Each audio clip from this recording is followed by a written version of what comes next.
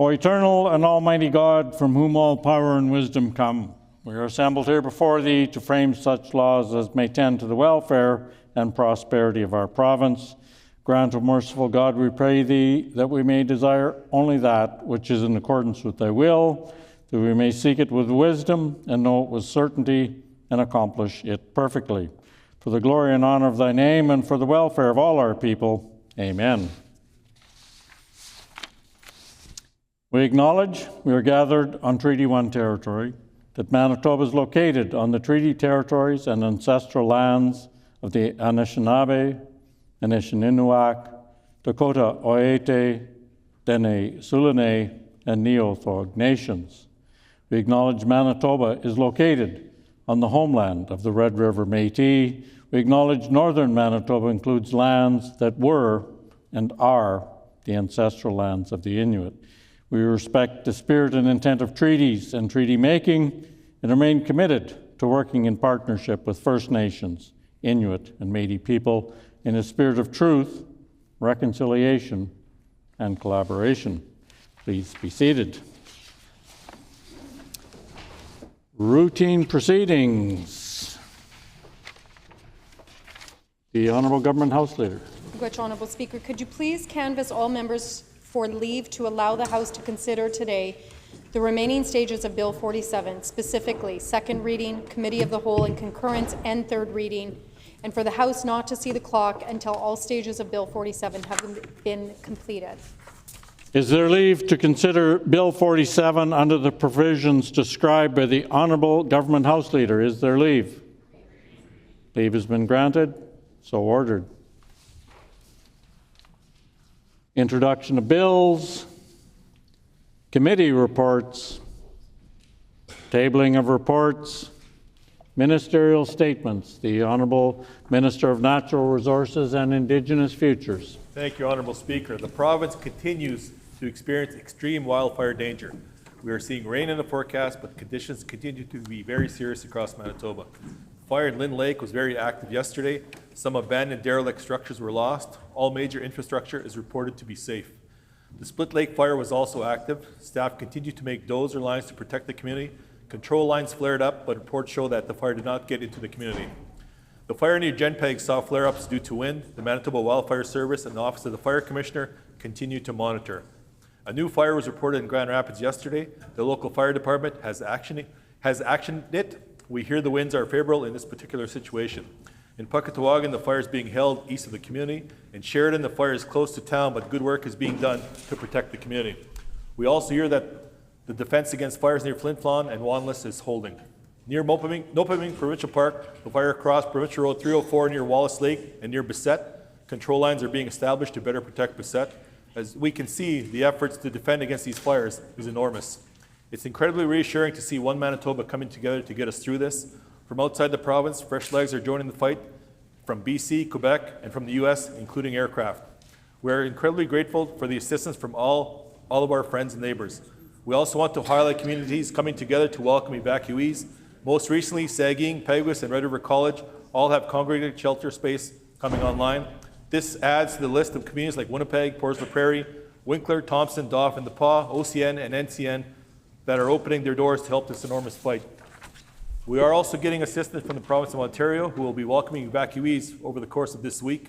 The situation in Manitoba continues to be challenging, but we are seeing the all-encompassing response coming together from businesses, community leadership, and organizations from across the province and beyond. As one Manitoba, this is a truly heroic effort, and we are seeing positive trends in our overall response.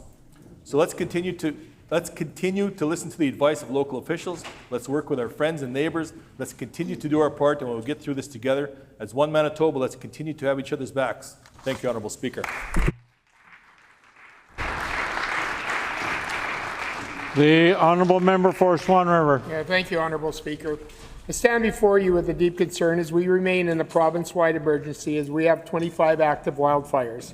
As our emergency services do their part to suppress and control the fires, we must do our part. Human activity continues to impact the rate of the fires significantly. We must follow the fire bans, travel restrictions, and evacuation notices. These are not just suggestions, but life-saving warnings. To those not directly affected, let us come together as a strong community we are and aid our neighbors, whether it's giving shelter, food, or standing in solidarity.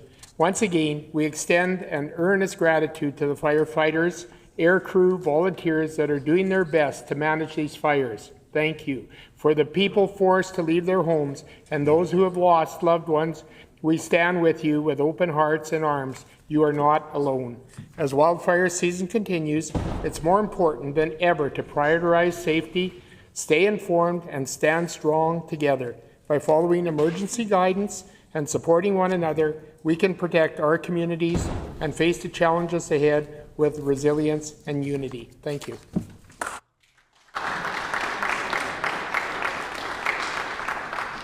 Further ministerial statements, the Honourable Minister of Labour and Immigration.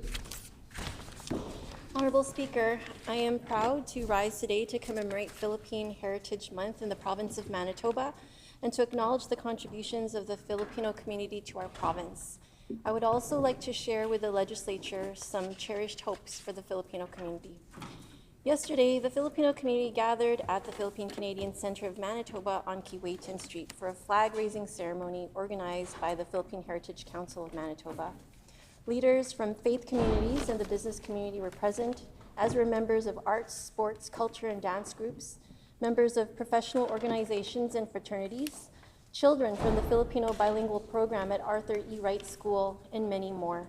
We gathered together to raise up the Canadian flag, the Manitoba flag, and the Philippine flag early Sunday morning. In addition to raising the three flags, there was a land acknowledgement sung by Ernesto Ofiaza that he set and played to guitar music. And in addition, a spoken land acknowledgement was translated into Filipino by Noel Lapuz. There was also discussion of the late Justice Murray Sinclair's call to action for newcomers on the path to reconciliation, learning the history and legacy of residential schools, and building relationships with Indigenous peoples in Canada. This pride and cultivation of Filipino heritage complements our Canadian heritage 100%. To me, part of the definition of a Canadian is someone that is committed to our universal healthcare system, as well as someone that is respectful and open to the cultivation of other folks' culture too. As Immigration Minister, I have observed that folks who are proud of and have the opportunity to learn more about their own heritage make room and are open to understanding other people's cultures too. This is the Canadian way. Many Filipino immigrants in Manitoba are proud to contribute to the fabric of this province. I will speak for myself as an immigrant who came to this country as a young child, that this province, this country, has given my family everything that we have. On this land, my parents were able to work to provide for multiple families they supported. We were able to access universal health care when we needed it. My brothers and sisters and I received an excellent public education. We live with the freedom to pursue our goals in life and give back to the communities that raised us. Many Filipino newcomers have expressed this same appreciation, pride, and commitment to our province that we now call our forever home. The Filipino community in Manitoba has been established here for about 75 years now, and we are 100,000 Filipinos strong across this province. For many earlier generations, life and work were a difficult struggle. In general, newcomers and racialized folks, especially racialized newcomer women, continue to struggle accessing good employment opportunities. They endure difficult working conditions and poor pay. But for many of the later Filipino generations, including me, on this land, because of this province, we have been able to live out the dreams that our parents and grandparents had for us. We get the chance to live out their dreams. As the Minister of Family says to many young women, we are our grandmother's dreams. So, to honor our grandmothers, to honor Manitoba that has given us so much, our Filipino community in Manitoba will dare to dream even bigger dreams. I am heartened by the leadership and community mindedness present in many Filipino organizations that I have the privilege of working with, and many were present in the legislature today. They are dreaming of giving back to their fellow Manitobans by building a personal care home, building homes and caring for the unsheltered, building a childcare center, building a state-of-the-art community space with arts performance spaces, sports recreation spaces, and more. Filipino youth are interested in academic research of Filipino studies at the university level, as well as the cultural community level. In many ways, we are looking to the Jewish, Italian, and Chinese Canadian communities, communities of color that have been in Canada for hundreds of years, for their institutional and organizational capacity, their know-how, and to follow in their footsteps for building up Manitoba too. The Filipino community in Manitoba has come of age in many ways, and we are ready to greet the coming years with this shared vision of a better Manitoba, one Manitoba. I'd like to recognize the MLA for Radisson for her efforts, as well as staff and volunteers in organizing today's event celebrating Filipino heritage at the Legislature, and for bringing folks together from the Filipino community, including Asian Heritage Society of Manitoba, Philippine Nurses Association of Manitoba, Philippine Heritage Council of Manitoba, Pinay's Manitoba, the Bulacan Association, Quezon Province Association, Friends of Filipino Immigrants, Immigrant Center of Manitoba, Filipino Seniors Group, Manitoba Association of Filipino Teachers, Westman Filipino Community 204, Mabuhay District, Bahaghari Pride, CKJS Radio, Magdaragat Philippines Incorporated, Knights and Ladies of Rizal, and the Ukulele Club, part of the Filipino Music and Arts Association of Canada. Thank you very much. Maraming salamat po at pagpalain tayong lahat ng poong may kapal. Thank you.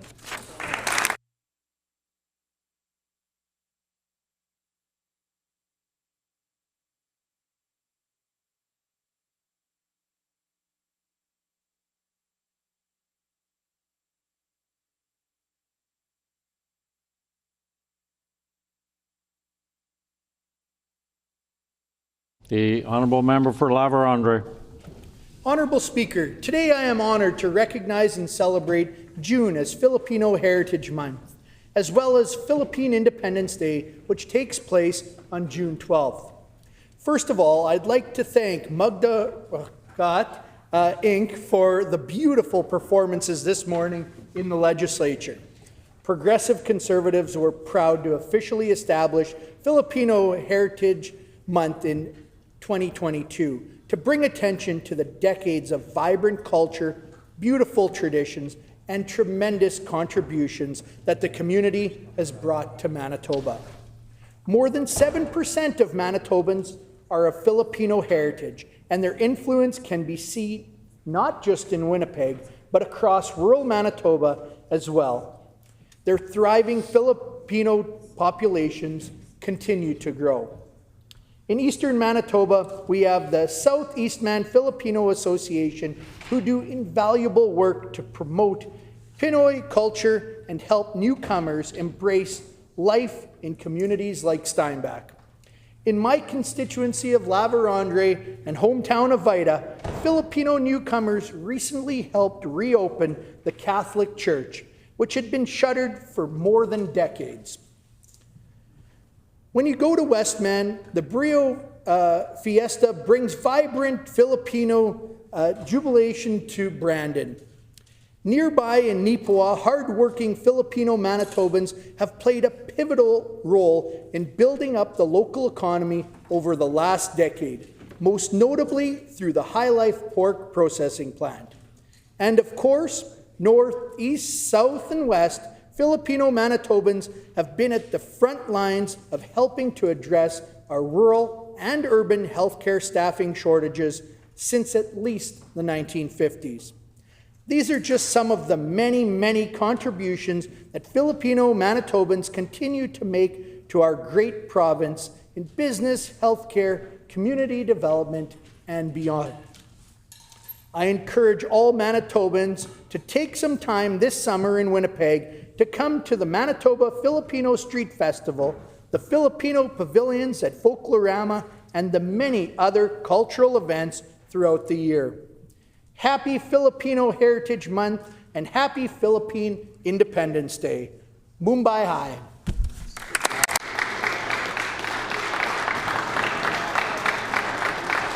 The Honourable Member for Tyndall Park. Honourable Speaker, I ask for leave to respond to the Minister's statement. Does the Honourable Member for Tyndall Park have leave to respond? Agreed and so ordered. The Honourable Member for Tyndall Park. Thank you, Honorable Speaker, and mabuhay. Honorable Speaker, I am very happy to rise this afternoon in celebration of Filipino Heritage Month. I would like to begin by thanking the Minister responsible for bringing forward today's statement, for organizing the event this afternoon here at the Legislature, and for her remarks yesterday at the flag-raising ceremony at PCCM. Manitoba is home to one of the oldest Filipino communities in Canada, dating back to our garment workers. And over the years, the community has played a vital role in every sector of our country. And as a nation, we have surpassed 1 million Filipinos. I personally feel very blessed to have grown up in the Filipino community. I can reflect on very early years of school where my friends would share stories with me of the white sandy beaches and all the motorized bikes, which I still love to this day. They would even try to teach me Tagalog and convince me to visit. So of course, as I got older, my love for the Philippines only grew. I've since been able to visit a handful of times, and it's true what they say, it is in fact more fun in the Philippines. Honorable Speaker, we are so fortunate here in Manitoba to have the Filipino community as they have brought wealth of heritage, culture, kindness, and hospitality to all sectors. They contribute to our diversity, and they play huge roles in our social, economic, and political actions. I'm thrilled and so grateful to hear that the Minister has many plans to further build up the community. And I'm also very grateful for my friend from Radisson, who continues to teach all of us here in the chambers more and more about Filipino heritage. Honorable Speaker, just before I wrap up, I want to thank those who have joined us here today in the gallery and earlier for all the performances. And in addition to many of the events this month, I hope to see everyone at the Philippine Independence Ball on June 21st and 2 events right in Tyndall Park, the Multicultural Picnic on the 28th and the Filipino-Canadian Folk Festival on the 29th. Thank you. Salamat po.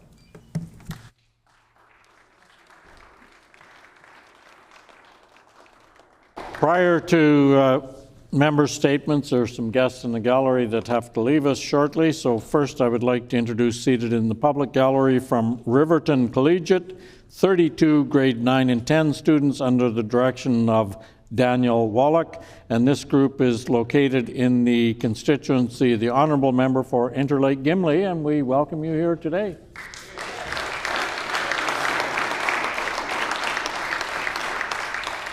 And we have seated in the public gallery from Ecole Regent Park, 25 grade 6 students under the direction of Irth Thompson, and they are guests of the Honourable Member for Transcona, and we welcome you here today.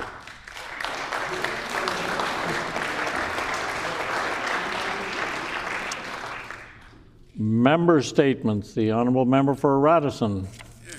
Thank you, Honourable Speaker. Before colonization, queerness in the Philippines was not hidden, it was honored. The Babaylan were spiritual leaders, healers, and guides. Some were women, others were intersex or embodied both masculine and feminine energy, what we might now understand as queer or trans. They led with strength, they led with spirit, and they yielded power in their communities that nobody else could. Colonization brought shame where there was once reverence. But as a bisexual Filipina, I can tell you our queerness endured. And today, we reclaim that legacy in a space that was not built for us. Dito po nagsisimula ang ating kwento tungkol sa Bahagari Pride, Manitoba.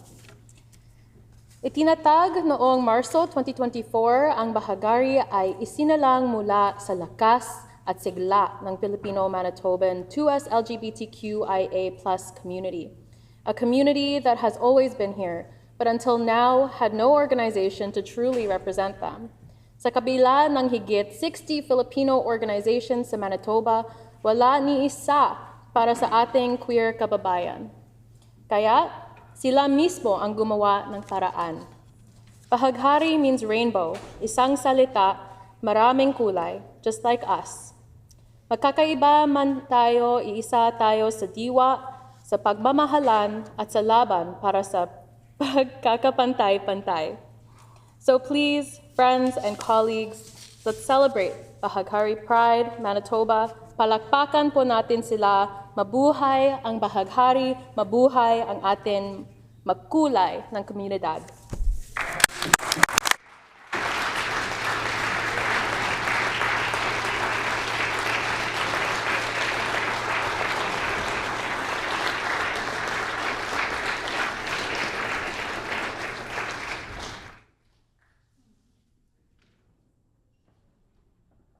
The honourable member for Portage La Prairie. Honourable Speaker, before I begin, I want to take a moment to recognize and thank the brave members of the Canadian Armed Forces, Canadian Red Cross, and the countless emergency responders, volunteers, and community organizations who have stepped up to help those affected by the wildfires across Manitoba. Your compassion, dedication, swift action in supporting evacuees and protecting our communities has not gone unnoticed, and on behalf of our caucus and all of Manitobans, thank you. As we wrap up this spring session, I want to reflect on what's been a meaningful few weeks. It's been an honor to be part of this progressive Conservative team, one that is focused on delivering results, standing up for Manitobans, and holding the NDP government to account. Throughout this session, we brought forward practical, forward-looking bill ideas. We introduced Bill 227, the Free Trade and Mobility Within Canada Act, a bill to break barriers, attract workers, and grow our economy. We also proposed targeted amendments like those in the Highway Traffic Amendment Act to make our roads safer and more responsive to the needs of Manitobans. Meanwhile, the NDP government has failed to deliver on its central promise of fixing health care. Emergency rooms remain overwhelmed. Access is patchy across the province, and frontline workers are still waiting for the support they promised. On top of that, the government has made life more expensive for families, increasing the education property tax and reversing the affordability progress we have made. While this sloppy NDP government keeps making excuses, our PC team is offering solutions. Manitobans deserve better, and that's what they're seeing, a clear alternative. Order, please. Order, please. The member's time has expired.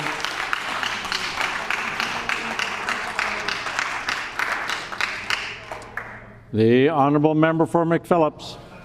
Honourable Speaker, food is what brings us together. Whether it's at the dinner table with family or when we're out with friends, everyone enjoys coming together for a delicious meal. The Grassmere Family Restaurant got its start 20 years ago when Lena Kabunkal decided to sell her house and quit her job to pursue running a restaurant full-time. She had been cooking for years by that point, but decided it was finally time to pursue her passion. Opening the restaurant in October of 2005, Lena and her family have been serving our community ever since. Their menu originally started with foods you'd expect, like burgers, fries, and hearty breakfasts of bacon and eggs. However, they decided to introduce some Filipino favorites to their menu 10 years ago, offering delicious silog breakfast platters, as well as popular Filipino street foods like kikiam and fish balls. Their food is so good, it was recognized as one of Canada's hidden gems in the book Where We Ate, a field guide to Canada's restaurants past and present by Gabby Payton in 2023. The family says their favorite thing about operating the restaurant is being able to connect with regulars. When they introduced Filipino food to their menu, the restaurant became a gathering place for the Filipino community in West St. Paul. Staff also enjoy seeing kids who frequent the restaurant grow into adulthood. Thanks to the Kabunkal family for creating such a welcoming space for folks in McPhillips. Lena, Mac, and Charlie Kabunkal have joined us in the gallery today, and I ask that all my colleagues rise in recognizing their contributions to our community. Thank you, Honourable Speaker.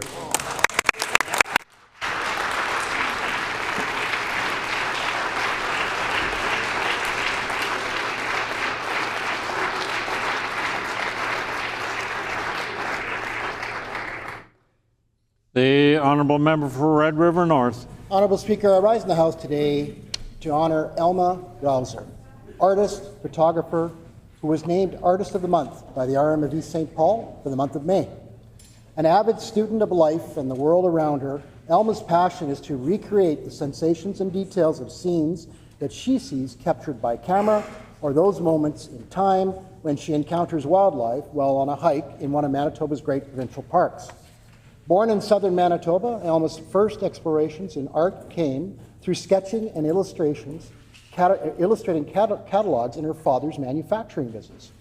In later years, she painted with various mediums from pastels, charcoal, watercolors, to acrylics, oils, and photography. Her work can be seen in private collections throughout Canada, the US, Germany, and Switzerland. She participates in several local art associations and shows, and was the founding member of the Manitoba Art Expo. For the month of May, her work was displayed in the East St. Paul Municipal Office. Elma's artworks range from portraits of children and adults enjoying experiences in nature to the rusted as well and well-used relics of days past, which she finds in abandoned farm fields and yards or lake beds. Elma's strong connection to the outdoors and nature acts as fuel for her creative inspiration, gathering source photography and sketches. Her desire to capture a unique perspective often leads her to seek unusual vantage points, from waist-high snow to wading through a murky creek at dusk. Honourable Speaker, I ask my colleagues to join me today in honouring and recognizing Elma Roser, who's also joined by her daughter Karen Fair here in the gallery today. Thank you, Honourable Speaker.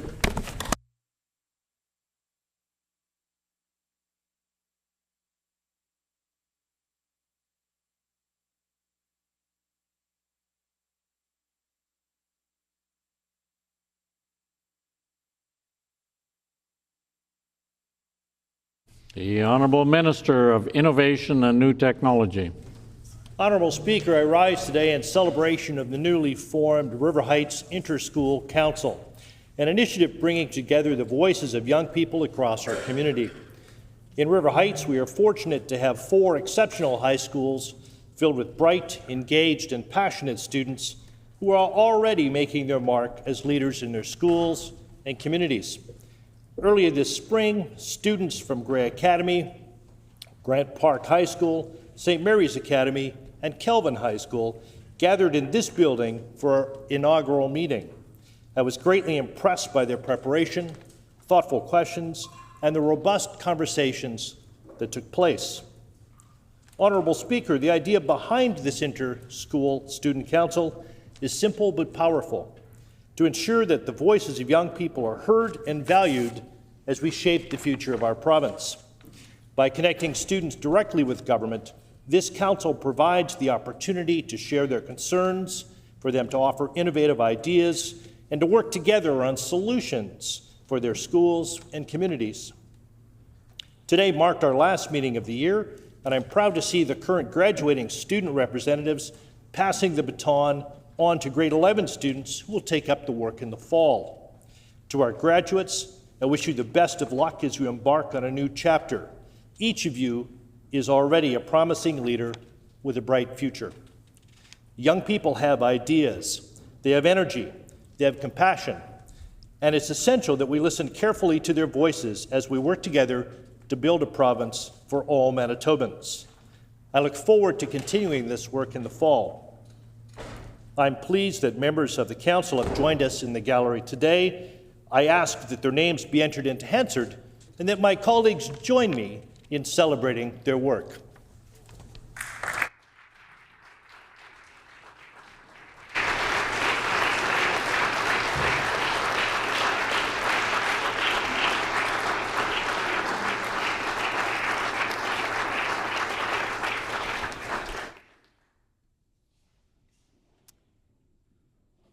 Prior to oral questions, a few things to take care of. First, we'd like to draw the attention of all honourable members to the public gallery, where we have with us today Darlene Simpson.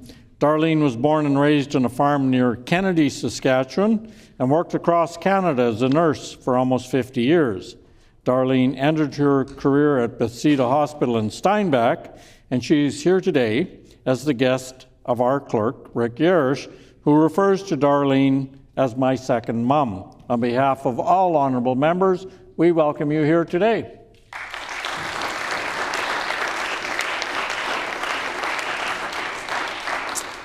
And then the sad news continues. Legislative Page's last days.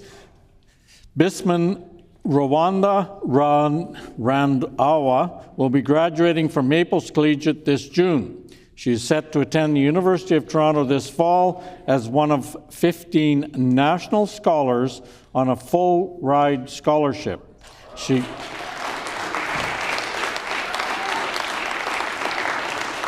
She will be joining the social science program with aspirations to pursue a bachelor's degree in public policy and international relations, ultimately paving her way to law school.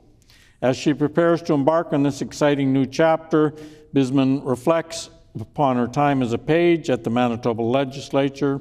This experience gave her a profound understanding of how the provincial government functions and how its decisions shape society. With a deep passion for youth and girls' empowerment, Bisman founded Maples for Women, her school's female empowerment group. Through this initiative, she has supported over 500 students and helped raise nearly $1,000. Maples for Women also connected girls with mentors across Manitoba and hosted political panels featuring trailblazing women in leadership, creating spaces for inspiration, dialogue, and growth.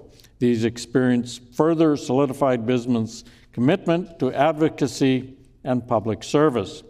Alongside leadership in her schools and student council, Bisman also serves on the Manitoba Student Advisory Council, is part of the Youth Parliament of Manitoba, and is a 2025 Youth Ambassador General with Folklorama this summer. So she will continue to see you in the community. As she graduates, Bisman extends heartfelt thanks to everyone at the Legislature who supported her throughout the year. She's especially grateful for those who offered mentorship, guidance, and encouragement. Their kindness has left a lasting impression on her, and she will carry those lessons forward. Bisman is deeply grateful to have experienced this once-in-a-lifetime opportunity. She believes that allowing youth to be immersed within these spaces is vital to the continued success of Manitoba. She says, "Thank you for welcoming young people into this environment and showing us that our voices matter. This work will continue beyond these chamber walls. We will keep listening, advocating, and striving to uplift our communities wherever we go. This isn't a goodbye, just to see you later. Thank you for the past year."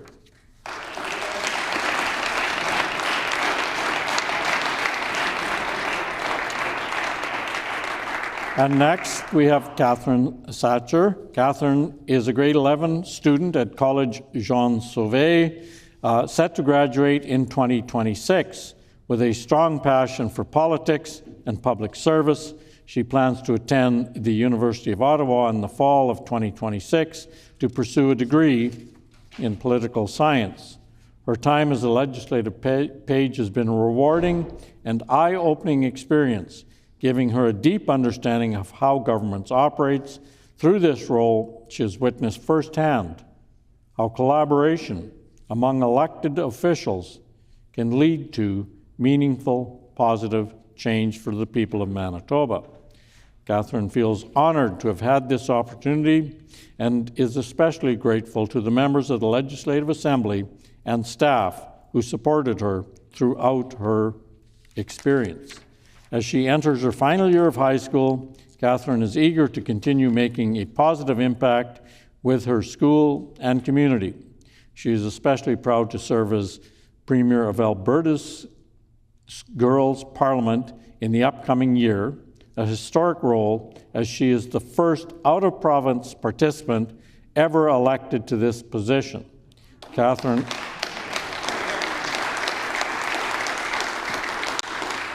looks forward to embracing this opportunity and making the most of her final year of high school.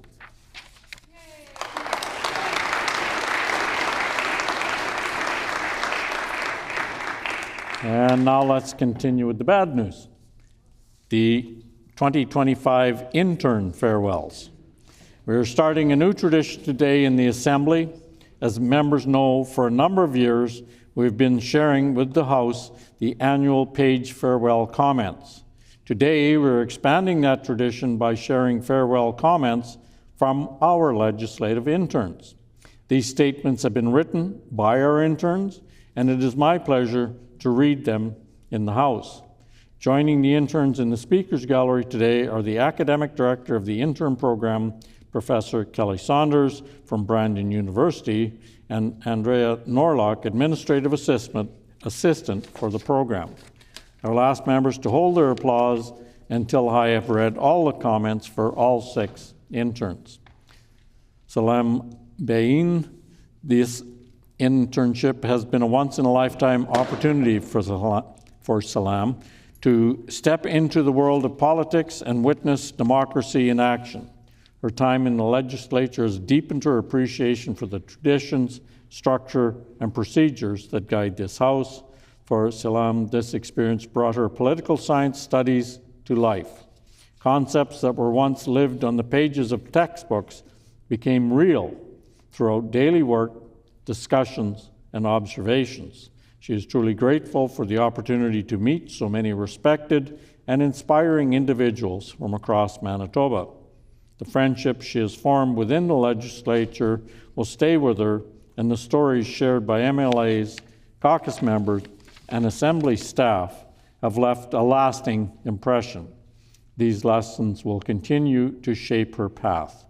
Salam is excited to carry this experience into her future as she pursues a career in law with the hopes of one day becoming a judge. She looks forward to bringing the same respect for fairness and process into the courtroom. Above all, Salam expresses her deepest gratitude for the kindness, guidance, and support that she has received. The experience of being a legislative intern has made a meaningful and lasting impact on her life. Next, we have Madeline Blais. For Madeline, it feels as though just yesterday she was walking into the People's Building, equally as nervous as she was excited. But for now, Madeline has to say goodbye. This has been an incredible year for Madeline, as it was full of growth, learning, and new experiences. Her time at the legislature is not something she will soon forget, as each day held something new. She leaves with a deeper understanding and appreciation for the work that goes into running the Assembly, and feels inspired by the many people who work so hard to keep this chamber running smoothly. The skills and experience Madeline has gained throughout her time as an intern will follow her for the rest of her life. Working at the legislature for the past 9 months has been an absolute privilege, and she would like to say thank you to everyone in caucus, at the Assembly, as well as her fellow interns for making this experience truly unforgettable. Tasha Bristol. 10 years ago, Tasha returned to Manitoba to build a better life. Along the way, she forged a strong work ethic and expanded her capacity, but her purpose never changed. After her sons, the internship has been the greatest honor and most impactful endeavor of her life. Having had the privilege to engage with so many people in the chamber, she served not only as a spoke in the wheel of the Assembly, but also part of Manitoba's future. This experience has reaffirmed a powerful truth for her. Teamwork really does make the dream work. Tasha leaves the People's House with a renewed commitment and is eager to return to serving the people of Manitoba. She thanks her sons, Sydney, TJ, and Anthony, for being the greatest measure of her strength and the brightest lights in her future. She is deeply grateful to her family for their unwavering support, and to every staff member, guest, and honorary member who shared this journey. And finally, she wishes her great-grandmother, Marilyn Ross, a joyous 92nd birthday. Sabrina Kruger. Sabrina was first learned of the Manitoba Legislative Internship Program in her second year of university, and instantly knew that this was what she wanted to do after graduation. Constantly looking for new ways to understand the world around her, the internship felt like the perfect opportunity to step away from the theory of it all and to see it in practice.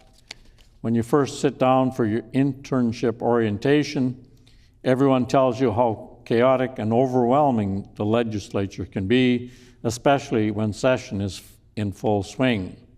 For Sabrina, though, the energy and the pace of the building turned out to be just the thing she needed.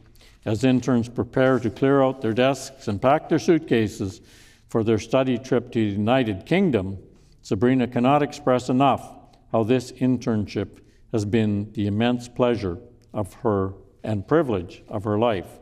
She feels so lucky to have worked alongside such talented, genuine, and supportive people here in the legislature, seeing firsthand the dedication and effort they give to keep the building running and serve its purpose.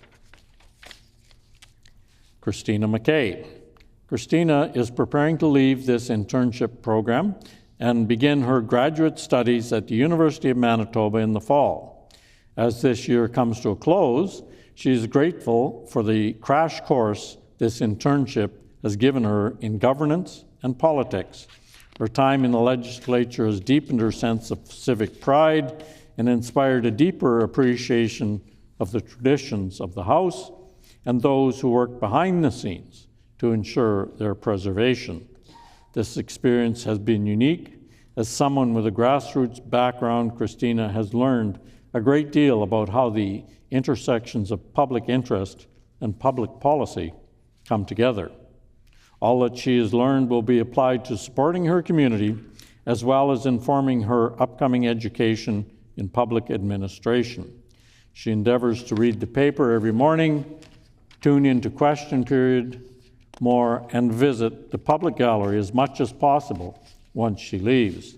Christina wishes to express gratitude to all those she has encountered in the People's Building. Sylvia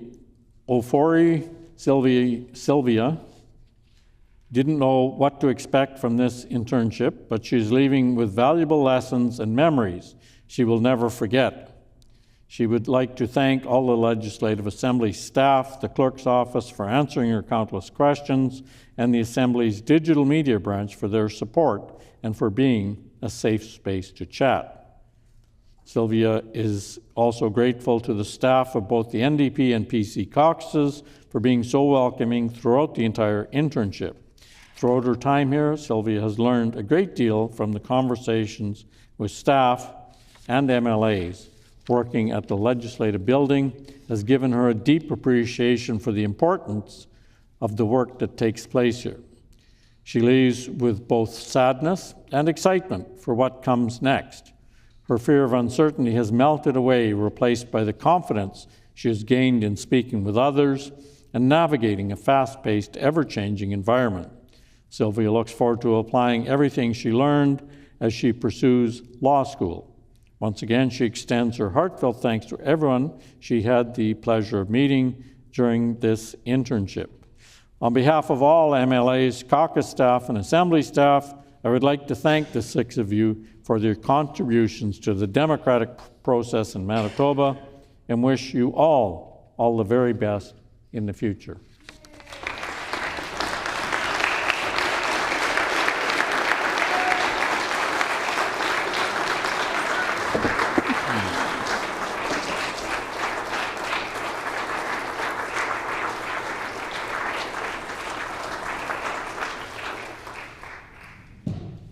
Oral questions. The Leader of the Official Opposition.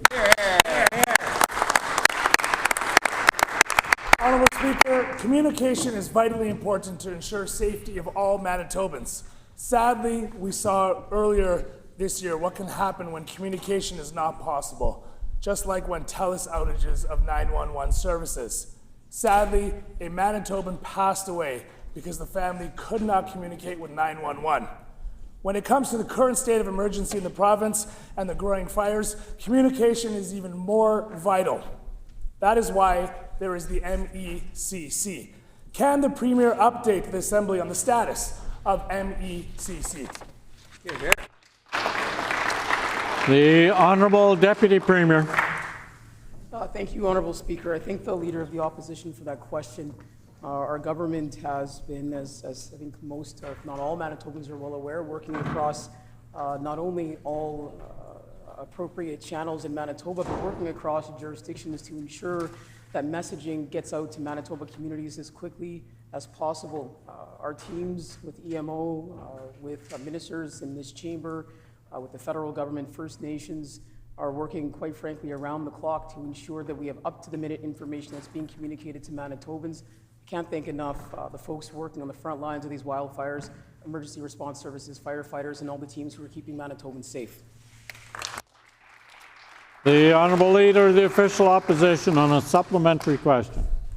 Honourable Speaker, I asked the Premier to update us on MECC. It's clear that they have no idea what that is. So can they just stand up and tell us what MECC even stands for?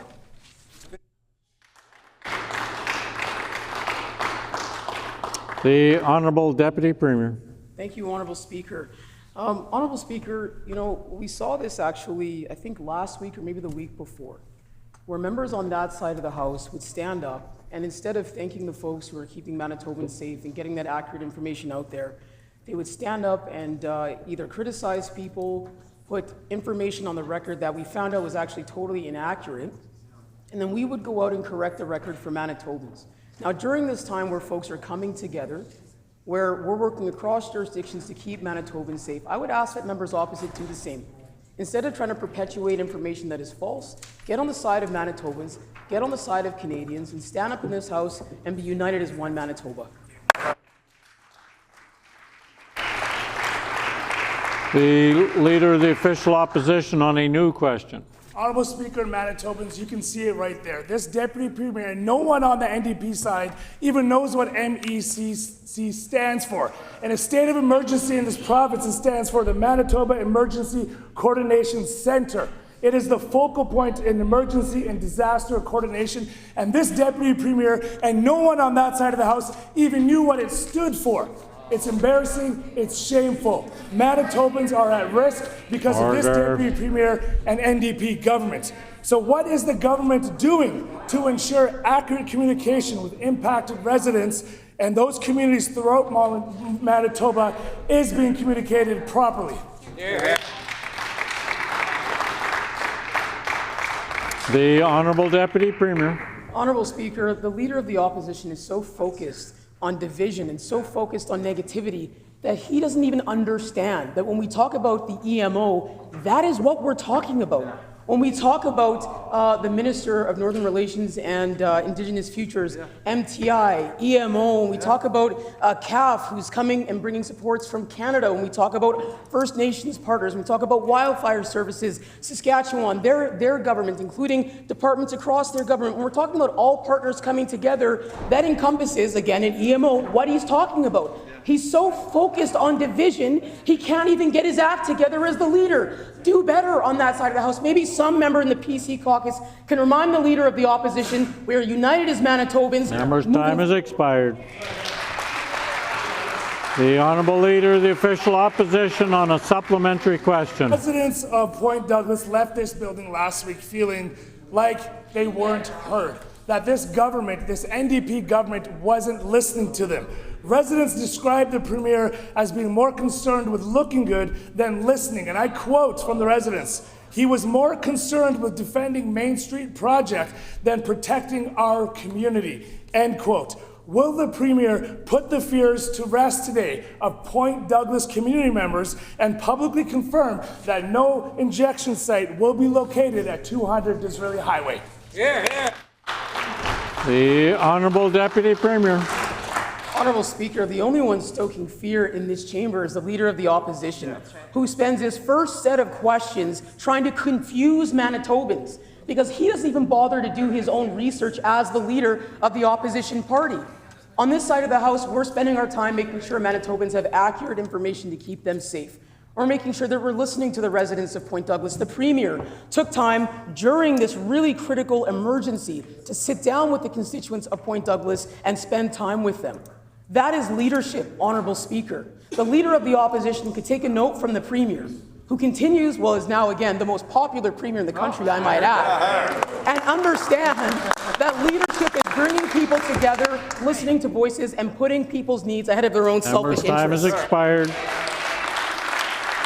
Order, please.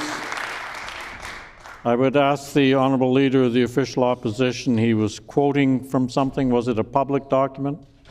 The Honourable Leader of the Official Opposition. Yeah, Honourable Speaker, it was the newspaper. Thank you. The Honourable Order. The Honourable Leader of the Official Opposition on a final supplementary question. Honourable Speaker, like the Deputy Premier said, the Premier was clearly not listening to the residents of Point Douglas. They don't want this injection site in their community. They've been very vocal about it. They have a petition signed.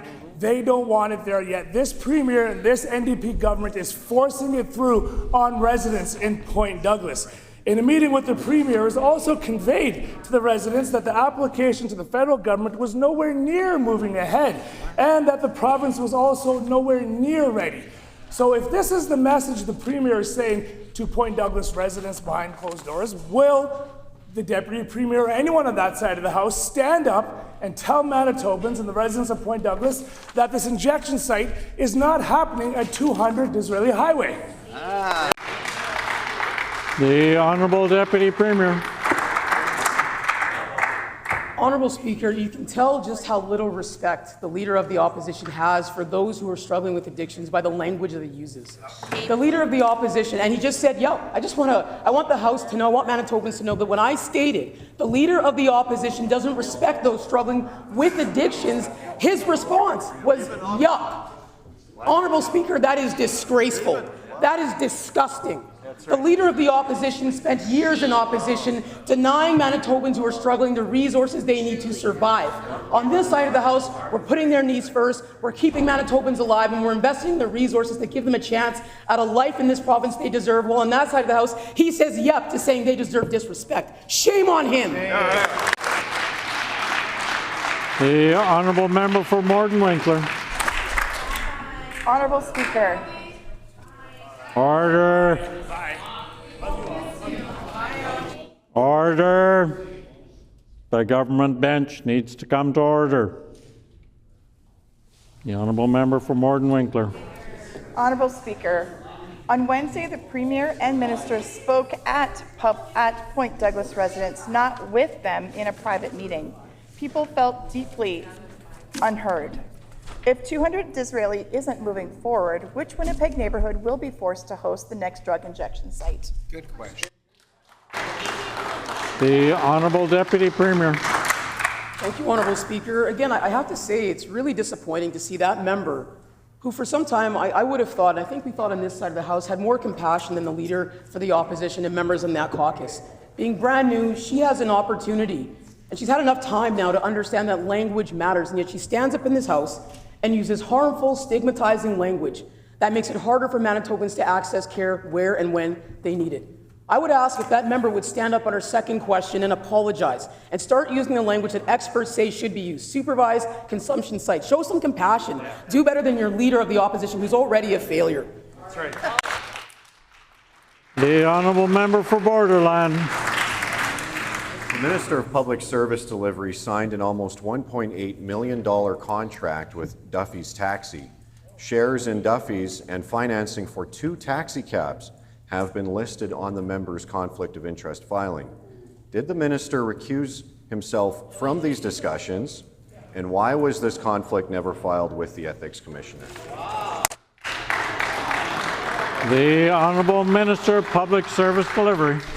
Honourable Speaker, thank you. I want to thank the member for that question.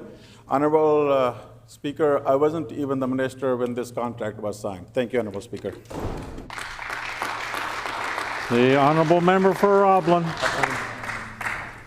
A couple of weeks ago, a 14-year-old girl was stabbed in Charleswood by 2 other teenagers who were then arrested and released. The minister's bail reform plan is a sham. His plan to keep machetes out of the hands of youth has failed. Violent crime is getting worse in our communities under the NDP, not better. What specific steps is this minister taking to make sure that these 2 suspects don't hurt somebody else? Hear, hear. The Honourable Minister of Justice. You know who says that our bail reform measures are working? It's the National Police Federation. You know who says that our machete policies are having a real effect? It's the Winnipeg Police Service. And you know who says that violent crime is actually, for the first time in a very long time, starting to trend downwards?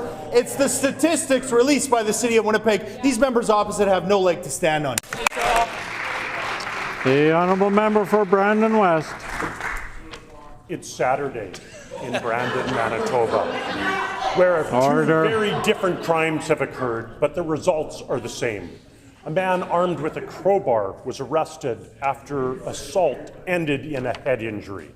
That evening, a woman was arrested with a large quantity of drugs for sale.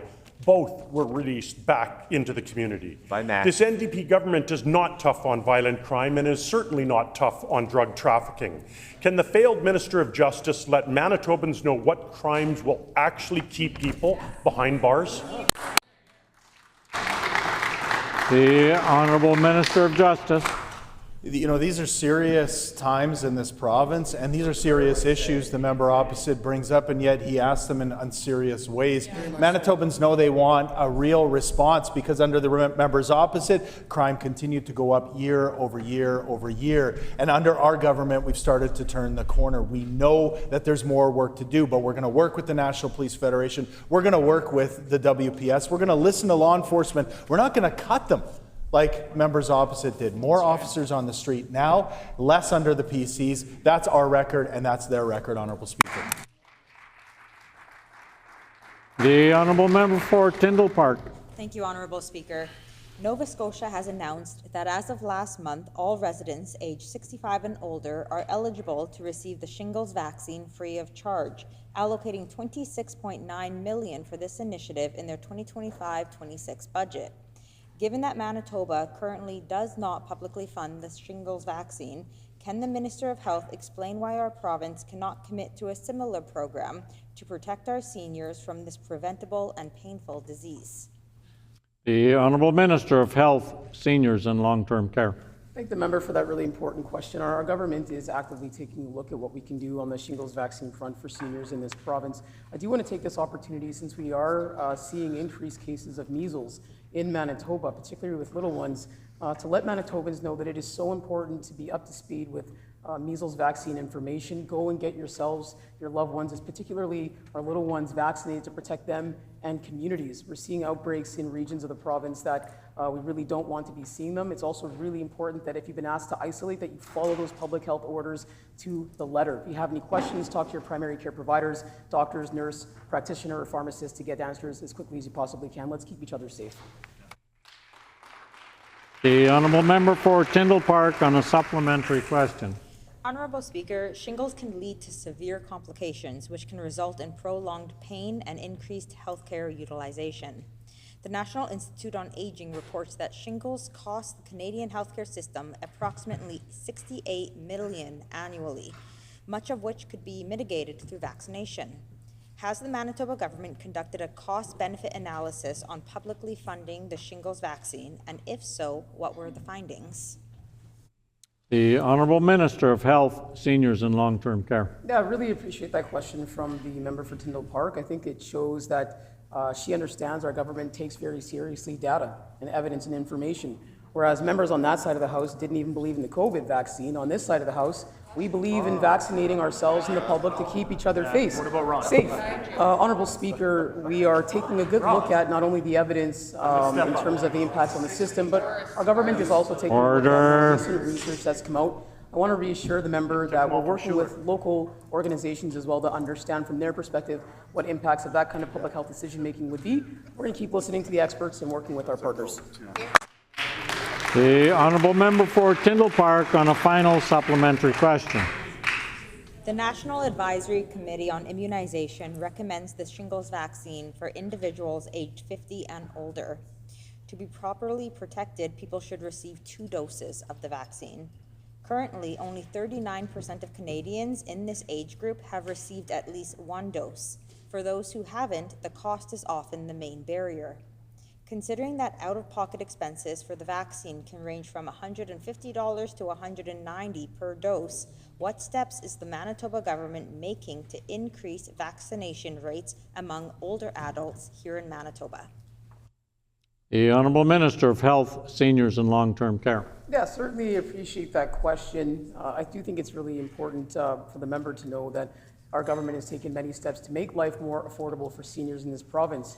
Our budget 25-26 brought forward by the best finance minister in the country shows Manitobans have 25 ways to save, and many of those ways to save benefits seniors across this great province of ours.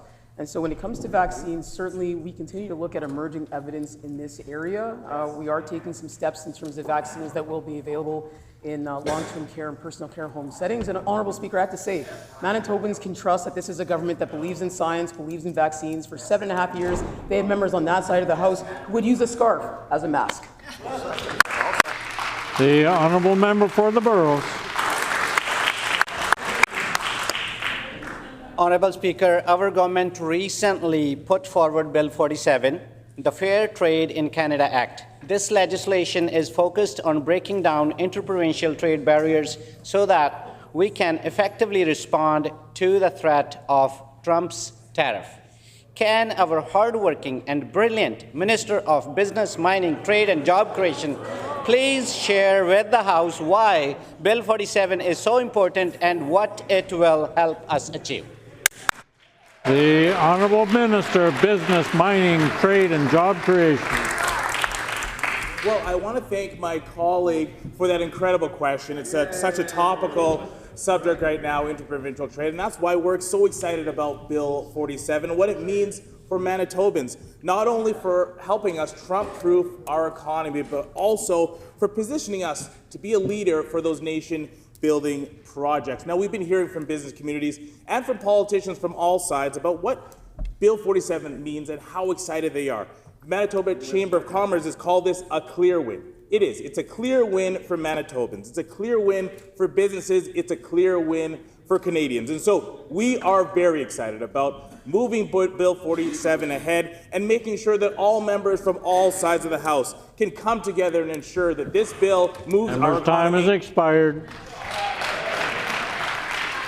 The honourable member for Lac du Bonny. Honourable Speaker, multiple school divisions are once again facing cyber attacks. And what does this education minister have? No plans, besides cutting school divisions. This education minister said in January, and I quote, "Unfortunately, there's really no guarantee of data protection these days," end quote. So I'd like to ask the Minister of Innovation and New Technology, does he agree with the education minister?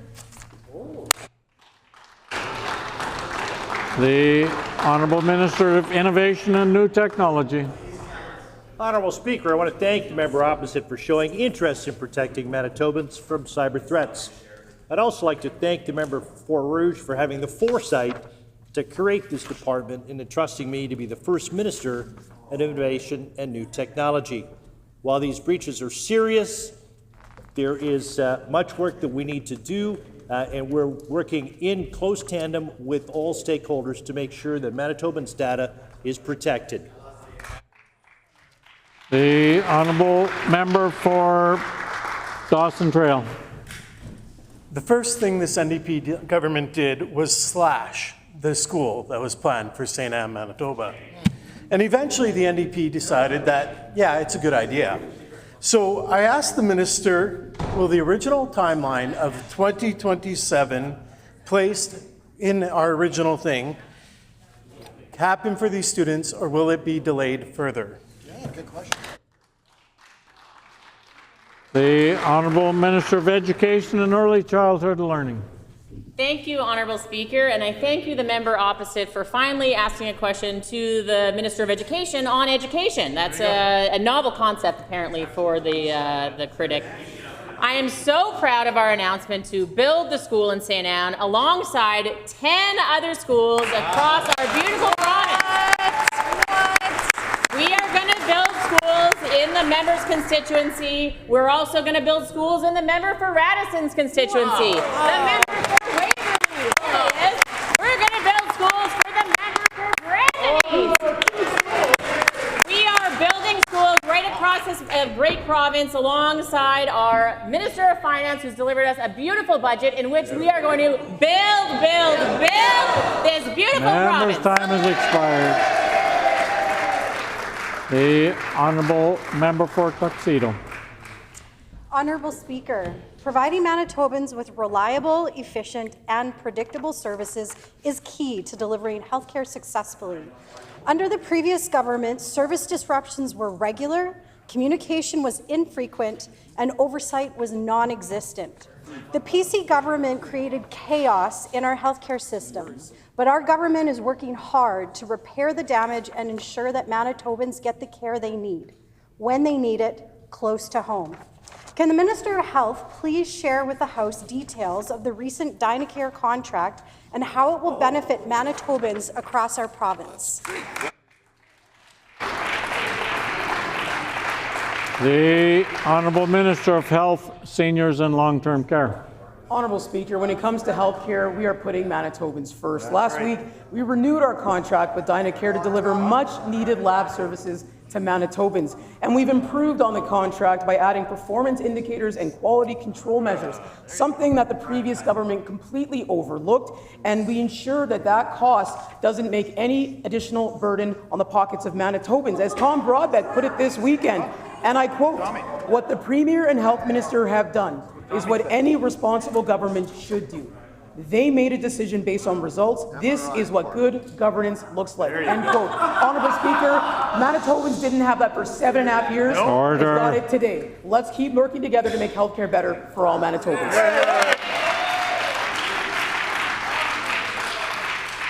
The Honourable Member for Midland.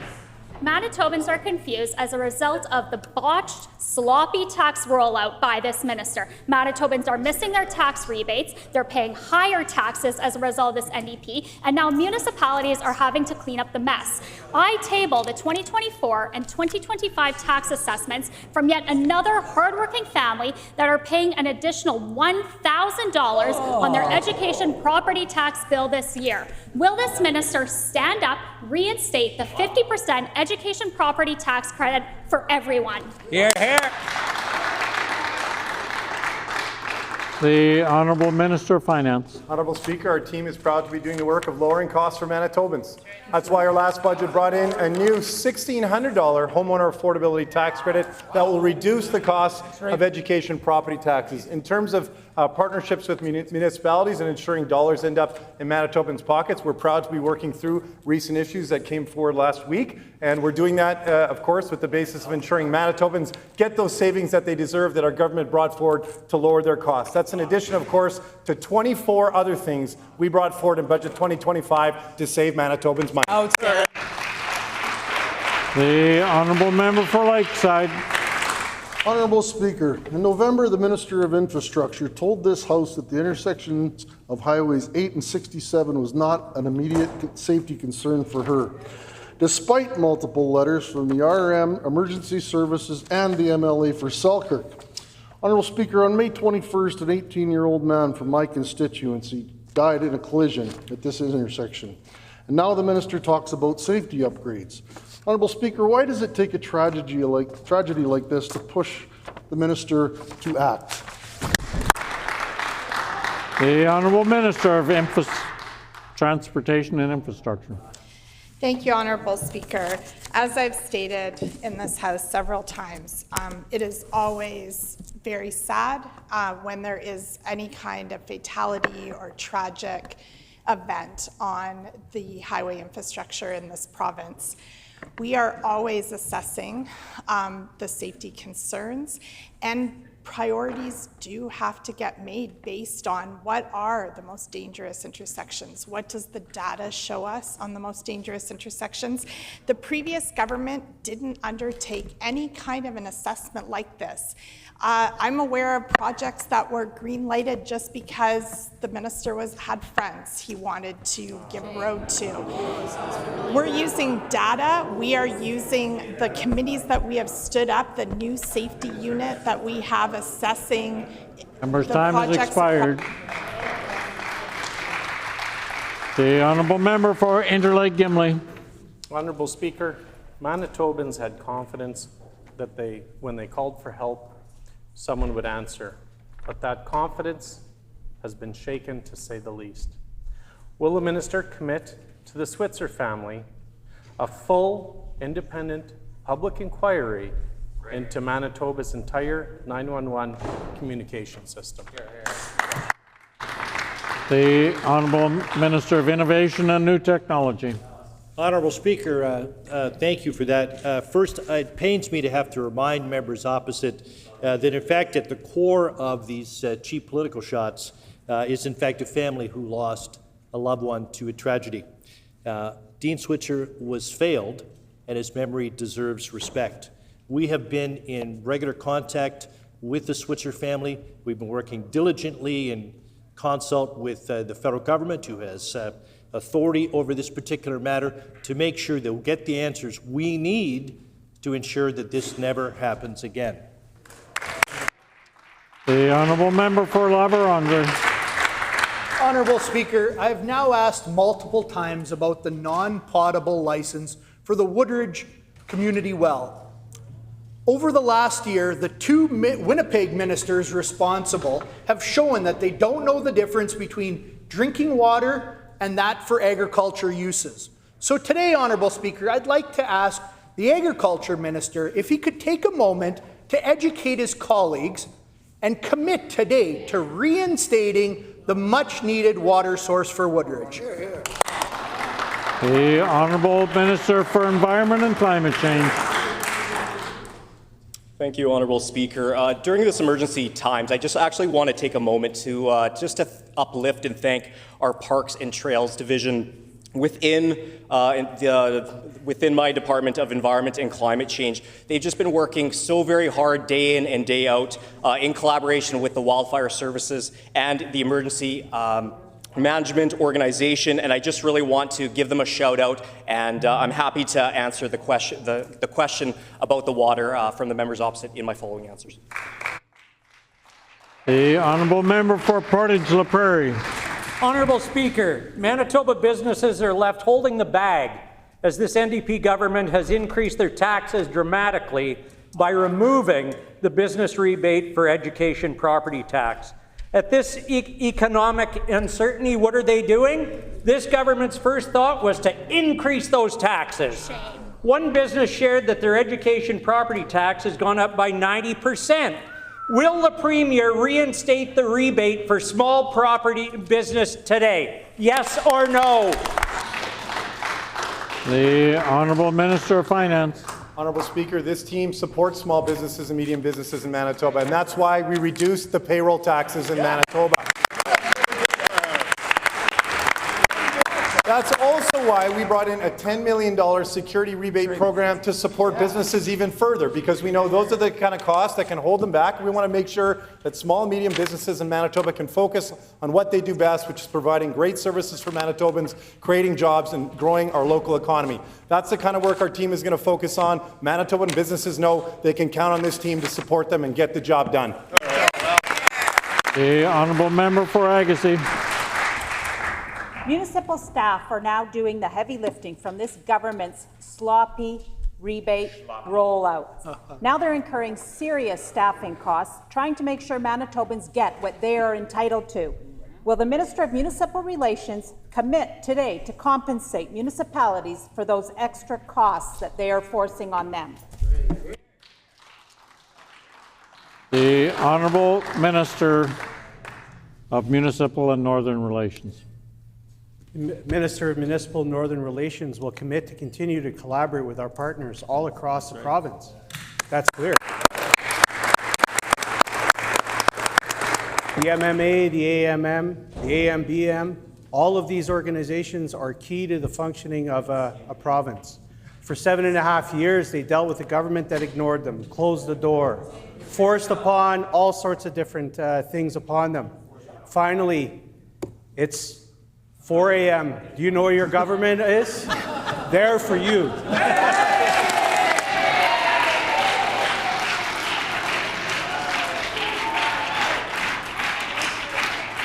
Order. The honourable member for Midland. We are hearing from municipalities across the province that they're being told by this minister to reach out to ratepayers to sign the self-declaration form in order to get the rebates. Municipalities are now having to clean up the mess left by this minister. Many of these small municipalities do not have the resources to be able to do this. Can the Minister of Municipal Affairs stand up and tell us what he is doing to assist municipalities and what they are trying to clean up the mess left by this sloppy NDP minister? The Honourable Minister of Finance. Thank you, Honourable Speaker. We know after years of Manitobans experience a government that was raising costs on them that it was important that we did the work of making life more affordable. That's why we brought in our $1,500 education and property tax rebate with our first budget, and that's why we lifted that up to $1,600 in our recent budget. In terms of the challenges we've seen in getting those dollars into Manitobans' pockets, we are working as a partner with municipalities to make sure that Manitobans get that rebate that they deserve, and I know my colleague and our team are going to continue to work positively with municipalities to make sure that Manitobans get that credit as they deserve. Sure. The honourable member for Riding Mountain. Honourable Speaker, private members' legislation to establish a Manitoba Parks license plate received royal assent a year ago. Will the minister update the House on the reason for the delay and when it is expected the public sale of these plates will begin?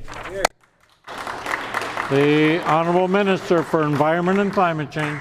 Yeah, we're really excited about this, about the license plate, to be perfectly honest. My department continues to work on it. We're working in collaboration with MPI.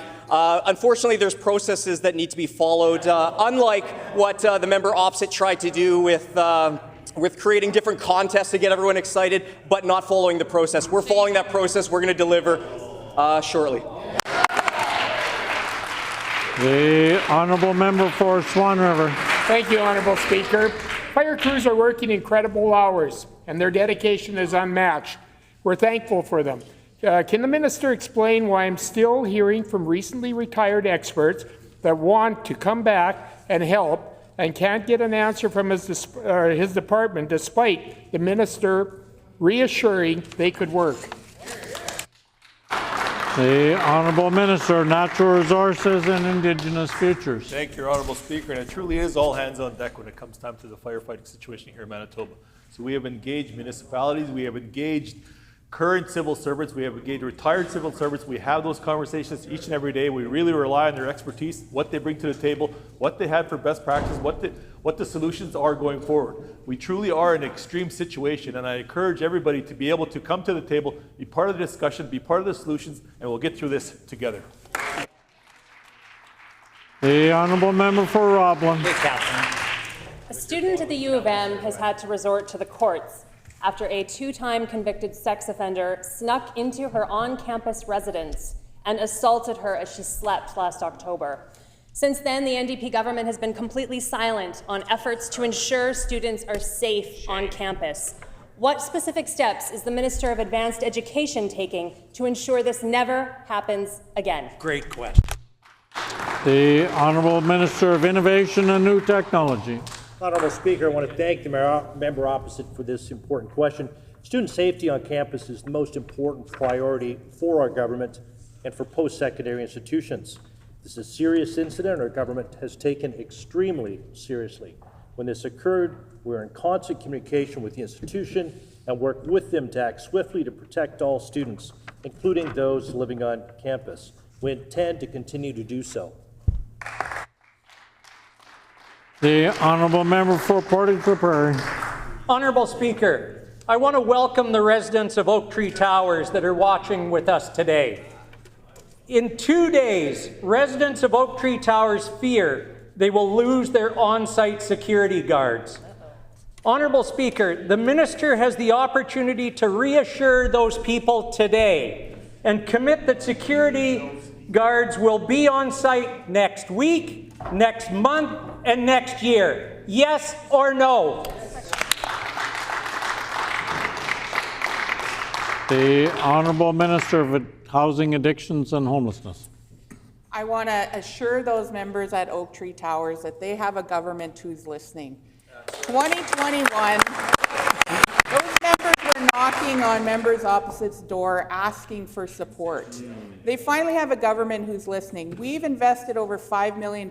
We put in security cameras, we put in card access, we put in some security. I was just in conversation with Mayor Knox today. We're going to continue to collaborate, listen to the members. Unlike members opposite who continue to fearmonger, I invite them to get on board and collaborate for the residents of Oak Tree Towers, who will continue to support safety and security as our #1 priority on this side of the house.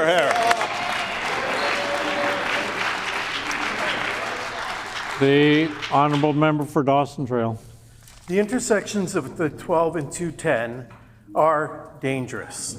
There have been multiple fatal collisions, yet this government is refusing to actually listen to the area residents and local council. Why is this minister imposing a complicated closure plan instead of working with the residents on a workable solution? The Honourable Minister of Transportation and Infrastructure. Honourable Speaker, this intersection was one of the first intersections that was brought to my attention when I became a minister. I know the member opposite has raised concerns about it, as have many other community members. We have actioned this intersection. We have had our engineers and consultants do multiple consultations in the community. Design plans are, the design is complete as far as I understand. Work will be beginning.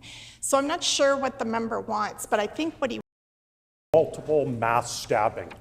5 people were taken to hospital, 3 in critical condition. So are Manitobans really as safe as claimed under this failed Justice Minister? The Honourable Minister of Justice. Honourable Speaker, this government's taking action on public safety in a way that has not been done in this province for a very long time. Because under the members opposite, when the community came and they said we need to do something about edged weapons, about long-bladed weapons in our city and safety for everyone in this city and across the province, the previous government and these members opposite, they shut their doors. They wouldn't listen. We acted, Honourable Speaker. We made the changes. It was supported by community. It's supported by law enforcement. It's supported by everyone in Manitoba except the members opposite. I don't know what it's going to take to get them on board, but maybe if we continue to make this province safer, maybe they'll start to figure it out and come on board. Time has expired. The Honourable Member for La-Vérendrye. Thank you, Honourable Speaker. Since I didn't get an answer from the Environment Minister or the Agriculture Minister in my last question, and the community of Woodridge hasn't gotten an answer from this government at all, I'd like to ask again, when will this government respond to the community of Woodridge, who was just evacuated as a result of a wildfire, why during that wildfire their community well was padlocked and they didn't have access to community water? Thank you, Honourable Speaker. The Honourable Minister of Health, Seniors and Long-Term Care. Honourable Speaker, our Minister for Environment is doing a fantastic job. I just want to say on the record, he's doing a great job. He's doing what did not happen for 7.5 years. He is working directly with municipalities. He is looking at the evidence. And his department has been fundamental to all of us working together during this state of emergency. We are going to continue to work with all partners to take the necessary steps to keep Manitobans safe. That is the #1 priority. I would encourage members opposite to get on board in Team Manitoba, Team Canada, Team Australia, Team United States. Everyone's coming together to keep Manitobans safe. I encourage them to join that spirit. Let's move forward and get through this state of emergency united as one province, one Manitoba. Right.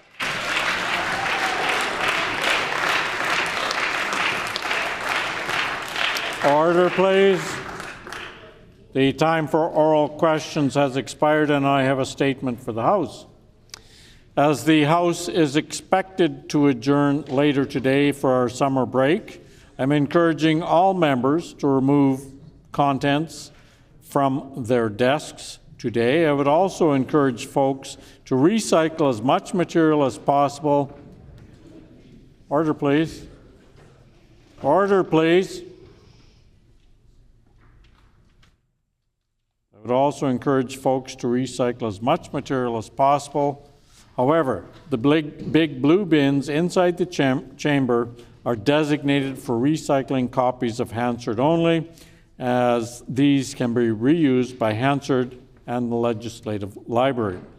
Any other material you would like to recycle may be placed in the larger recycling containers in the message rooms located just outside the chamber. Thank you, and I would remind members that when the Speaker is standing and speaking, he's supposed to be heard in silence. Petitions, grievances, Orders of the day. Government business. The Honourable Government House Leader. Honourable Speaker, I'd like to table the specified government bills for the second session of the 43rd Legislature.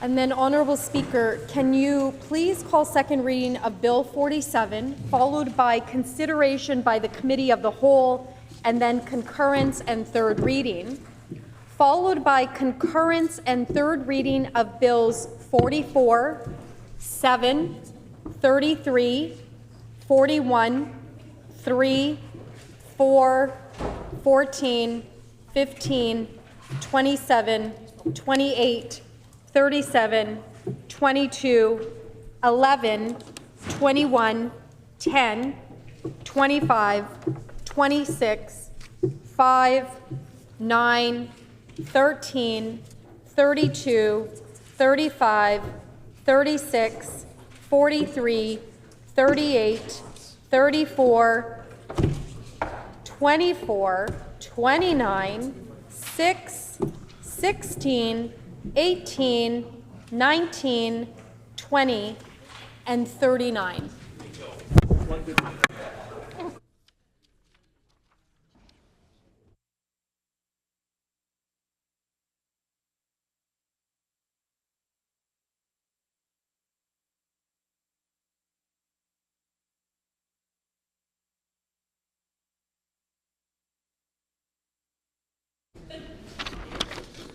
So it has been announced that we will do debate on second reading of Bill 47, followed by the Committee of the Whole report, followed by concurrence and third reading of Bill 47, then specified bills, and concurrence and third reading of said bills. And those bills are 44, 7, 33, 41, 3, 4, 14, 15, 27, 28, 37, 22, 11, 21, 10, 25, 26, 5, 9, 13, 32, 35, 36, 43, 38, 34, 24, 29, 6, 16, 18, 19, 20, and 39. So we will now proceed to debate second reading Bill 47, the Fair Trade in Canada Internal Trade Mutual Recognition Act and amendments to the Commemoration of Days, Weeks, Months Act by Manitoba Canadian Day. The honourable member, standing in the honourable member for Dawson Trail, who has 9 minutes remaining. The honourable member for Dawson Trail. Thank you, Honourable Speaker. I will close my remarks on this debate. Thank you for the opportunity to speak to it. There are no other members. Is the House ready for the question? Question before the House is second reading of Bill 47, the Fair Trade in Canada Internal Trade Mutual Recognition Act and amendments to the Commemoration of Days, Weeks, Months Act by Manitoba by Canadian Day. Is it the pleasure of the House to adopt the motion? Agreed, and so ordered. The motion is accordingly passed. We will now resolve into Committee of the Whole to consider Bill 47. The Deputy Speaker, please take the chair.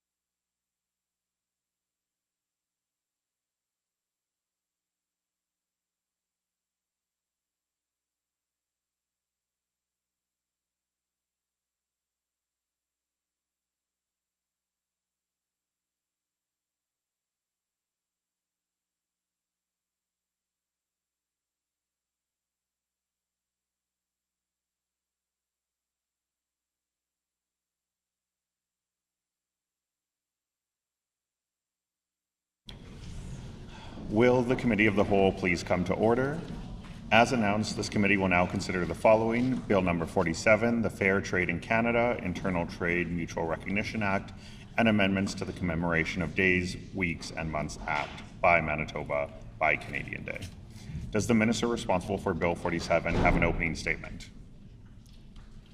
Does the critic from the official opposition have an opening statement? The honourable member for Midland. Yeah, thank you, Chairperson. And I just wanted to put a couple more words on the record, as we are at a critical point in Canadian history where we have an opportunity for provinces across the country to work together to remove interprovincial trade barriers and embrace labor mobility across our country. As we all know, interprovincial trade barriers has been a long-standing issue and challenge within this country, where it is often easier to do business south or overseas as opposed to doing business across provincial jurisdictions within our own country. And it is because of challenges like exceptions and provinces placing protectionist measures within their own provinces and industries, which is why we have gone to the point today where Canada is in the predicament that it is in, as I had mentioned, easier to do business south of the border than across our own country. And in comments that I've made in this House quite regularly, I have encouraged the minister and the government to work across provincial jurisdictions to negotiate the removal of those exceptions that do limit our ability to grow our economy here in Manitoba and across Canada as a whole, as well as that limit the ability for much needed skilled workers and employees to move across provincial borders. So it is a critical moment here in history, and we do have this opportunity to break down those barriers, but it does take the will of all leaders across our great country to do that important work. We cannot let this pass us by. Again, I'll reiterate that we are at a point in time in history where if this doesn't get done with the right commitment, the true belief in removing interprovincial trade barriers, then Canada will be in the same situation that we have been for decades and decades with those barriers across our country. Our party and our team, including myself, wholeheartedly support the removal of interprovincial trade barriers. We support free trade. We know how important this is. Premiers in the past, such as Brian Pallister, have paved the way for the removal of internal trade barriers by signing the New West Partnership that has created a roadmap for other provinces to get on board and to move forward on this important path in history. And it is because of that work that we are here today. I want to commend provincial leaders such as Premier Tim Houston, who started legislation, the first premier in Canada to introduce legislation for reciprocating provinces to remove internal trade barriers. And now we are at a point here today, Manitoba being one of the last to bring forward legislation like this by a provincial government.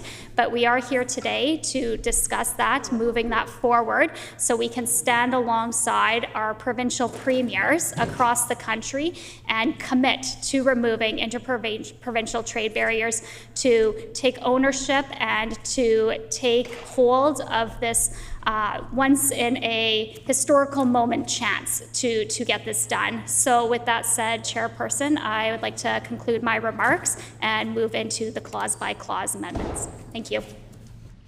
We thank the member. During the consideration of a bill, the preamble, the enacting clause, and the title are postponed until all other clauses have been considered in their proper order.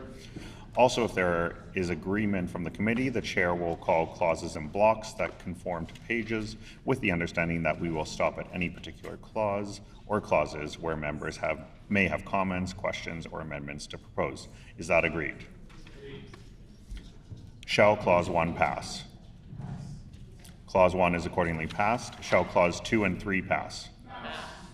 I hear a no. The honourable member. Sorry, shall clause 2 pass? No.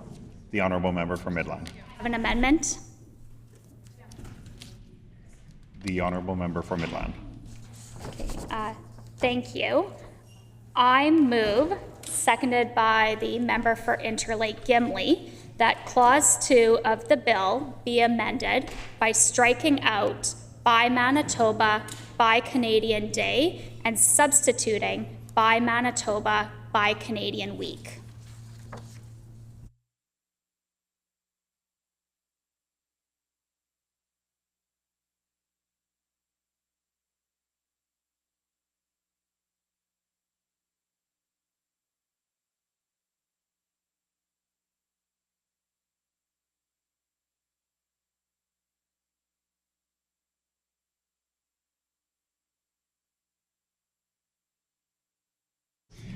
It has been moved by the honourable member for Midland and seconded by the member for Interlake Gimli that the Fair Trade in Canada, that Clause 2 of the bill be amended by striking out by Manitoba by Canadian Day and substituting with by Manitoba by Canadian Week. This motion is in order. The floor is open for questions.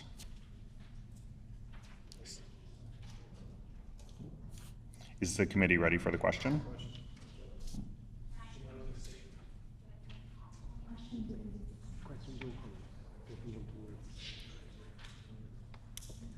The honourable member for Midland. Yeah, thank you. I just wanted to put a couple words on the record as to why we're bringing this amendment forward to expand it to a week. Oftentimes, June 1st can fall on a Sunday where many small businesses are not actually open. Many small businesses, many including in my constituency and across rural Manitoba, but also in cities like the City of Winnipeg and City of Brandon are closed on Sundays. And for the spirit of this bill to encourage buy local, buy Manitoba, buy Canadian, we felt that was important to expand that recognition, that awareness, and that encouragement to a week, giving local businesses that full opportunity to embrace this very important week moving forward, so that in the event that June 1st, like what happened this year, fell on a Sunday, then it expands it out to that whole week. So that's the intent of this amendment. Is the committee ready for the question? Shall the amendment pass? No. I hear a no. All those in favor, please say aye. Aye. All those against, please say nay. Nay. In my opinion, the nays have it. The amendment is accordingly defeated. Shall Clause 2 pass? Clause 2 is accordingly passed. Shall Clause 3 pass? The honourable member for Interlake Gimli. Clause 2 on division, please. Clause 2 passes on division. Shall Clause 3 pass? Clause 3 is accordingly passed. Shall Schedule A, Clauses 1 through 3 pass? No. I hear a no. Shall Schedule A, Clause 1 pass? Schedule A, Clause 1 is accordingly passed. Shall Schedule A, Clause 2 pass? Schedule A, Clause 2 is accordingly passed. Shall Schedule A, Clause 3 pass? The honourable member for Midland. I have an amendment. The honourable member for Midland. Yeah, I move, seconded by the member for Interlake Gimli, that Schedule A to the bill, the Fair Trade in Canada Internal Trade Mutual Recognition Act, be amended by replacing Clause 3 with the following. Non-application. This act does not apply to the provision of goods or services by Manitoba Hydro or Efficiency Manitoba Inc.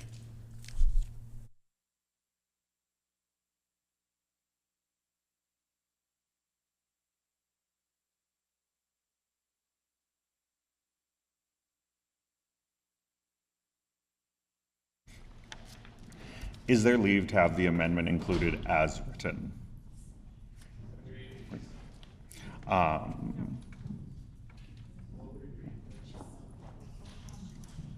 We can have it reread.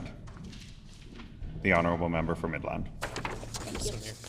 That Schedule A to the bill, the Fair Trade in Canada Internal Trade Mutual Recognition Act, be amended by replacing Clause 3 with the following. This act does not apply to the provision of goods or services by Manitoba Hydro or Efficiency Manitoba Inc.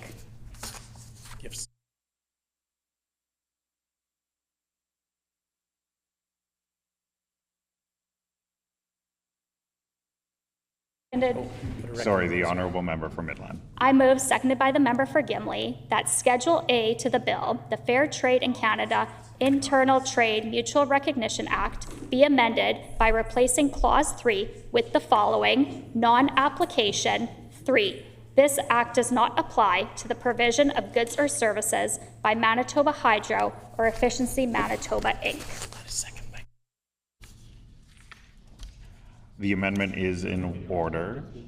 It has been moved by the honourable member for Midland that Schedule A to the bill, the Fair Trade in Canada Internal Trade Mutual Recognition Act, be amended by replacing Clause 3 with the following non-application.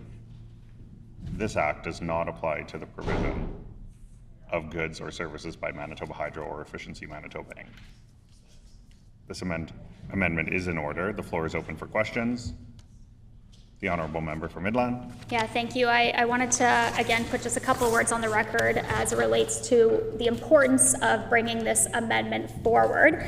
Liberalized alcohol is a key plank in removing interprovincial trade barriers. A lot of work has been done on the past, and as we're at a critical point in history where Manitoba has an opportunity to not only take a lead and be a leading voice in removing exceptions and removing internal trade barriers, along with the commitment with other provinces across the country as free trade goes both ways. We felt that it was very important to remove or to include MBLL, Manitoba Liquor and Lotteries, as well as Manitoba Public Insurance in the Act for reciprocal jurisdictions. The last thing that we would want as a province is to be a province that is adding in exceptions when other provinces are removing them. Exceptions are what defeats the purpose of free trade to begin with.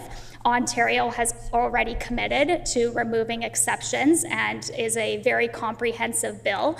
Manitoba's is not. Bill 47 is not, as a result of these exceptions that the minister has included in this bill. So it is important that we continue to remove those exceptions, that we continue to allow for the free flow of goods and services, regardless of where they're coming from or regardless of Crown Corporation, but in particular with MBLL and MPI, as those Crown corporations also want to export, do business with other provinces and with free trade, vice versa from other provinces into Manitoba. So it's important that Manitoba does not exclude them within this particular act and does not create exceptions for those industries here in Manitoba that are so critical and are such key planks of interprovincial trade.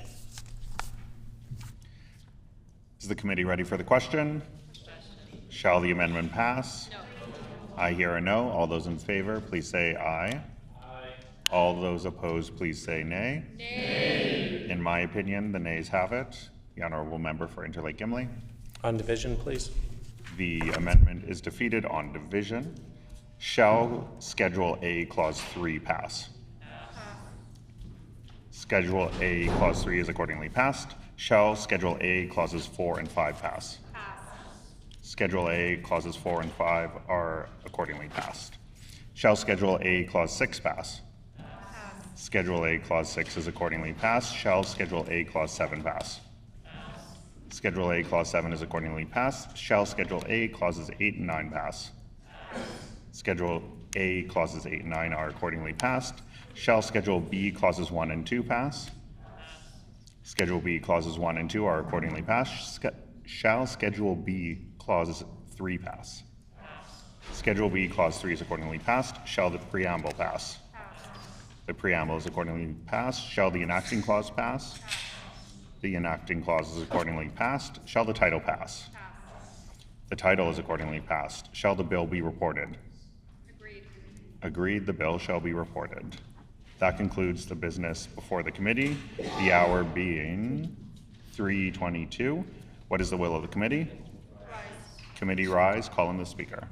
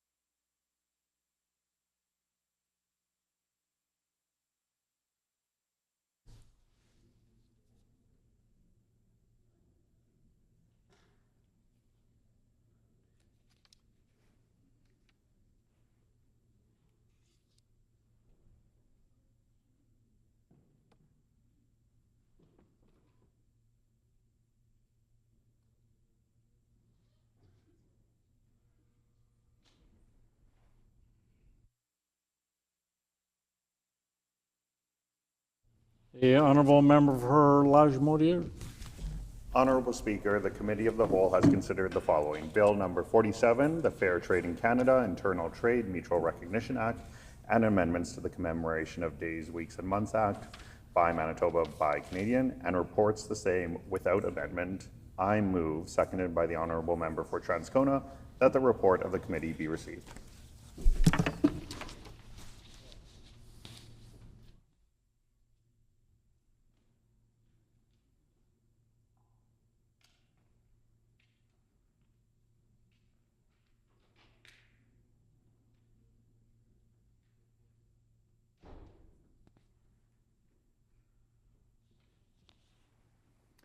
Been moved by the honourable member for Lagimodiere, seconded by the honourable member for Transcona, that the report of the committee be received.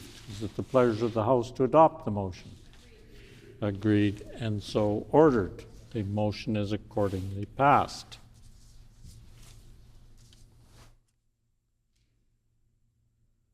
The honourable member for Lagimodiere. No. The honourable member for the Honourable Minister of Business, Mining, Trade and Job Creation. Thank you, Honourable Speaker.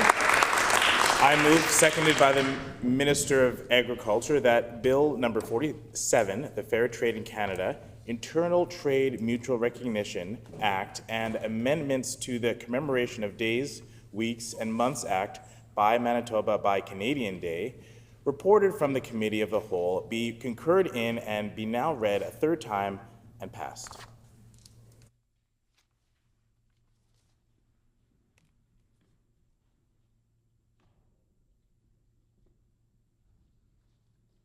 It's been moved by the Honourable Minister of Business, Mining, Trade and Job Creation, seconded by the Honourable Minister of Agriculture, that Bill number 47, the Fair Trade in Canada Internal Trade Mutual Recognition Act and amendments to the Commemoration of Days, Weeks and Months Act by Manitoba by Canadian Day, reported from the Committee of the Whole, be concurred in and be now read a third time and passed. The Honourable Minister of Business, Mining, Trade and Job Creation. Thank you, Honourable Speaker. In this really pivotal moment for our province and for our country, it's important that we take the steps to work together, to unite, to strengthen our economy. This bill does just that. Bill 47 works across party lines, works across ideology to make sure we focus on growing our economy, focus on strengthening our business opportunities, and make sure that we not only diversify away from the United States, not only Trump-proof our economy, but strengthen businesses, strengthen our province, and strengthen our country. So happy to be moving Bill 47 forward, and I look forward to all the great opportunities that Manitoba businesses will have to do even more business right across our great and beautiful country. Thank you.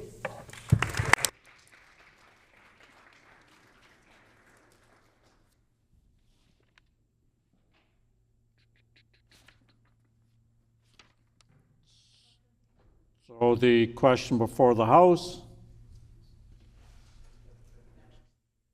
Are there any members wishing to speak to the motion? The Honourable Member for Midland.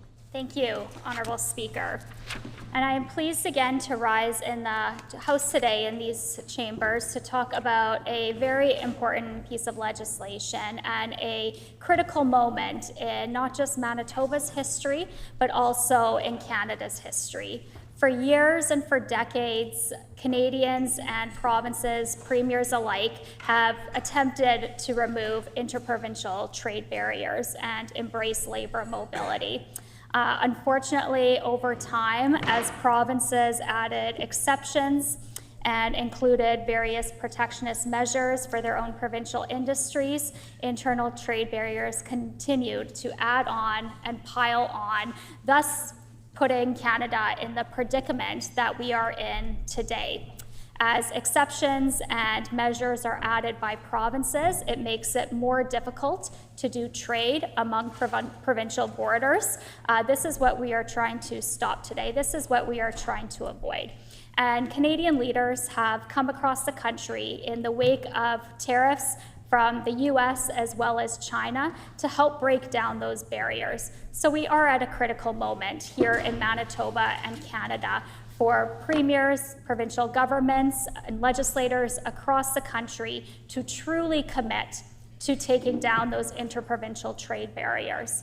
You know, we're often asked what are interprovincial trade barriers and what does that mean? Well, interprovincial trade barriers are restrictions, regulations, and red tape that make it more difficult to do business within our own country as opposed to doing business down south. I have worked in the agriculture and manufacturing industries for most of my career and has seen firsthand the challenges that we face when trying to ship products, goods, and people across provincial borders, where it is often easier to do business south of the border or overseas in foreign markets than it is to do business within our own country. And that's why interprovincial trade is so critical and removing these barriers are so critical. In the wake of Donald Trump's tariffs and tariffs from China, there is now a renewed commitment, an important renewed commitment to break down these barriers once and for all. But it won't take just one province or one leader in order to do this. It will take the commitment from every province across Canada. And I talk a lot about exceptions because exceptions are what has been created in the past when leaders have committed to removing interprovincial trade barriers, but then have added various exceptions within legislation, like we've seen with the bill that this minister has brought forward with exempting crown corporations.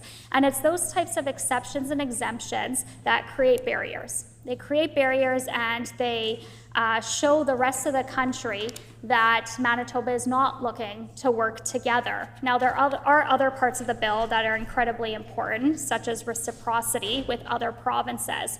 But I do want to caution this member again and the minister again, as I did when I put my comments on for second reading within debate, to encourage him to not go down that same path that many leaders before him went down, to encourage this minister to work with those other provinces, those reciprocating jurisdictions, to truly once and for all break down those barriers.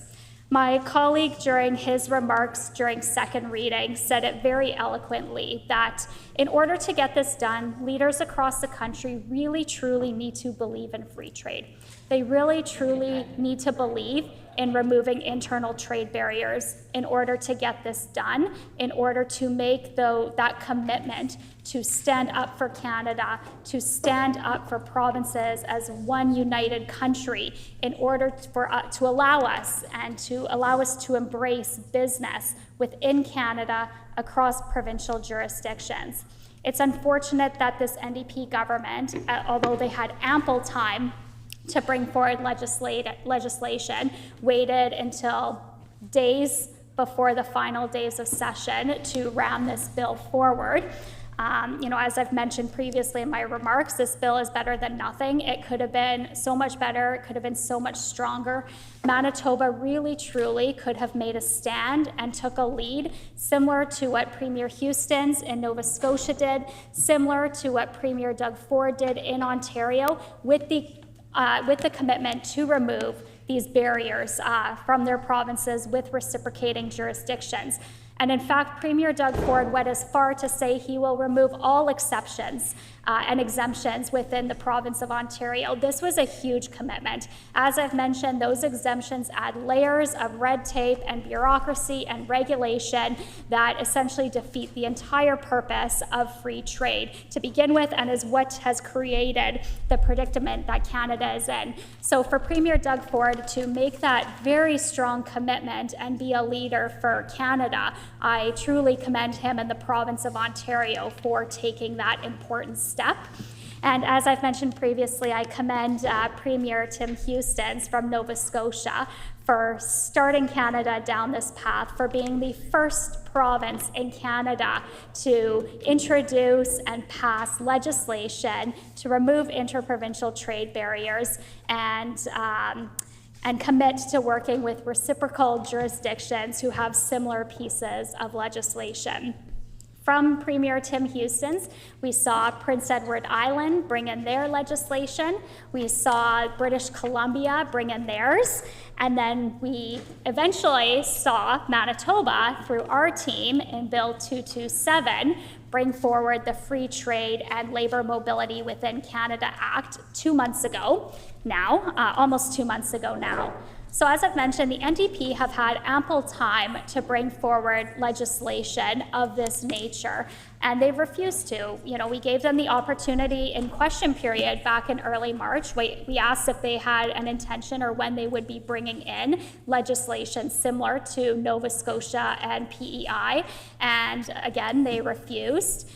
We then brought in our own bill, Bill 227, as a result of their inaction, and unfortunately, the NDP government voted against that.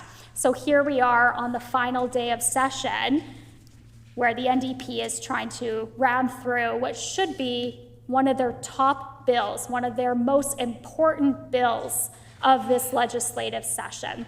So it is unfortunate that they waited till, the hours of the day, final hours of the day, to bring this forward. Bill 47, this should have been bill number 1. Donald Trump was elected back in November. He announced his intention to implement tariffs at that time. We also saw during his swearing in and inauguration back in January, he again committed. He said that these tariffs were coming. Canada has been dealing with tariffs from China for many, many years now. These tariffs should not have been a surprise to this NDP government, yet they held off even during budget debate. We saw this minister say that we weren't going to talk in hypotheticals about tariffs. We and my colleagues and I asked during Hydro Committee what their plan was to deal with the tariffs coming from the United States. Again, they said they weren't going to talk in hypotheticals. And then hypotheticals became reality. And this is a reality that Manitobans and Manitoba businesses have now been dealing with for many months now with that uncertainty. However, like I said, that uncertainty has brought forward a pivotal and critical moment in Manitoba and Canadian history to truly take a stand and truly stand up for Canada, for the goods and services that we produce and manufacture here in Canada. We have some incredible industries that have relied heavily and continue to rely heavily on trade despite the tariffs that are ongoing. Many businesses that are swallowing those costs because of contracts, because of customers, because of the integration of trade with the US, with China, with overseas markets that we have so relied on for many years. And like I said, it's often easier to do business outside of our country than it is within our own country, and that needs to be changed. We need to change that for consumers. It will lower costs for consumers. I believe the number that CFIB, the Canadian Federation for Independent Business, put out was $500 billion, and so those are huge numbers. That's putting $1,500 back in every pocket across Canada. Manitoba is one of the jurisdictions that could significantly benefit from the removal of interprovincial trade barriers. Now, although Manitoba has opened its borders in a lot of different ways, and Brian Pallister truly started that work with the signing of the New West Partnership. And my colleague, the MLA for Springfield, Rashad, spoke extensively about the history of when that took place, when BC, Alberta, and Saskatchewan signed that New West Partnership, and unfortunately the NDP at the time here in Manitoba chose not to. Under the leadership of Greg Selinger and Gary Dewar, they chose not to be at the table. Unfortunately, their ideology got in the way of truly benefiting Manitoba, removing those trade barriers with Western Canada, which would have been so critical for Manitoba. But then blue skies emerged and the PCs were elected, and Brian Pallister signed the New West Partnership in a historical moment for Manitoba and for Canada. And I know the members are heckling me, but this was a critical moment. And this government and this NDP government are now talking about how the New West Partnership did serve a purpose for the add-on to this legislation now. Some of the work that Brian Pallister also did at the time was liberalize alcohol, giving other provinces shelf space here in Manitoba. And we're still waiting for some of those other provinces to provide those same benefits to Manitoba brewers, to Manitoba distillers that we've given other provinces. And that's where my colleague, the MLA for Steinbach, spoke extensively about the needing to believe. It might be difficult for people now, it might be difficult for businesses now if other provinces aren't doing the same thing, but it will benefit in the long run. Free trade only works when you have the corresponding or reciprocal jurisdictions providing the same level of support, assurances, regulation, restrictions as we have here in Manitoba. They might look a little bit different, but the intent needs to be there. And that intent is to be able to move goods and products and people freely between provinces. And this is where we are at this critical moment here in Manitoba, in this pivotal moment, where we have an opportunity to be at the table with other provincial leaders. It's unfortunate that it is so late in the game. As I mentioned, the NDP have had months to bring forward legislation, and instead they're ramming it through, likely as a result of mounting national pressure from their colleagues in other provinces who have been disappointed that Manitoba has not moved ahead on legislation.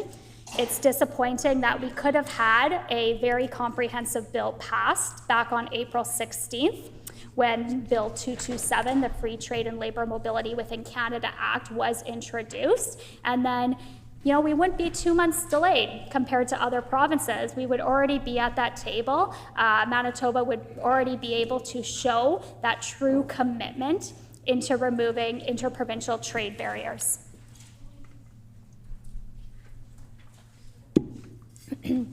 As I've mentioned numerous times in this House, including debate on this bill, including remarks on Bill 227, as well as in question period, our team, our PC team, fully supports free trade and working across the country to remove trade barriers.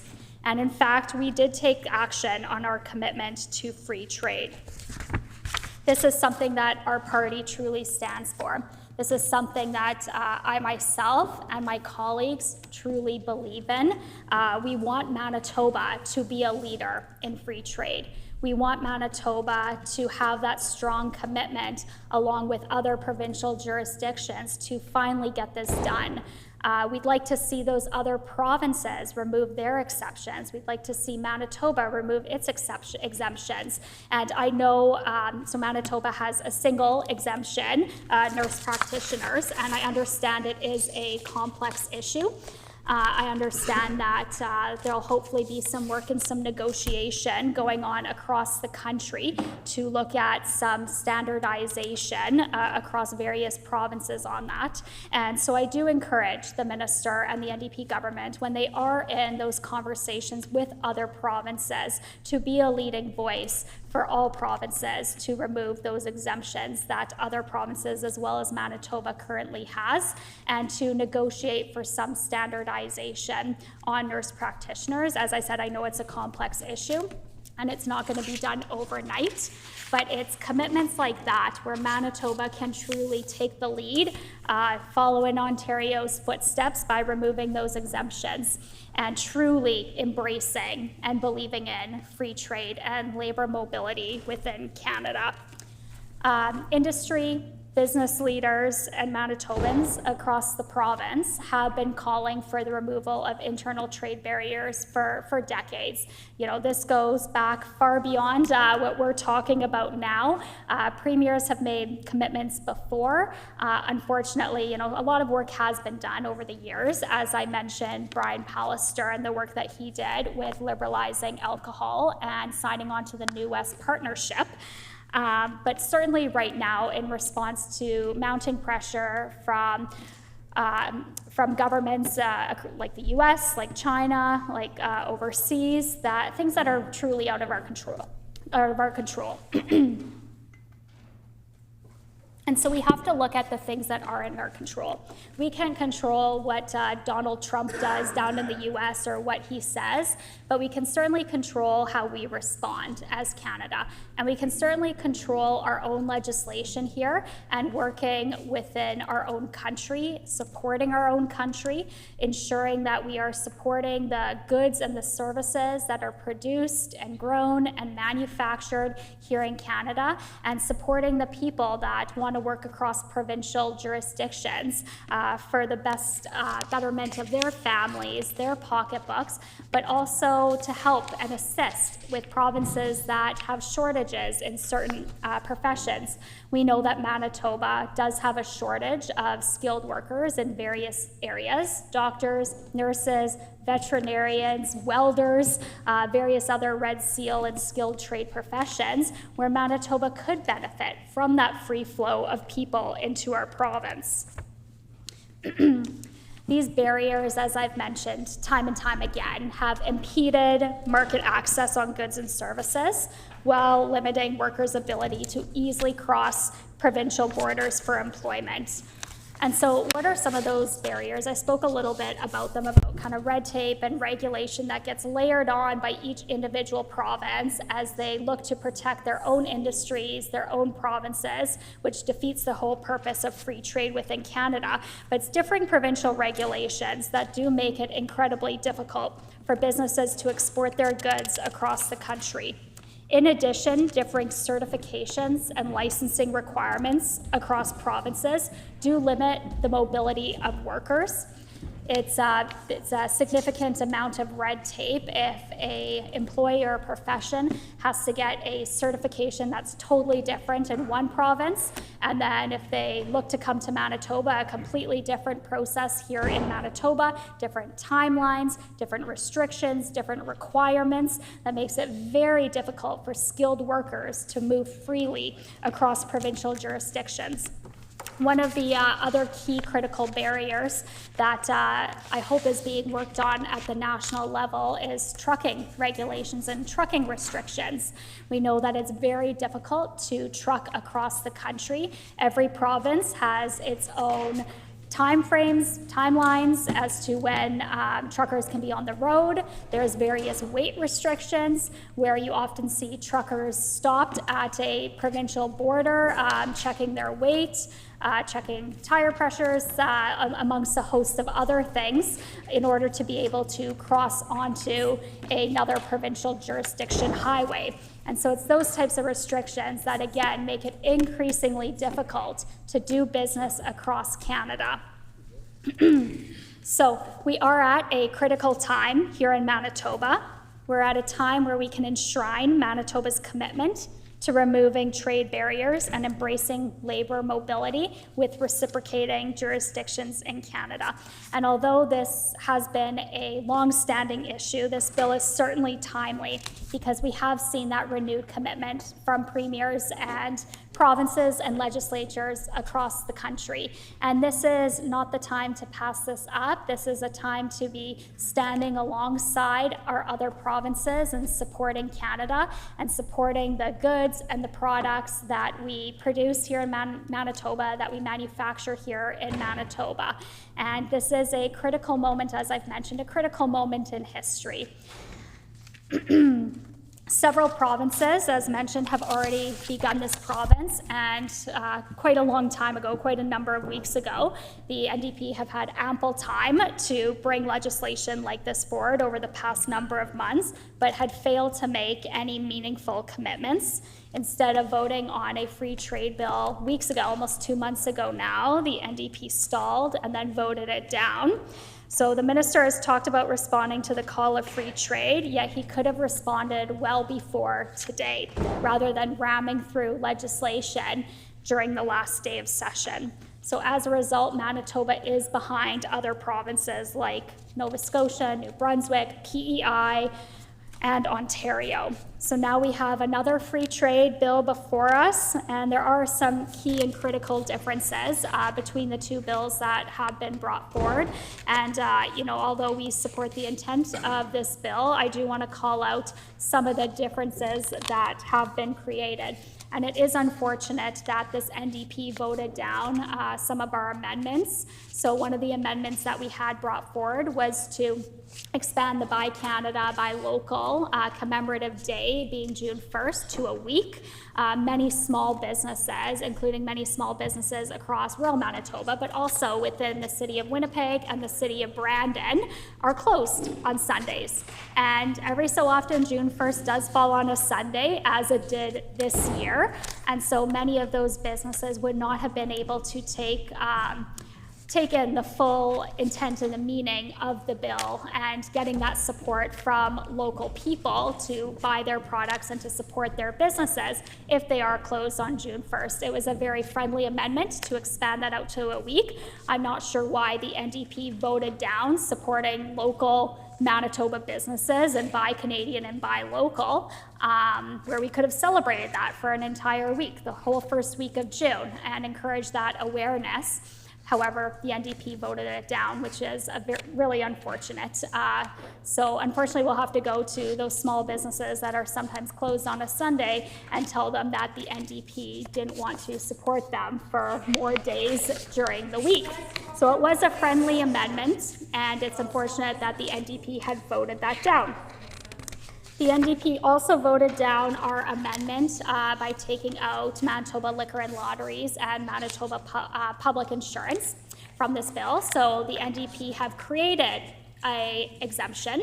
They've created exceptions for the Crown corporations, which, as I mentioned earlier in my remarks, defeats the entire purpose of free trade. And it really does send a message to other provinces in Canada that they don't truly believe in this path forward, that they're not truly committed to removing all of those barriers across Canada. As I mentioned, Ontario made a very strong commitment to removing all of their exemptions. Nova Scotia's bill was very comprehensive. And in fact, just this weekend in the Globe and Mail, the Montreal Economic Institute indicated that Manitoba's bill was not as comprehensive as the other provinces. So that is a think tank that was quoted in the Globe and Mail this weekend that essentially said what we have been saying all along about Bill 487, that it is not as comprehensive. The NDP, unfortunately, has created more barriers by exempting Crown corporations from free trade and labor mobility within Canada and reciprocating provinces. This is incredibly disappointing. As I mentioned, there has been a lot of work done on liberalization of alcohol. So by including Manitoba Liquor and Lotteries, it sends a message at a time when all premiers are trying to commit to removing barriers for alcohol that Manitoba is actually taking a step backwards. In addition, it also includes Manitoba Public Insurance, which is unfortunate. I would think that MPI would want the ability to sell into other provinces. And then vice versa with other provinces into Manitoba, as that is how free trade works. So that is certainly an economic growth and economic development disadvantage that this government has created for one of their own Crown corporations that they oversee. In addition, this fair trade bill, Bill 47, exempts all labor mobility acts from the reciprocity rules. So Manitoba has a number of regulated professions, and I understand many of those self-regulated professions have their own reciprocity across the country. However, and I recognize that healthcare professions, specifically LPNs, are exempt under the Canadian Free Trade Agreement, CFTA, but the needs for standardization or some kind of harmonization continues to be very critical. So I'll reiterate again for the minister who will be at the table through those negotiations to work along those other provinces to begin removing some of those exemptions and to work towards some kind of harmonization nationally.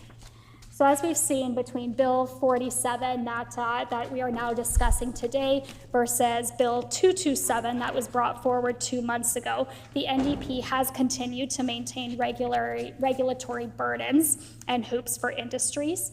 It maintains protected sectors and does little to address key labor mobility issues or Manitoba consumer choices. Again, I want to reiterate comments that my colleague, the MLA for Steinbach, has said, is that in order for premiers across the country to get this done at this pivotal and historical moment in Manitoba history and Canadian history, those leaders who are at the negotiating table really, truly need to believe in free trade. They fully, truly need to want to embrace it for their provinces, as we've seen time and time again, as provinces create their own regulations, red tape, exemptions, and restrictions to protect their own industries. That's exactly what creates interprovincial trade barriers. This is exactly what we are trying to remove. So I encourage the minister, the premier, and all those members that are sitting around the negotiating table with other provincial jurisdictions to work towards that commitment, to look at the standardization, the harmonization with reciprocating jurisdictions, with all jurisdictions within Canada, so we can once and truly remove these interprovincial trade barriers that Canada and Manitoba has faced for so many years. Many analyses, including RBC, has shown internal trade barrier costs are greater for small provinces like the Maritime provinces, but also provinces like Manitoba. And it's provinces like ours that could experience the largest gains in GDP per capita and employment with the removal of non-geographic trade barriers. The last time, just for a bit of history, the last time that our country, Canada, dealt with Donald Trump and tariffs was back in 2017, and it was through the renegotiation of NAFTA that at that time there was a commitment from premiers and provinces to tear down interprovincial trade barriers. However, as has been the case time and time again, that layering effect of regulations and exemptions and exceptions and protection of industries was created. As each province tried to protect themselves from another province's competition, thus interfering in the entire purpose of free trade. This is the whole purpose and the whole intent on removing interprovincial trade barriers once and for all. So we have dealt with this before. We have seen that commitment from premiers in the past, going back to long before 2017, but certainly in the wake of Trump's tariffs in 2017 and the renegotiation of NAFTA. And we're now in the exact same place that we were at that point in time. Here we are again talking about removing interprovincial trade barriers in the wake of tariffs. We're standing up for our own country, our own province, our own communities, the goods and services that are manufactured and produced here in Manitoba and in Canada, and we're in the exact same predicament. So as Canada, unfortunately, we have not learned our lesson from the past, and that's not even that long ago, 2017, less than 10 years ago. We were talking about this exact same thing. So again, it takes commitment, it takes a true belief in wanting to tear down interprovincial trade barriers and embrace labor mobility within Canada. This is something that our industries need, this is something our businesses need, it's something consumers need, and our province and our country need. So, as I mentioned, over the past number of weeks in various remarks on free trade. We don't want Manitobans nor the rest of the country to have to wait any longer. They have waited long enough for this NDP to take action and bring forward legislation. The commitment from Prime Minister Carney for July 1st and starting the path of removing trade barriers is coming up very fast. We're only 4 weeks away from that. Reciprocation is a key step to making that national statement and to work with other provinces who also implement jurisdiction reciprocity. So this bill is better than nothing. We support the intent of free trade and look forward to working across party lines. Thank you, Honourable Speaker. The Honourable Member for La Vérendrye. Thank you, Honourable Speaker, for the opportunity to speak to Bill 47 and to interprovincial free trade in our great country of Canada. It again, as I said when I had an opportunity to speak to both Bill 47 and 227, that it's concerning that this government wasn't able to bring this piece of legislation or a piece of legislation similar to it forward much earlier in this session. As my colleague from Midland had expressed, we all knew that the need for breaking down interprovincial trade barriers is something that was going to be facing each province in this country. I guess it shouldn't be surprising to Manitobans. Hopefully the media as well recognizes that this isn't surprising. It's not surprising for the socialist NDP government to not prioritize the economy or trade within our province.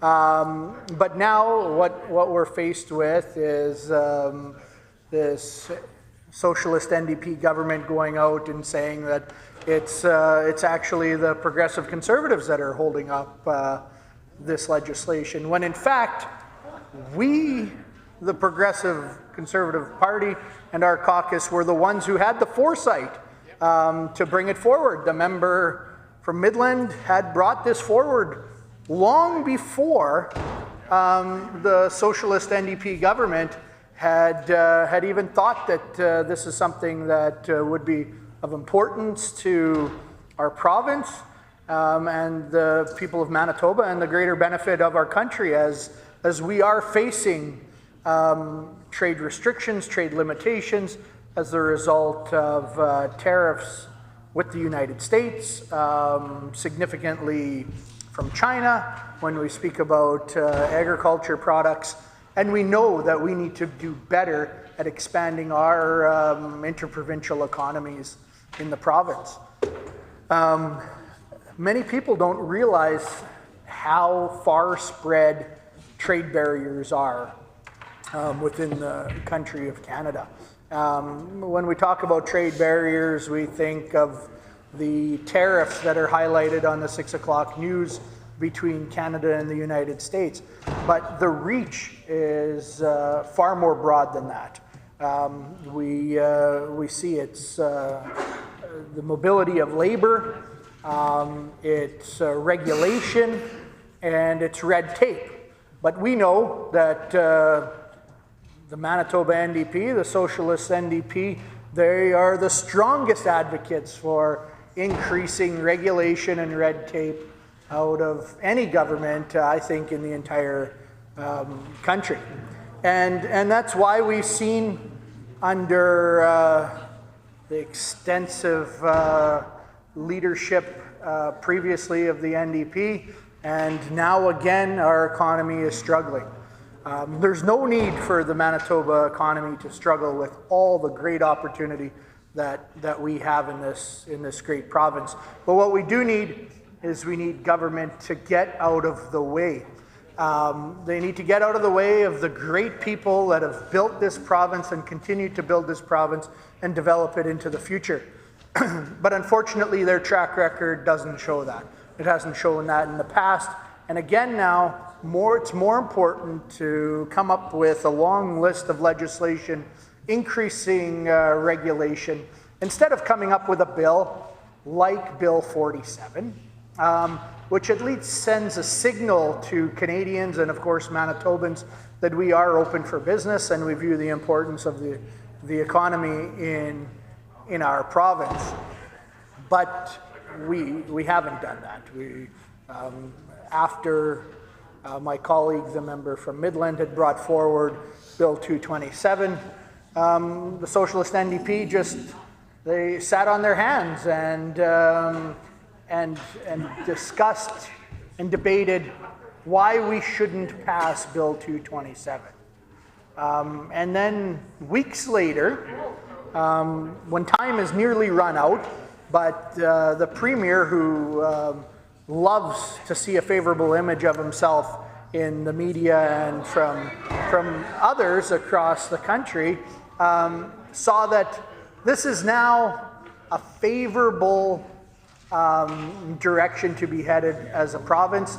It's been favorable for other leaders across the country, and it's the popular thing to do. And of course, the Canoe government, they want to be popular amongst the people. They don't want to be popular amongst policy.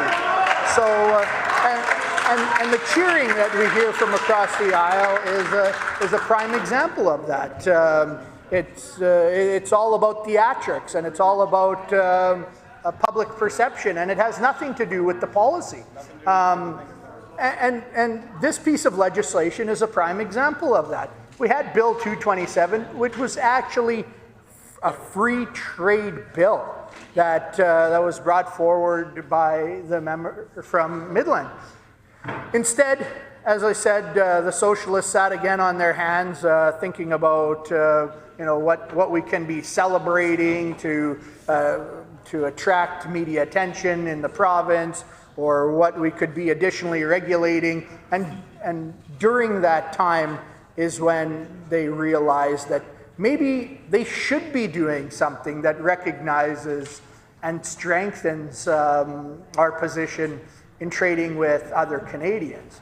So they bring forward Bill 47. Well, what does Bill 47 change from Bill 227? It changes the name to Fair Trade, which is concerning because we either have free trade or we don't have free trade. It's really there shouldn't be a gray area in regards to free trade. It's something that we've battled the last 40 years quite extensively in Canadian, U.S., Mexico trade, is interpretation of free trade and what exemptions will be included.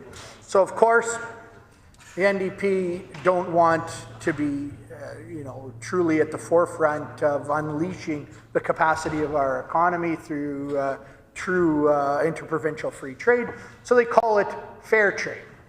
What does fair trade do? Or what is a fair trade bill set out to do? Well, it sets out to include exclusions from this legislation. And you may ask, what are the exclusions that it includes? Well, protectionism for the unions is what's at the forefront of the difference in Bill 47.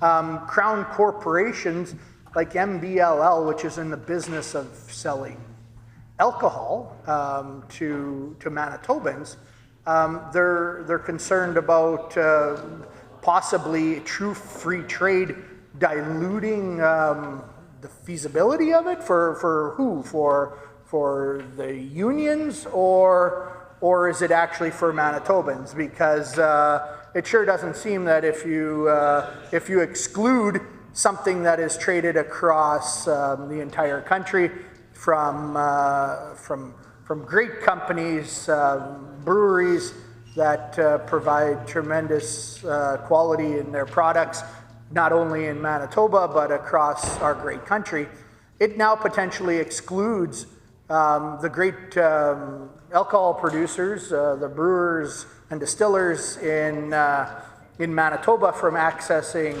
other markets, because we want to exclude now MBLL from free trade. That's concerning. What that means for Manitoba consumers is that you're going to be paying more.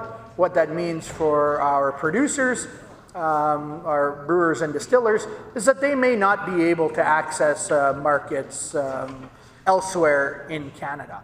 So, like I said, I think we need to address all parts of this legislation at face value for what they are and the rationale that has driven that decision. And it's clear to see that it doesn't have the best interest of Manitobans and Canadians. There's a lot of great producers of all types of products across our great country. They should have access to the Manitoba market, and we as Manitobans should have access to the Canadian market as a whole. What else does it exclude? But it excludes Crown Corporation Manitoba Hydro. Like, realistically, this is a Crown Corporation that its operations are licensed through the government, through the department. You need an environmental license to be able to set up a generation station. You need government approval to be able to enter into any operations to produce electricity in the province. So what are we protecting when we're now setting up exclusions? In my opinion, and I think in many economists' opinion, what you're doing is now setting up an exclusion that other provinces are going to be able to be reciprocal on. So now we're closed for reciprocal trade in our Crown corporations, and now, as a reciprocal measure, neighboring provinces across our great country may be forced to do the same, or they'll look at this piece of legislation and our view and stance on interprovincial free trade as not genuine. Then the third exclusion, Manitoba public insurance. Again, don't we want a robust, profitable public insurance available in our province? Now we're shutting the doors to being able to do business elsewhere. We've had that opportunity in the past. We should expand that opportunity. We should be proud of the tremendous accomplishments that we've had through our public insurance company in Manitoba. Saskatchewan, our neighboring province, has a very similar public insurance company, and they do business across the country. We can go to a broker right here in Manitoba and purchase SGI policies for different coverage.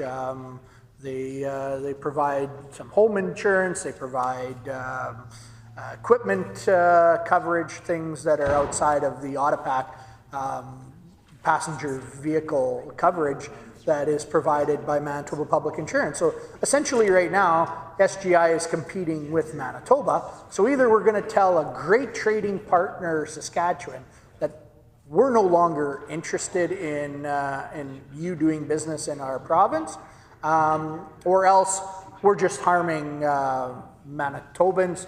The ability for our public insurance company to be additionally profitable and not allowing for Manitoba Public Insurance to also compete in other jurisdictions outside of our province, similar to the SGI in Saskatchewan being able to broaden the scope of their business. These are concerning, definitely concerning measures that have been brought forward under Bill 47.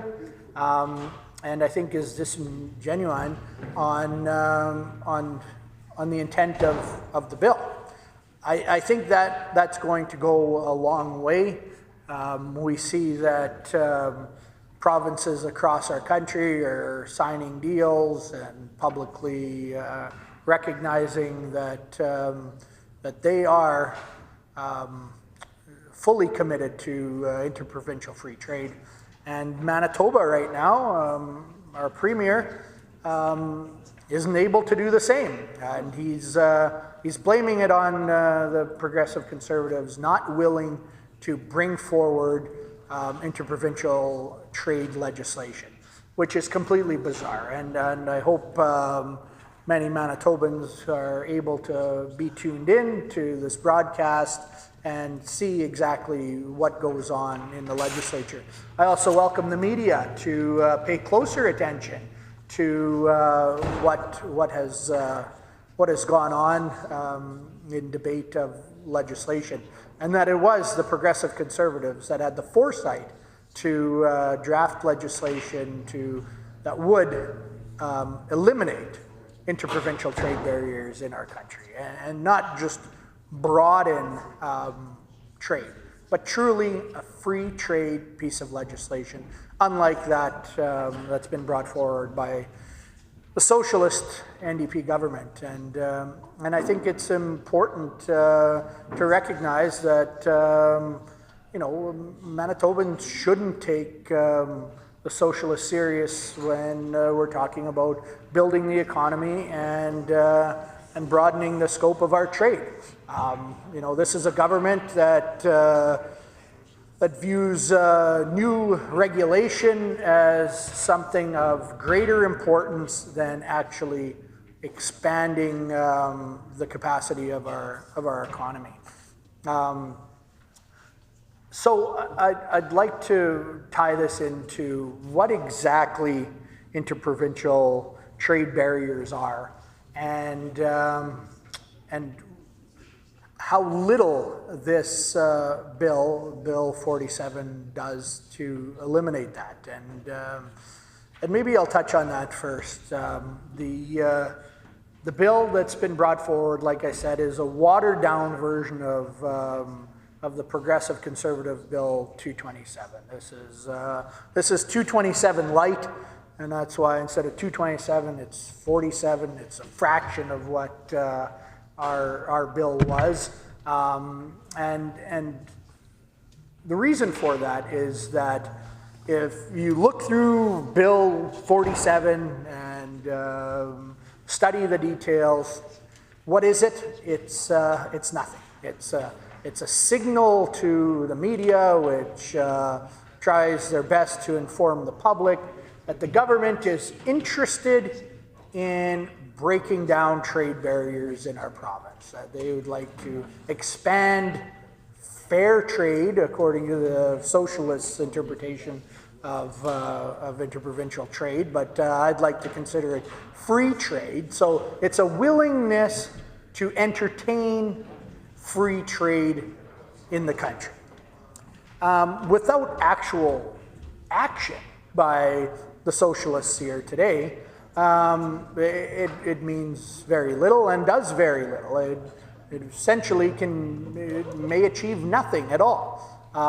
So of course we support Bill 47. We brought forward Bill 227 because we passionately support free trade across the country. That's why it was a desire of the previous PC government to enter into the U.S. partnership with our neighboring western provinces to expand trade throughout Western Canada. But a tremendous stumbling block was definitely Quebec and Ontario. Well, now the socialist canoe government, they go to Ontario and they shake hands with Doug Ford, and they think that that now Manitoba is going to be able to rock its way through trade with Ontario and Quebec, which have been two of the most protectionist provinces in the country. And why have they been?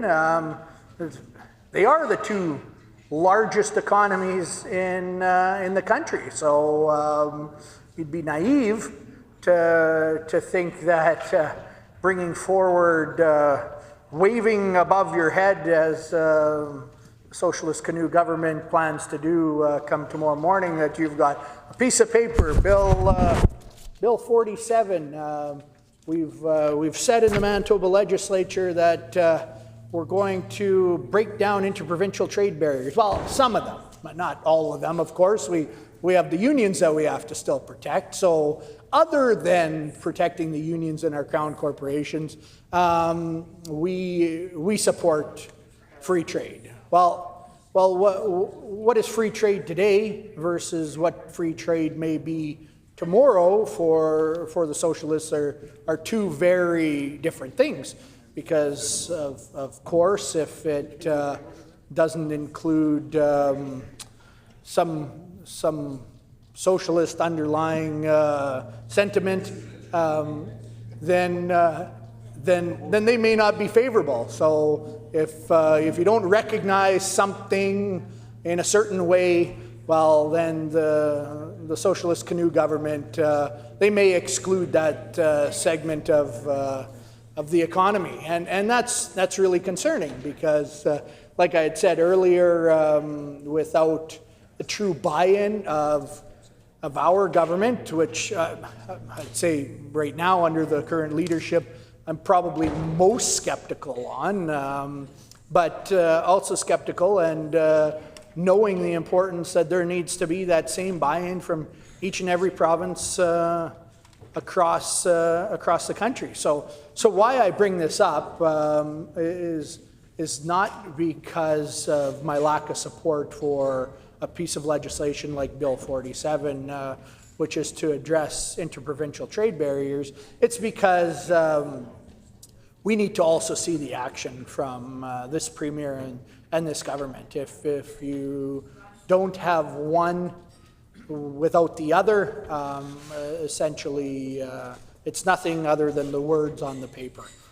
So I hope that this government gets serious. I know, I'm confident that they wouldn't get serious on their own. And we saw that they wouldn't get serious on their own because they didn't pass Bill 227 when they had the opportunity to be at the forefront of leading the country in legislation to break down interprovincial trade barriers. So obviously they're not serious now, but like I said, they are very passionate about protecting a certain public image. So as far as the work goes, typical to any socialist, they're really allergic to the work, and that's concerning. But hopefully the pressure and the influence from other peers across the country will be enough to pressure the Canoe government into actually seeing this through, allowing true free trade across the country. Because if provinces like Ontario and Quebec are able to sign on, that's going to have tremendous influence over Manitoba, Saskatchewan, and the rest of Western Canada. And I think it's important, but like I said, don't be naive. We truly are the small player at a big game, and we need to be mindful of that. So like I said, we can be waving the bill in excitement tomorrow morning across the country, but we need to make sure that we have capable and efficient negotiators at the table representing Manitoba to extreme power, economic power in Ontario and Quebec, and then we've got the Western strength in Alberta. So we've got very economically rich and diverse provinces across our country that that aren't going to be playing as favorable as we may think if we aren't fair on our end. So, you know, like I said, Manitoba has everything to gain. We truly have everything to gain. We've got tremendous opportunity here that needs to be unleashed, and we haven't done it. We haven't done it in in years. So the only time that we had actually made steps forward in increasing our economic position in this province was under the previous PC government, under the direction of Brian Pallister, who truly had the foresight of breaking down at least Western Canadian trade barriers. Other than that, unfortunately, we've had years and years of socialist NDP government that did everything that they could to suffocate economic growth in our country, and we'd seen that. We'd seen that they were more concerned about turning down projects in the rich resource areas of our province than they were to actually trade freely with the rest of our great country. And that's, like I said, concerning, because we've got the most to gain from true free trade in Canada, but we're not going to be taken serious by, like I said, those economic powerhouses in Eastern Canada and our further neighbors to the west with oil resource, when we're wanting to set up some sort of artificial exemptions from this piece of legislation. I think that it was poorly drafted and poorly considered to be a piece of legislation of strength to move our economy forward in Manitoba. What we needed to do is we needed to adopt a true free trade bill that had no exemptions, and we could tell the rest of Canada that our doors are wide open. Then it would be up to the ministers of the departments that set licensing for operating business to whether or not having our crown corporations diluted in any way would be of value or hindrance on our position as Manitobans. But like I said, protecting a crown corporation like MBLL, which unfortunately the majority of representatives of MLAs representing the NDP government are from in cities of Manitoba or the largest city, Winnipeg, and they don't understand that the majority of liquor is sold privately in the province of Manitoba. The strong majority of liquor is sold privately. So right now we're setting up barriers and just setting ourselves up for reciprocal barriers from other provinces. Yeah. We've got a lot of good breweries and distillers, wineries across our great country that want to access our market. And at the same time, like I said, Manitoba is always in the best position. We've got many great breweries and distilleries, and not so much into wineries in Manitoba because of our climate, but we've got a lot of great players in that market that would love to expand and access markets in our greatest populated provinces of Ontario and Quebec, and right now they're excluded from that. So I don't see what we're protecting other than the sale of some liquor in our largest city. Other than that, we're artificially protecting the unions, and it's not.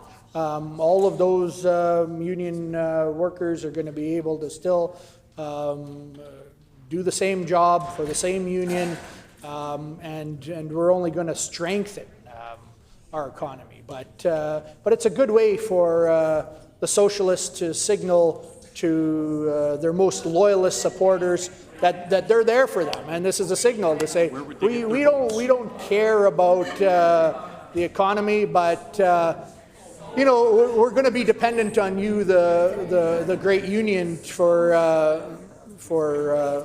your support in the upcoming election. So here's a signal to show you that we've thought about you. You're top of mind. So as Manitobans watch, I hope they're mindful that the Socialists aren't truly interested in bringing Member's forward time free has trade. expired. The Honourable Leader of the Official Opposition. Thank you. Thank you, Honourable Speaker. It's an honor to stand in this House and put some words on the record on just another failure of this NDP government. And we're going to talk about how we got to this position of where we're at, and Manitobans can make up their mind. They can make up their mind who put Manitobans first. Was it a NDP government that introduced 46 bills prior to getting to what most Canadians, Manitobans, would say is one of the most pressing matters in Canada, in Manitoba right now, and that's free trade? It's curious to know what were the 46 other bills that this NDP government and government House leader thought were more important.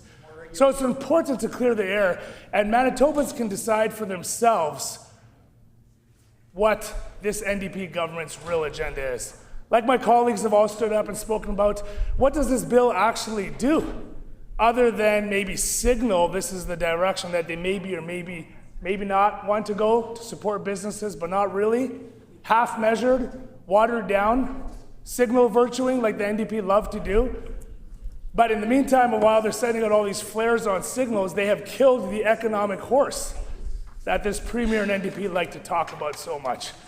Over and over again, Manitobans heard falsely, misleading from this NDP and Premier that they're going to stimulate our economy, that they're going to grow the economy, they're going to feed the economic horse that's going to pull the social cart, and meanwhile they have murdered it. Horse is dead. Horse is dead. Horse is gone. Horse. Yeah. I mean, the way it's going under this NDP government, probably. So let's get to some facts here. We're at the point now where every other province has free trade legislation passed and not this NDP. Everyone. Every single one. Making deals, MOUs. Not this Premier, not this NDP government. Why? Because they thought it was more important to pass 46 other bills before this one. Because they missed the deadline. Because they don't understand how legislation works, they are now forcing Manitobans into this position right now. Where this bill, 47, if it was so important to have free trade in Canada, they would have brought forward sooner. But now, because of them, it could get pushed until the fall of 2026. A year and a half after every other province, this bill could take that long to pass. Shame. There's no requirement to pass it now. There's no law that says they pass it now. You know the only people that can pass this right now are the members sitting on this side of the House. That's right. The PC caucus. We are the only ones that can pass this bill, not the NDP. Let's get that very clear, because their government House leader missed the specified date. Failed government. Because they introduced 46 bills that were more important than this Bill 47. So it could sit until the fall of 2026, or we on this side of the House can put Manitobans first. And we are putting Manitobans first. That's right. We are going to pass this bill.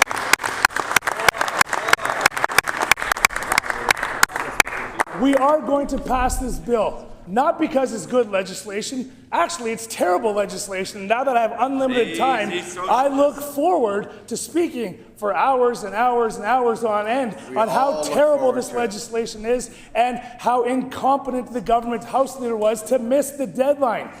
You know who didn't miss the deadline? Who? The member from Midland. The MLA from Midland didn't miss it. Yes. And where is she from? Where is she from, Honorable Speaker? Oh, she sits on this side of the House. Midland. That's right. From Midland, on this side of the House, putting Manitobans first. She is from Midland, I did say that. But she's putting Manitobans first. Brought it forward, and the NDP talk about nonpartisan. We want to do what's best for Manitobans. No, they don't. They had the opportunity to pass this a month and a half ago, and they didn't do it. They had the opportunity to bring an amendment forward to change that bill so we would pass it. And they didn't do it. No. Why didn't they do it? Because they actually don't care about doing what's right for Manitobans. They care more about political games and scoring points than they do about what's right for Manitobans. That's right. About putting Manitobans first. We are in a time of economic crisis in this country. Every other province has stepped up except for this one under the leadership of this Premier and NDP government. But who stepped up? The PC members on this side of the House. We stepped up to support this bill. Now, at times where Canada, Manitoba, is being attacked by Trump's tariffs, we need to stand shoulder to shoulder in support of growing Canada, in support of energy transmission, in support of pipelines, in support of making it easier for Canadians to do interprovincial trade, businesses across provincial barriers. But along with business, there also goes certifications, staff, labor mobility. People have to work. What did the NDP do in their Bill 47? They took that out. Oh. Another sign that they don't actually care about people or Manitobans, they took it out. No labor mobility, we don't need that. We're going to get rid of that. So we're going to water down the legislation that we put forward late after the deadline when the member from Midland, yes, from Midland, put forward Bill 227, a stronger bill that takes into account labor mobility and certifications. NDP voted against it. Didn't even steal the rate bill. Now, another very interesting point, a very important matter that Manitobans, maybe everyone on that side of the House should be aware of. Honorable Speaker, Manitobans, there's only one party in this province that has voted against interprovincial trade barriers coming down and free trade. Name 'em. And who was that? Name 'em. The NDP. The NDP. The NDP. This Premier are the only ones that have voted against free trade in Canada. That's crazy. Against taking down interprovincial trade barriers. Against labor mobility. Recognition from other provinces. The only ones voted against it are these NDP. It's shameful. It's embarrassing. Manitobans need to be made aware of these facts. You can go back and look at Hansard, you can read the news, you can watch the news, you can even listen to this Premier and anyone on that side of the House talk. They voted against free trade. Why would they do that? Why would they do that? Why would they do that? It's great. My colleague from Steinbach asked that question. Why would they do that? Because they're playing political games. They care more about the photo op than they do about actually doing the hard work. The member from Midland had already done the hard work and brought it forward. Other provinces had already done it and brought it forward. And this Premier and NDP are more concerned with taking pictures, smiling, but not doing any of the work. While the truth is catching up to them. Manitobans are seeing it for what it is. What this NDP is. And it's all just smoke and mirrors. They have no intent of supporting businesses or growth or our economy here. They have no intent of feeding the horse they've already killed. They have no intent on making Manitoba better. If they did, they would support labor mobility. If they did, they would look at legislation that other provinces have done and say, what is other provinces doing? How can we do take what they're doing and make it better? Instead, what they do is they take it and they make it worse. Worse. I don't understand. It is crazy. It is crazy what they are doing here. And don't take my word for it. Who should we take? You know what you should take? Let's look at the Globe and Mail. Oh. Nicholas Van Pret on just this weekend wrote that, and I quote, Manitoba has also tabled legislation, but it's not as comprehensive as that as other provinces, according to the Montreal Economic Institute, an independent think tank that advocates for free market principles. Wow, I'm end with quote. the Institute. Weakest legislation, not as comprehensive. Aim for the bottom. I mean, I guess if you set your target so low, Honorable Speaker, you can never miss, and somehow the NDP are still missing. Somehow their target is so low, they're the last province out the gate with any sort of legislation, and they can't even get that right. Aiming for last. They have a guaranteed specified date that if they introduce a bill by, it will pass. They missed that date. So they can't get the date right, and well, it happens, you miss the date. Yeah, right. 2 years in a row they've missed that date. 2 years in a row, this NDP removed the rights of Manitobans to come and speak to bills. Last year they did it with the BITSA bill, the budget bill. They stapled on 5 more bills onto that. Sloppy work by this Minister of Finance on that side. Missed the deadline, staple it to the back, let's get it through. Manitobans, you don't get a say under this NDP. No. So you think they would have learned their lesson? No. Fast forward to this year. But they do. They did it again. No. Yes. Oh. They did it again. But what did they do this time? Instead of putting it in the budget bill, what did they do? They put it up against the best interest of Manitobans because they don't actually care about Manitobans. Right. This bill could have passed as late as November of 2026. Wow. We on this side of the House passed it. Right. We on this side of the House are here to work for Manitobans. We will do what's best for Manitobans. We're not playing political games like they are.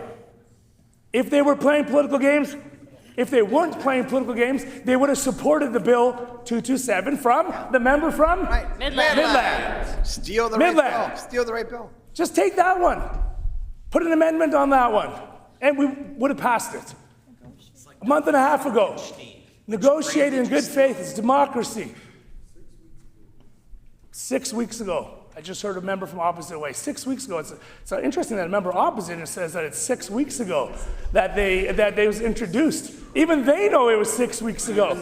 Even they know that it was prior to the specified date, and yet they still don't introduce it. Honorable Speaker, it is absolutely embarrassing what this NDP government has done and what they're forcing Manitobans into.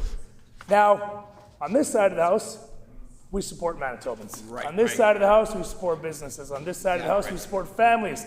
On this side of the House, we support a free market. Absolutely. Not like these guys opposite. When it was called for amendments at the amendment stage, what did they do? Nope, they voted them down. Shame. They voted it down. They voted down the 1 day instead of a week too. Wow. To recognize this historic moment of provinces coming together, the NDP proposed 1 day to celebrate that, 1 day to recognize it. On this side of the House, all we said is let's stretch it for a week. Why not? Let's have a week to celebrate how amazing Manitoba is. Nope, 1 day. And what if it lands on a Sunday? How do you celebrate that? Right? Let's do a week. What did they do? Voted against it. It just tells you that they don't actually care about you. They care more about partisan politics. If we cared about that, we would have voted against it. It's simple. We could have held it back until 2026, November, fall. Right. Instead, we said, no, we're going to put Manitobans first.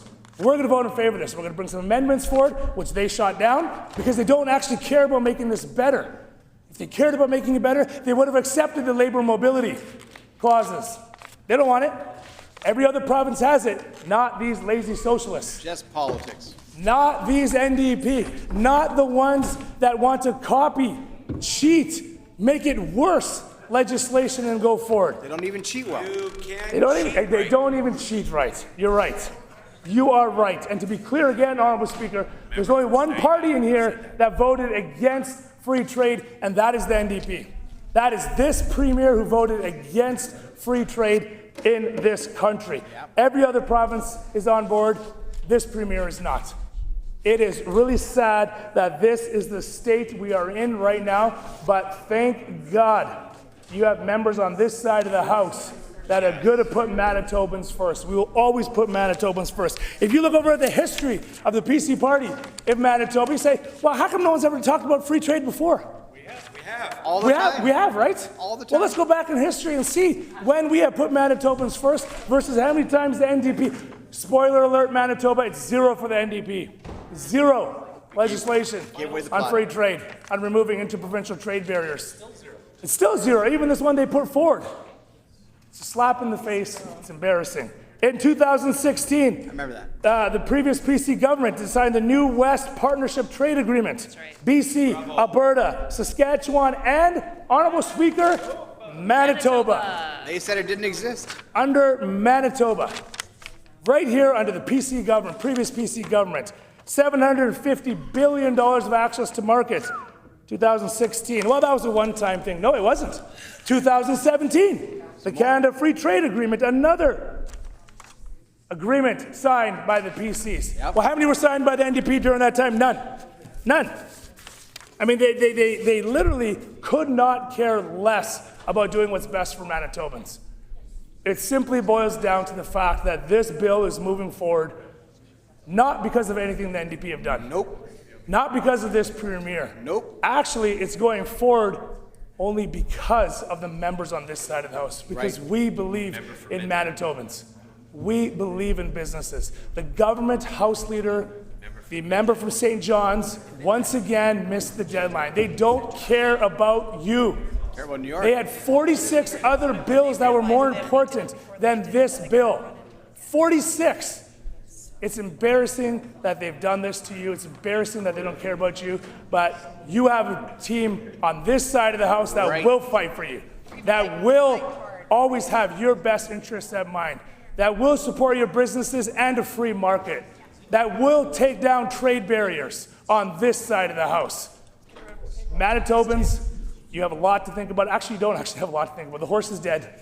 They've killed economic horse. Sad enough. Can't revive it now. They don't care about you. It's clear.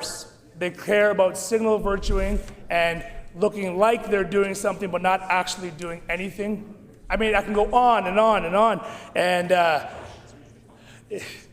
it's actually sad. It's actually embarrassing. It's actually really concerning for Manitobans. You have a government who voted against, an NDP government who voted against free trade. Why? Not because of anything ideological different or the bill wasn't good, because of political games. Yep. This NDP government is playing games with your future, the future of your family, of your kids, for your parents and your grandparents, your communities. This NDP government is playing games with that. Horse killers. They could have passed this months ago. They could have introduced it as one of their first 46 bills and had it passed. And yet they chose to leave it to the very last second. And it's only passing because members on this side of the House, your PC elected members, believe in you. Believe in supporting Manitobans, doing what's best for Manitobans, putting you first. Whether you live in rural Manitoba, whether you live in the city, we are putting you first. That is what is important to take away from here. This legislation, we'll see what the NDP do going forward. If past history is any indication of what they're going to do going forward, it's going to be a whole lot of nothing. Put it on the shelf. And actually, it's going to be recessive and go backwards. And they're not going to do anything. Just like they falsely claim they're going to fix the healthcare is worse under this NDP government. Just like they falsely claim that they're going to decrease crime rates in this province, it's worse under this NDP government. Just like they said that they're going to get rid of encampments and solve the homeless crisis and the drug addictions. It's worse. And now they're proposing, they're going to go ahead, they've already gone ahead with a drug injection site in Point Douglas. You can't even get Order, please. I would ask the honourable member to please keep his comments relevant to the bill we're discussing here today. The honourable member, the honourable leader of the official opposition. Thank you, Honourable Speaker. On those notes, you know, it's important to note that on all the notes that are said in this building, it's important to really look at what is being done and what is being said in this building. Yes. If, it's clear, it's simple, if the NDP government and this premier actually cared about putting Manitobans first, about growing our economy, about removing trade barriers, about making free trade a real reality in Manitoba, they would have introduced this earlier. They would have had stronger legislation. Yep. They would have supported labor mobility. They would have supported local businesses. They would have supported growing our economy instead of what is reported in the Globe and Mail as weakest legislation in Canada. That sums it all up right there. It sums up this NDP government, this premier, this government House leader. Once again, this NDP government has taken away your right to come speak to a committee at this, to come to the People's Building, like we all call it. I mean, their signal of virtue is actually doing. They don't want you to come speak. They don't want to hear what you have to say. Just like the residents from Point Douglas said last week, the premier doesn't actually care. Just smiles. About what you're saying. Just smiles. Just smiles. Make them cry. Manitobans, it is on you going forward to look at what your government is actually doing for you or not doing for you. I think the evidence is pretty clear that without members on this side of the House, without members like the member from Midland, here. This would not be going forward today. Without members from Interlake Gimli or Winkler Morden, Steinbach, trying to go through everyone. Springfield Rashad, Brandon West, Lakeside, Borderland, Laverandre, Borderland. Without members supporting you on this side, the member for Agassiz, Riding Mountain, member from Swan River, Dawson Trill, the member from Fort White, Roblin, City MLA, the member from Lac du Bonnet. Jimmy, come on over. Without members on this side of the House, this bill would not be happening today. Red River North. Red River North. And the soon, member from Red River North. Soon members from Brandon East. And soon members from Brandon East and Waverly. And Tuxedo. And Lagimodiere. Honorable Speaker, it is evident Order, please. While I recognize the leader of the official opposition as having great fun listing all his members, I would ask him to please keep his comments relevant to the bill. The Honourable Leader of the official opposition. More members. Thank you, Honourable Speaker, for your guidance on that. I wasn't only mentioning members on our side of the House, I was also mentioning members on the other side of the House, because it's important that we work together Our future members. To make Manitoba better, to actually work for Manitobans. So on that, Honourable Speaker, I will leave it with a few last comments. And those comments would be, this legislation passing today, Bill 47, to remove interprovincial trade barriers and free trade, is only happening because members on this side of the House will support it. Because members on this side of the House are putting Manitobans first. Members on that side of the House, the NDP government House leader, the Premier, missed the deadline. The NDP government introduced 46 bills that were more important. Wasn't a priority. The only people in this chamber to vote against free trade and removing interprovincial trade barriers was the NDP members. That is facts. That is where it's at today. On this side of the House, we will always do what's best for Manitobans. We will put Manitobans first. We won't play political games with your future like the NDP is doing. Now it's time for Manitobans to recognize what's happening here in the chamber, for the truth to get out there and expose this NDP government for what it really is. And what it really is simply smoke and mirrors, members who don't want to do their work, lazy socialists, Bankrupt ideology. Manitobans, we will always have your back. Thank you, Honourable Speaker. Here.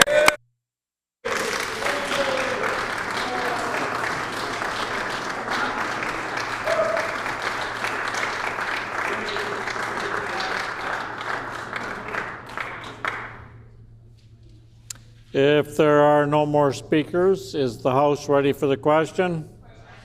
So the question before the House is concurrence and third reading of Bill number 47, the Fair Trade in Canada Internal Trade Mutual Recognition Act and amendments to the Commemoration of Days, Weeks and Months Act by Manitoba by Canadian. Is it the pleasure of the House to adopt the motion? Agreed and so ordered. The Honourable Opposition House Leader. Yes, respectfully, can we ask for a recorded vote, please? Recorded vote has been requested. Please call in the members.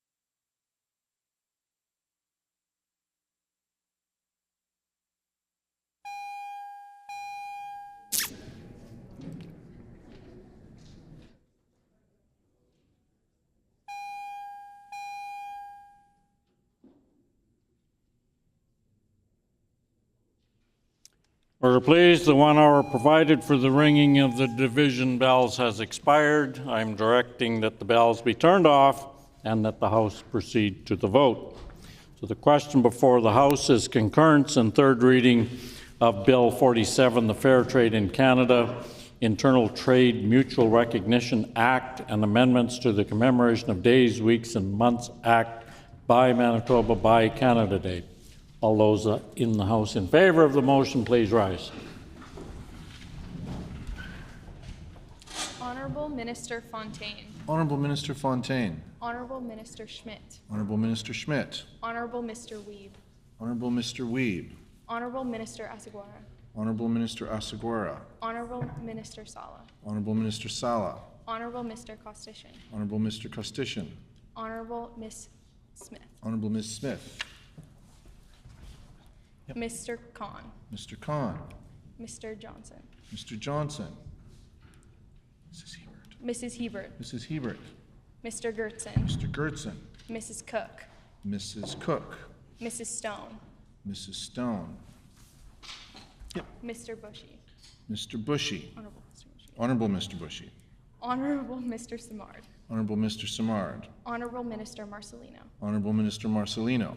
Honourable Minister Kennedy. Honourable Minister Kennedy. Honourable Mr. Moses. Honourable Mr. Moses. Honourable Minister Naylor. Honourable Minister Naylor. Honourable Minister Sandhu. Honourable Minister Sandhu. Honourable Minister Moyes. Honourable Minister Moyes. Honourable Minister Morose. Honourable Minister Morose. Mr. Schuler. Mr. Schuler. Mr. Balkin. Mr. Balkin. Mr. Wharton. Mr. Narth. Mr. Narth. Mr. Narth. Ms. Byram. Ms. Byram. Mr. Nesbitt. Mr. Nesbitt. Mr. Owasco. Mr. Owasco. Mr. King. Mr. King. Mr. Ginter. Mr. Ginter. MLA Malloway. MLA Malloway. MLA Corbett. MLA Corbett. Mr. Blashko. Mr. Blashko. MLA Chen. MLA Chen. MLA Pankratz. MLA Pankratz. MLA Devgan. MLA Devgan. MLA Compton. MLA Compton. Mr. Oxenham. Mr. Oxenham.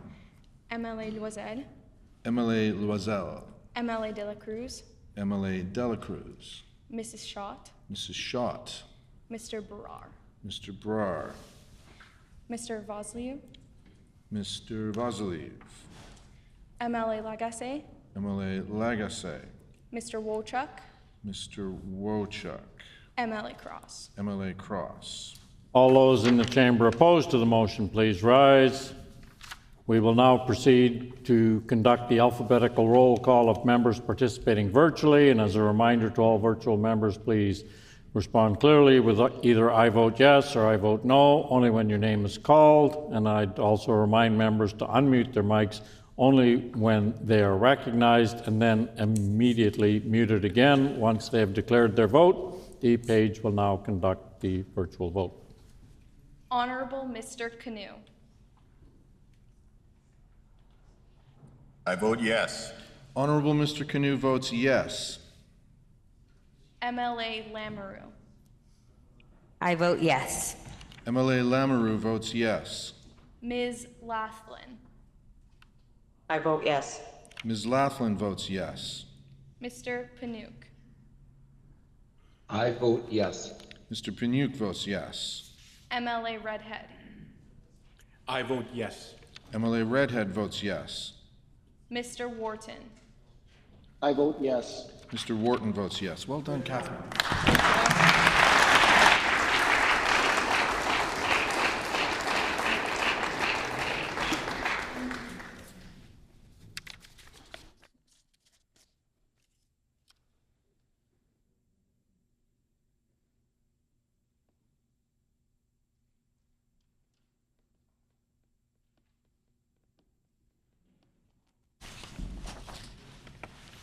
Ayes 52, nays 0. The motion is accordingly passed.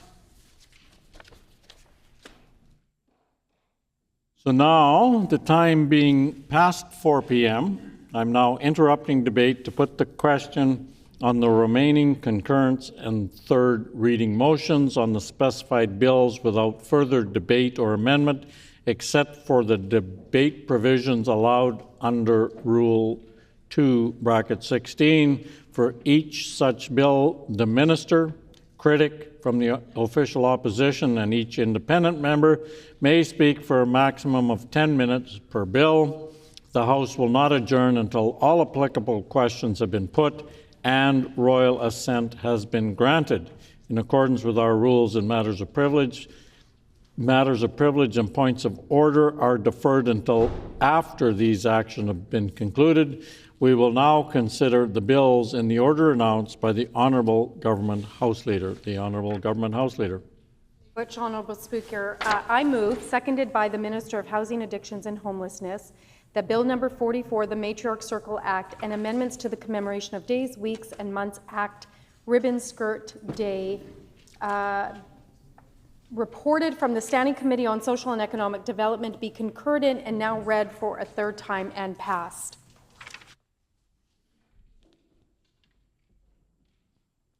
Been moved by the Honourable Minister Family, seconded by the Honourable Minister of Housing, Addiction and Homelessness, that Bill number 44, the Matriarch Circle Act and amendment to the Commemoration of Days, Weeks and Months Act, Ribbon Skirt Day, reported from the Standing Committee on Social and Economic Development, be concurred in and be now read a third time and passed. The Honourable Minister of Families.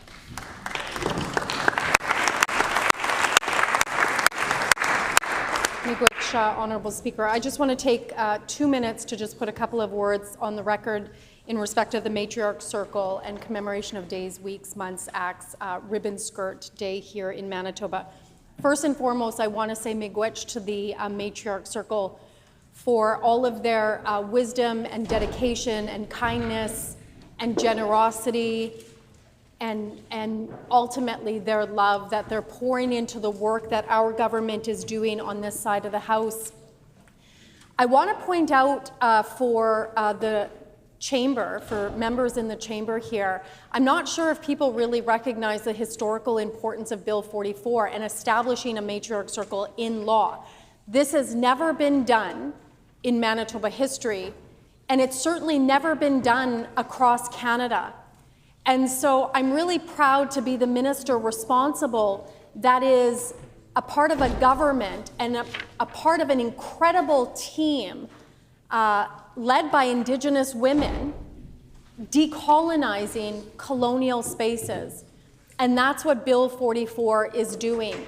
And it also sets a path for other jurisdictions across the country to follow suit and do government in a different way, in a decolonizing way, in a way that centers Indigenous women, girls, and two-spirited individuals doing the work of dismantling and addressing the historic and continual harms that are perpetrated against our bodies and our very lives.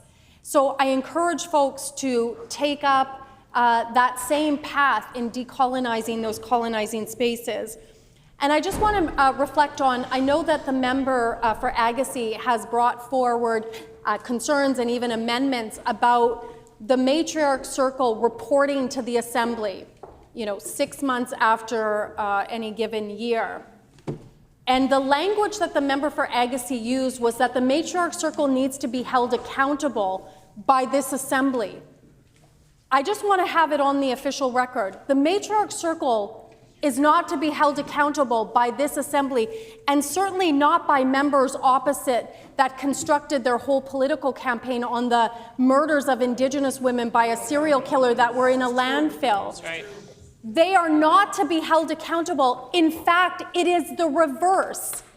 It is members in this Legislative Assembly that are accountable to the matriarch circle and to all of the matriarchs that we represent in and outside this building and in this chamber.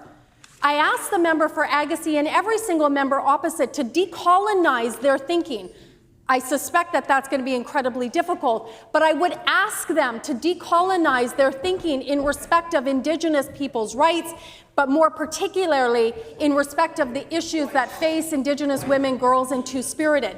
Again, it is not for the matriarch circle to be held accountable by this assembly. It is this assembly from today onwards for the next couple of 100 years to be accountable to matriarchs in our province. That's right. Finally, I dedicate Bill 44 to the next generation of little matriarchs, to the generation of little matriarchs that are being born, that are in schools right now, being fed by our universal school nutrition program, that are being lifted up by the work that our government is doing.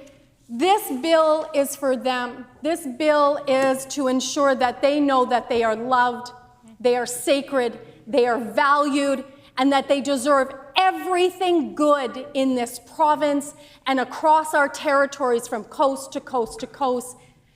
And ultimately, I dedicate this bill to the newest little Fontaine matriarch that just made her way into this little world at 1 a.m. this morning, of which I am going to get out of here in a couple of minutes to go visit for the first time.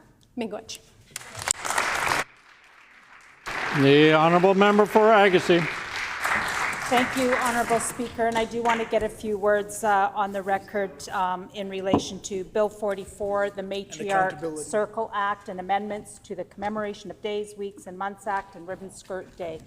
And this essentially what it does is it repeals the Women Advisory Council that I know was in place here in the province of Manitoba for quite a number of years, and I do want to commend the work that was done with that council and also those individuals that were part of that council and, responsible for reporting to the minister, responsible at the time with, maybe new initiatives, programs, and so on. And commend them for their work. It's important work that committees like this perform across our province. And replacing it with the Matriarch Circle, hopefully that work will continue and raising awareness and providing different initiatives in relation to women issues and all gender issues. And I know the minister did make reference to the fact that I brought forward an amendment, and I did because essentially the work is going to be somewhat the same, but the fact that there's no accountability and transparency with reporting. This is public funding. This is funds that taxpayers are going to be paying for, essentially.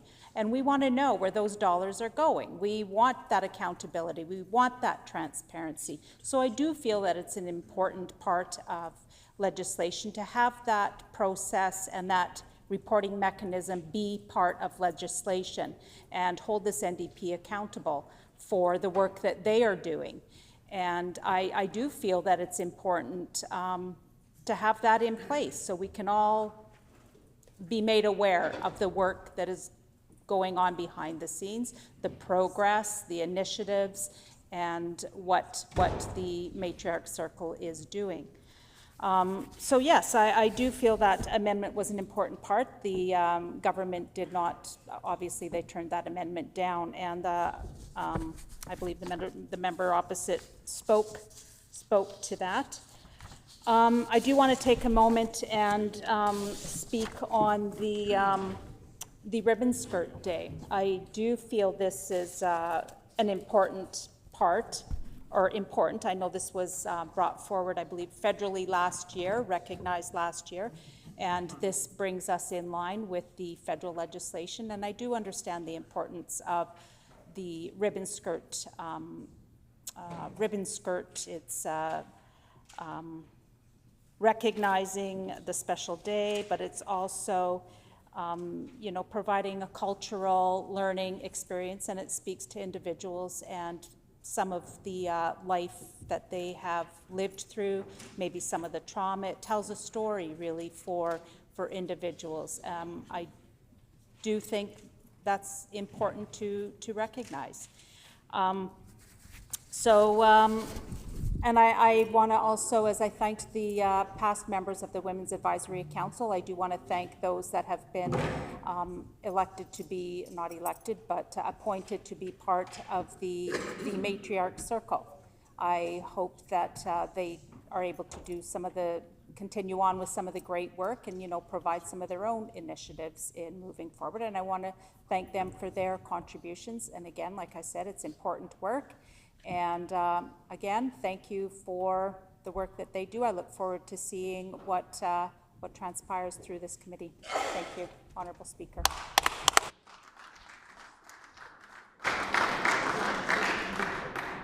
Seeing no other members wishing to speak, is the House ready for the question? So the question before the House is concurrence and third reading of Bill 44, the Matriarch Circle Act and amendments to the Commemoration of Days, Weeks and Months Act, Ribbon Skirt Day. Is the pleasure of the House to adopt the motion? Agreed, and so ordered. The motion is accordingly passed. We will now move on to the next bill, the Bill 7, the Human Tissues Gift Amendment Act. The Honourable Minister of Health, Seniors and Long-Term Care. Thank you so much, Honourable Speaker. I move, seconded by the Minister of Education, that Bill number 7, the Human Tissue Gift Amendment Act, la loi modifiant, la loi sur le don de tissus humains, reported from the Standing Committee on Social and Economic Development, be concurred in and now read for a third time and passed.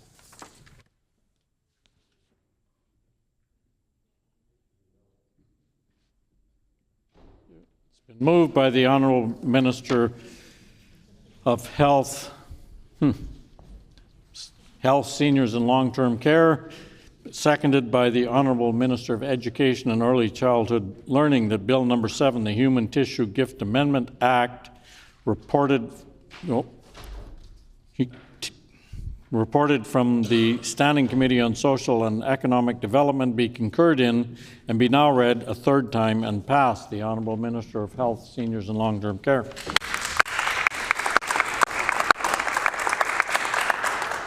Thank you so much, Honourable Speaker. I'm pleased to rise for a third reading of Bill 7. This bill will reflect our modern healthcare system by updating the list of human tissue gift agencies. This bill will also ensure the Act applies to placentas and other birth tissue. An update to the Act will provide consistency with current organ and tissue donation processes in Manitoba. Thank you, Honourable Speaker. The Honourable Member for Roblin.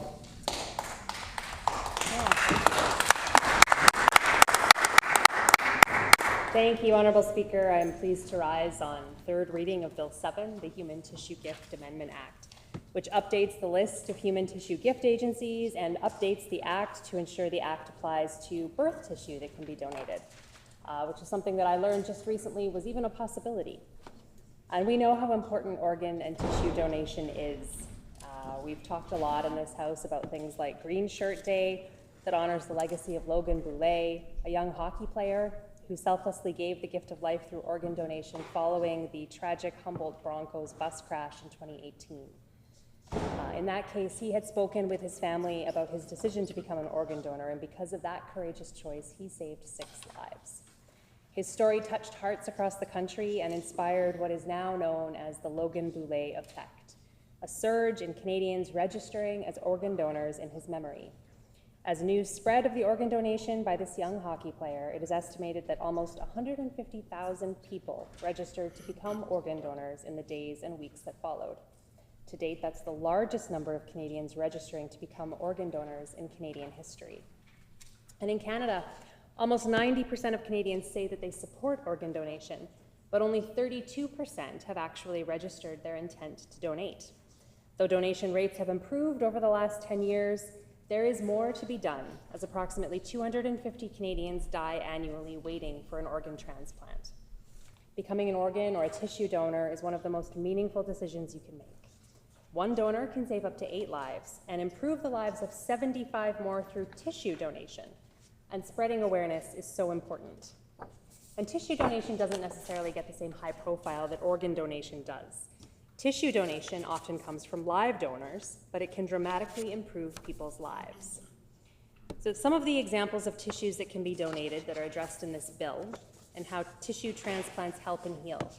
For example, corneas can be donated and restore one's vision. Heart valves can replace an infant's defective heart valves. Skin grafts for severely burned patients. Bone grafts can save a limb that might otherwise be amputated. And birth tissue, such as placentas and umbilical cords, can aid in healing wounds. Updates to the legislation proposed today will add these to the list of tissues included in the Act. And I think it's important to note, Honourable Speaker, that just as with organ donation, people who are interested in tissue donation can sign up to donate at signupforlife.ca. In Manitoba, tissue donations are managed by Tissue Bank Manitoba, which is coordinated through Shared Health. But this wasn't always the case, and that's one of the reasons the Act needs to be updated. Tissue Bank Manitoba merged with the Misericordia Eye Bank back in 2021. And for decades prior to that, in Manitoba, the Lions Eye Bank used to coordinate donations of eye tissue. And Tissue Bank Manitoba is an award-winning entity, actually, recognized by MTF Biologics, one of the largest tissue banks in the world, recognizing technical achievements and best practices in tissue recovery and performance. In addition to the Emerald Award of Excellence in 2020, which Tissue Bank Manitoba won for the second time in 4 years, the organization also received 4 Best Practice Awards for its quality of work involving the recovery of life-saving and life-enhancing tissues. And on behalf of all of my colleagues on this side of the House, I'd like to thank all of the medical professionals and staff at Tissue Bank Manitoba for all of their work to improve lives for Manitobans across the province. And of course, I'd like to thank the families of all of those who have donated organs and tissue in Manitoba. You've made an incredible difference in hundreds of Manitobans' lives. And finally, I'd just like to encourage all Manitobans to sign up to become organ and tissue donors at signupforlife.ca. Seeing no further speakers, is the House ready for the question? The question before the House is Bill concurrence and third reading of Bill 7, the Human Tissues Gift Amendment Act. Is it the pleasure of the House to adopt the motion? Agreed, and so ordered. The motion is accordingly passed. We will now move on to Bill 33, the Public Health Amendment Act. The Honourable Minister of Health, Seniors and Long-Term Care. Thank you, Honourable Speaker. I move, seconded by the Minister of Justice, that Bill number 33, the Public Health Amendment Act, la modifiant la loi sur la santé publique, reported from the Standing Committee on Social and Economic Development, be concurred in and be now read for a third time and passed.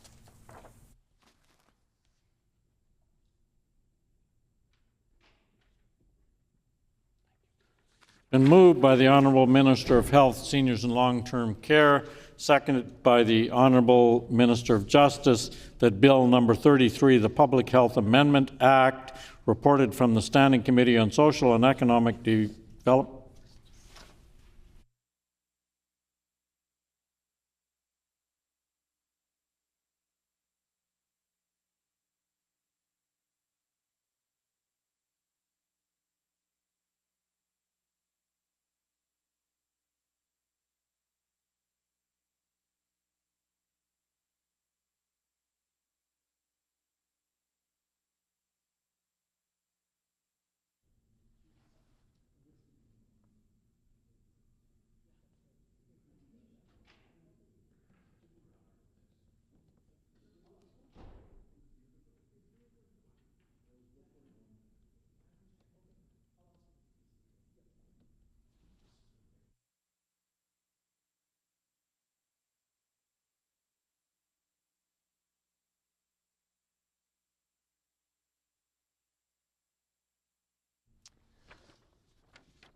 Where was I now?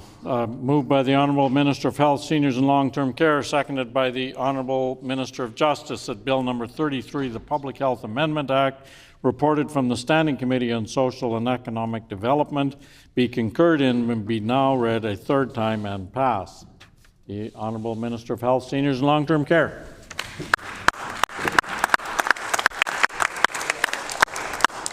Thank you, Honourable Speaker.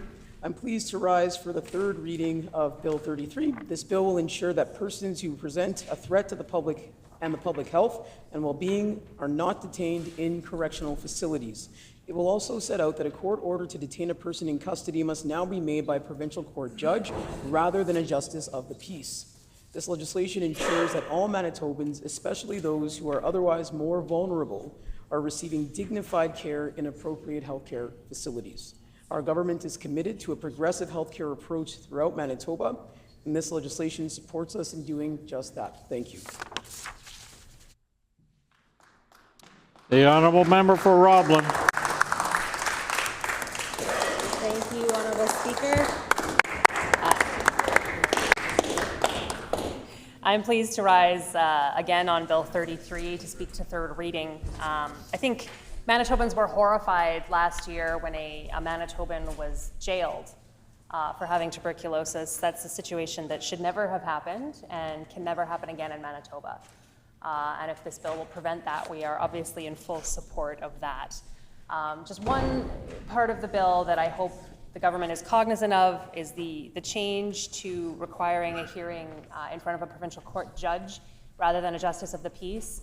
While I understand the intent, the minister has explained it to me in detail. I just want to be, I think Manitobans want to be assured that this isn't going to result in unnecessary delays.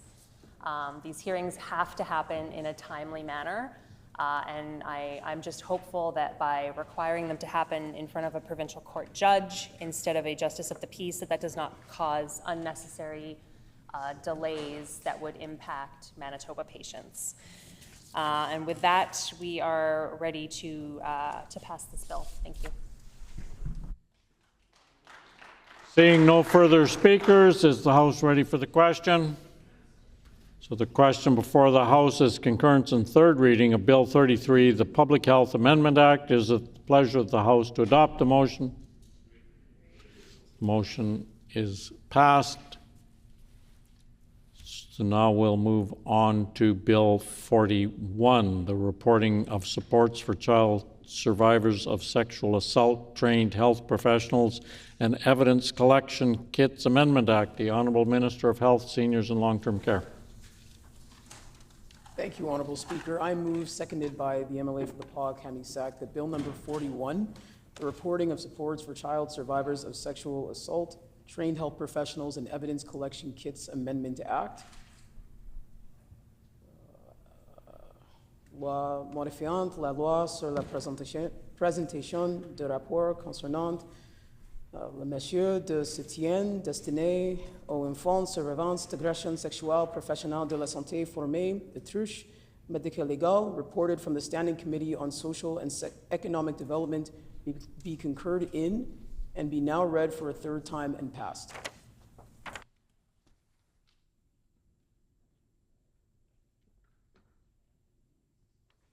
Been moved by the Honourable Minister of Health, Seniors and Long-Term Care, seconded by the Honourable Member from the Pas-Camissac, that Bill number 41, the Reporting of Supports for Child Survivors of Sexual Assault, Trained Health Professionals and Evidence Collection Kits Amendment Act, reported from the Standing Committee on Social and Economic Development, be concurred in and be now read a third time and passed. The Honourable Minister of Health, Seniors and Long-Term Care.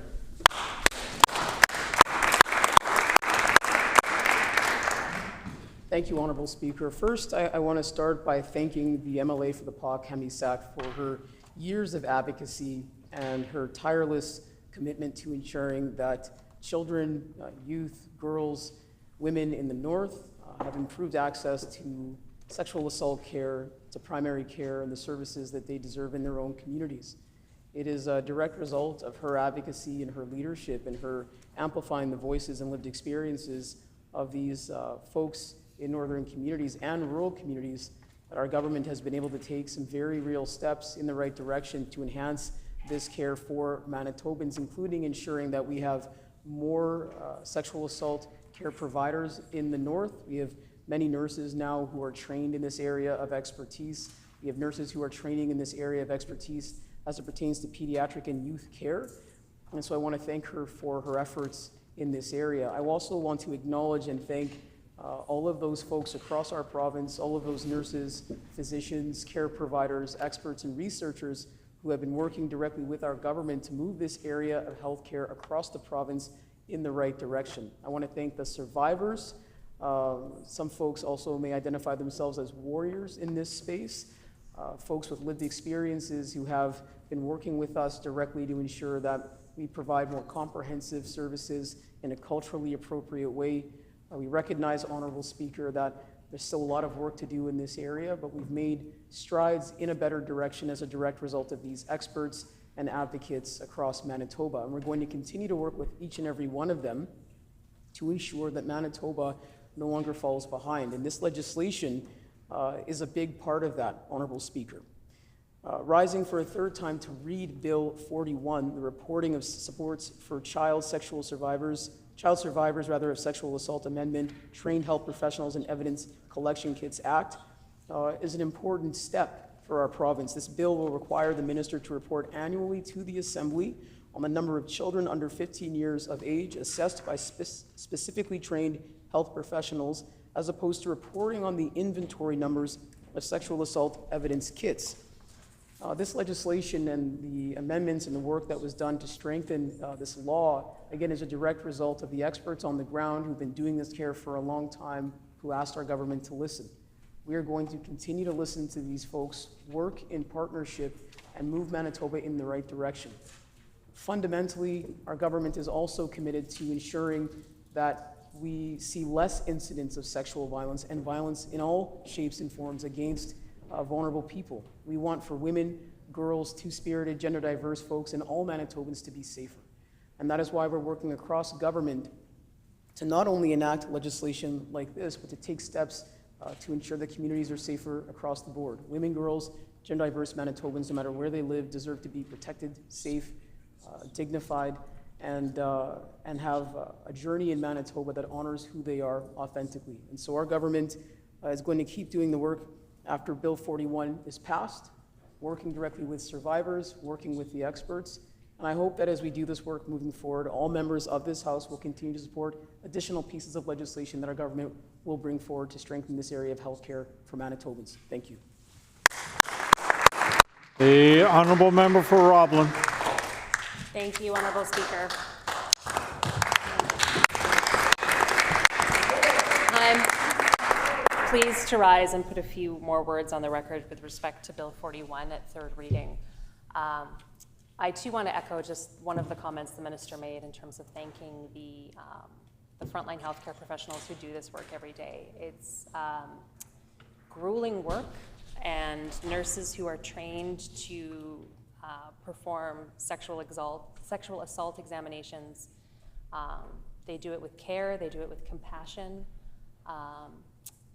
It's got to be one of the toughest nursing jobs out there, and particularly when they are sometimes dealing with pediatric sexual assault survivors. So I just want to thank them for the work that they do every day. And while this bill will pass today, there is a lot more work to do to expand access to timely sexual assault nurse exams in communities across the province. Ideally, no sexual assault victim, no matter their gender or age, should have to wait for any length of time to get that exam. It can be re-traumatizing, as we all know. So I think there's a lot more work to do beyond what can just be done in legislation.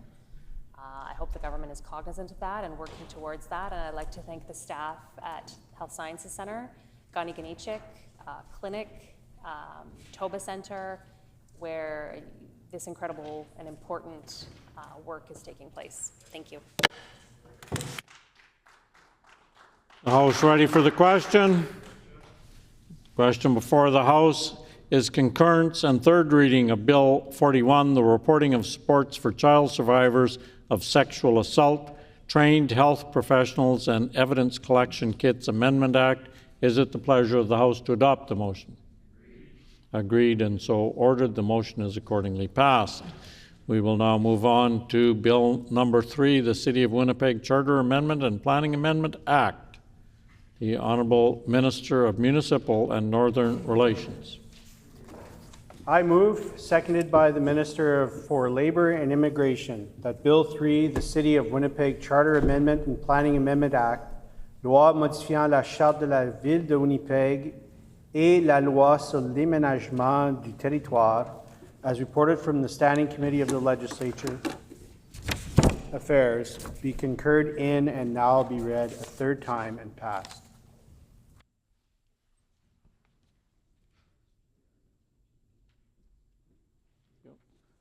It's been moved by the Honourable Minister of Municipal and Northern Relations, seconded by the Honourable Minister of Labour and Immigration, that Bill number 3, the City of Winnipeg Charter Amendment and Planning Amendment Act, reported from the Standing Committee on Legislative Affairs, be concurred in and be now read a third time and passed. The Honourable Minister of Municipal and Northern Affairs. Honourable Speaker, I am pleased to once again rise for third reading of Bill 3. This bill amends the City of Winnipeg Charter and the Planning Act to reduce the frequency of delays to local zoning amendments by establishing higher and more reasonable thresholds for items being referred to the Municipal Board. I am very happy to see this legislation move through the approval process.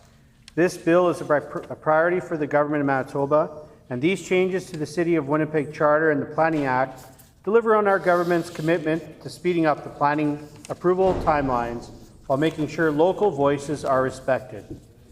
Reducing the frequency of delays to local zoning amendments and speeding up development approvals process will make it easier for municipalities to build new housing faster and address housing shortages. We have been listening to stakeholders. The input we received from mayors, reeves, and many local elected officials has helped shape this legislation in a way that resets the relationship between the province and municipalities. Increasing the threshold for public appeals balances local decision-making autonomy with the value of public participation in the land use planning process. This bill brings a balanced approach that respects the voices of Manitobans and addresses many municipalities' goals of growing their communities. To close, this bill delivers on our government's commitment to work in collaboration with municipalities to expedite approval timelines and ensure a holistic and balanced approach to land use planning process. Bill 3, as well as Bill 4, are the first of other potential changes arising from the government's commitment to speeding up planning approval timelines while making sure that local voices are respected. Merci. The Honourable Member for Lakeside.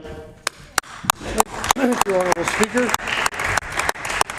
It gives me a great pleasure to stand in the chamber today to put a few words on record in regards to Bill 3. Honourable Speaker, it's something that municipalities have been asking for a long time. It dates back to when I was on 12 years I spent on council in the Armed Woodlands. We found that many of these projects were getting held up at the municipal board, and they still are. Many of them are backed up, we're seeing. So this is an opportunity that our team supports. Going back to, again, the municipalities have been asking for it, and AMM for a number of years to make projects maybe move forward a little quicker, whether it be housing. Concerning part of it is for the residents, but you know, sometimes it only takes those few not in my backyard residents to kill a project, and legislation like this will avoid those issues. It's being raised from 25 to 300. I think the City of Winnipeg originally had asked for 150 names, but the province chose to go with the 300.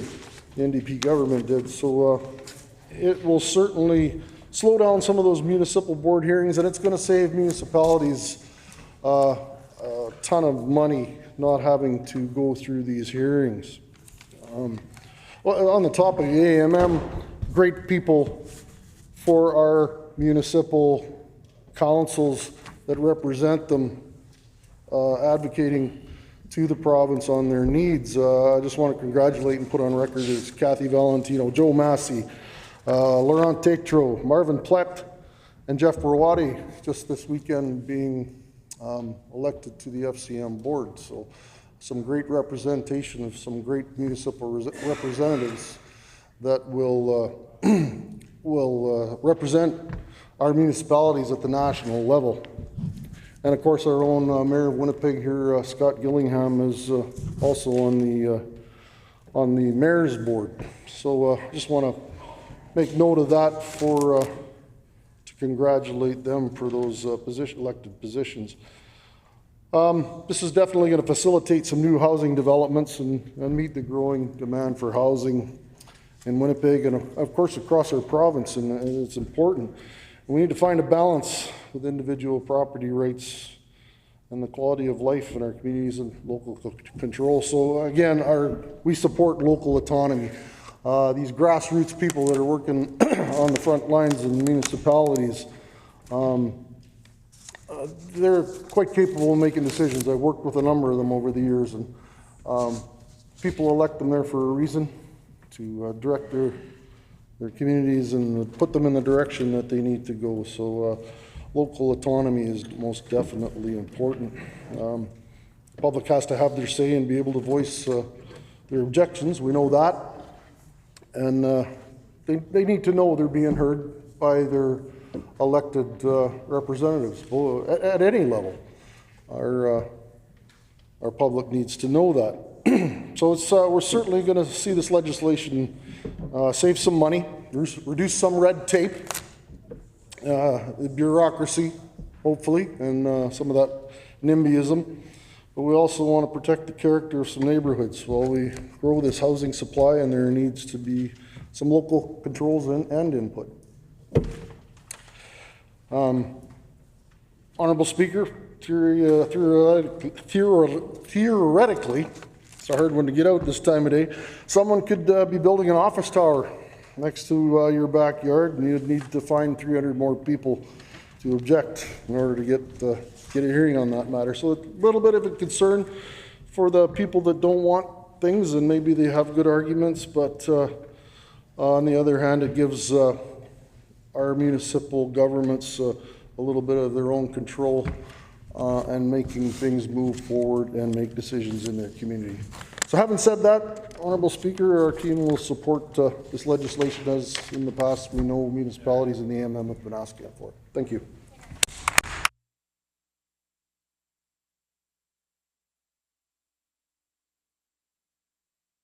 Is the House ready for the question?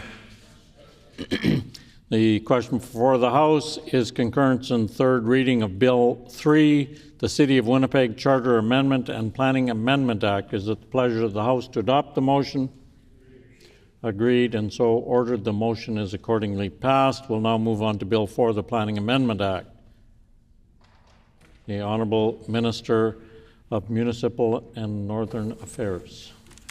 I move, seconded by the Minister for Labour and Immigration, that Bill 4, the Planning Amendment Act, Loi sur l'aménagement du territoire, as reported from the Standing Committee on Legislative Affairs, be concurred and now be read a third time and passed.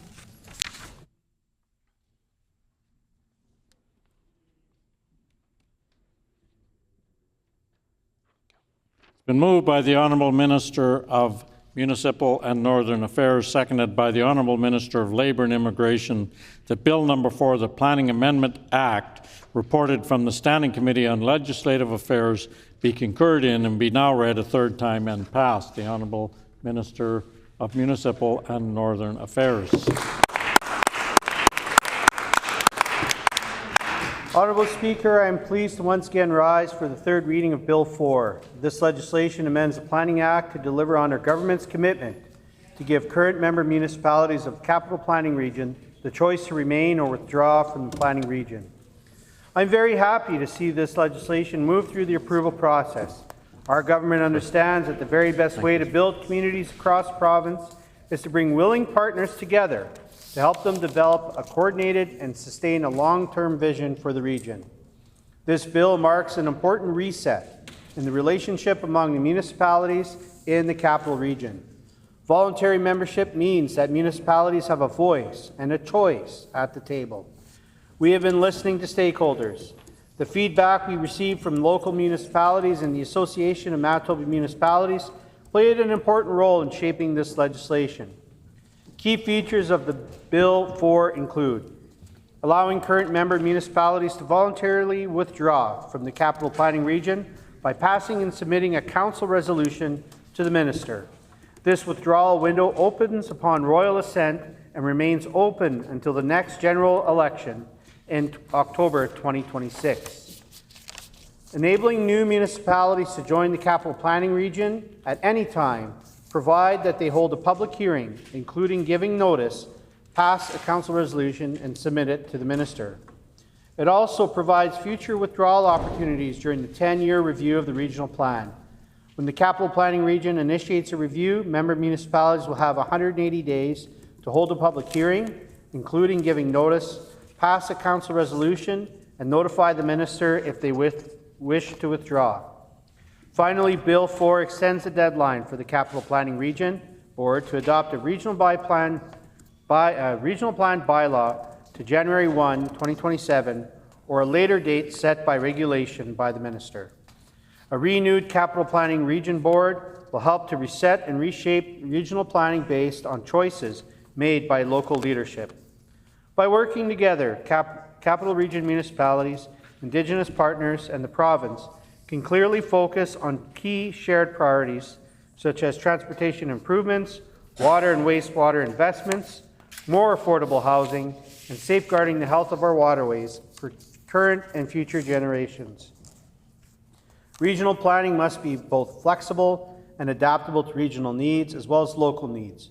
It must ensure it effectively addresses broader shared priorities through coordination, cost sharing when possible.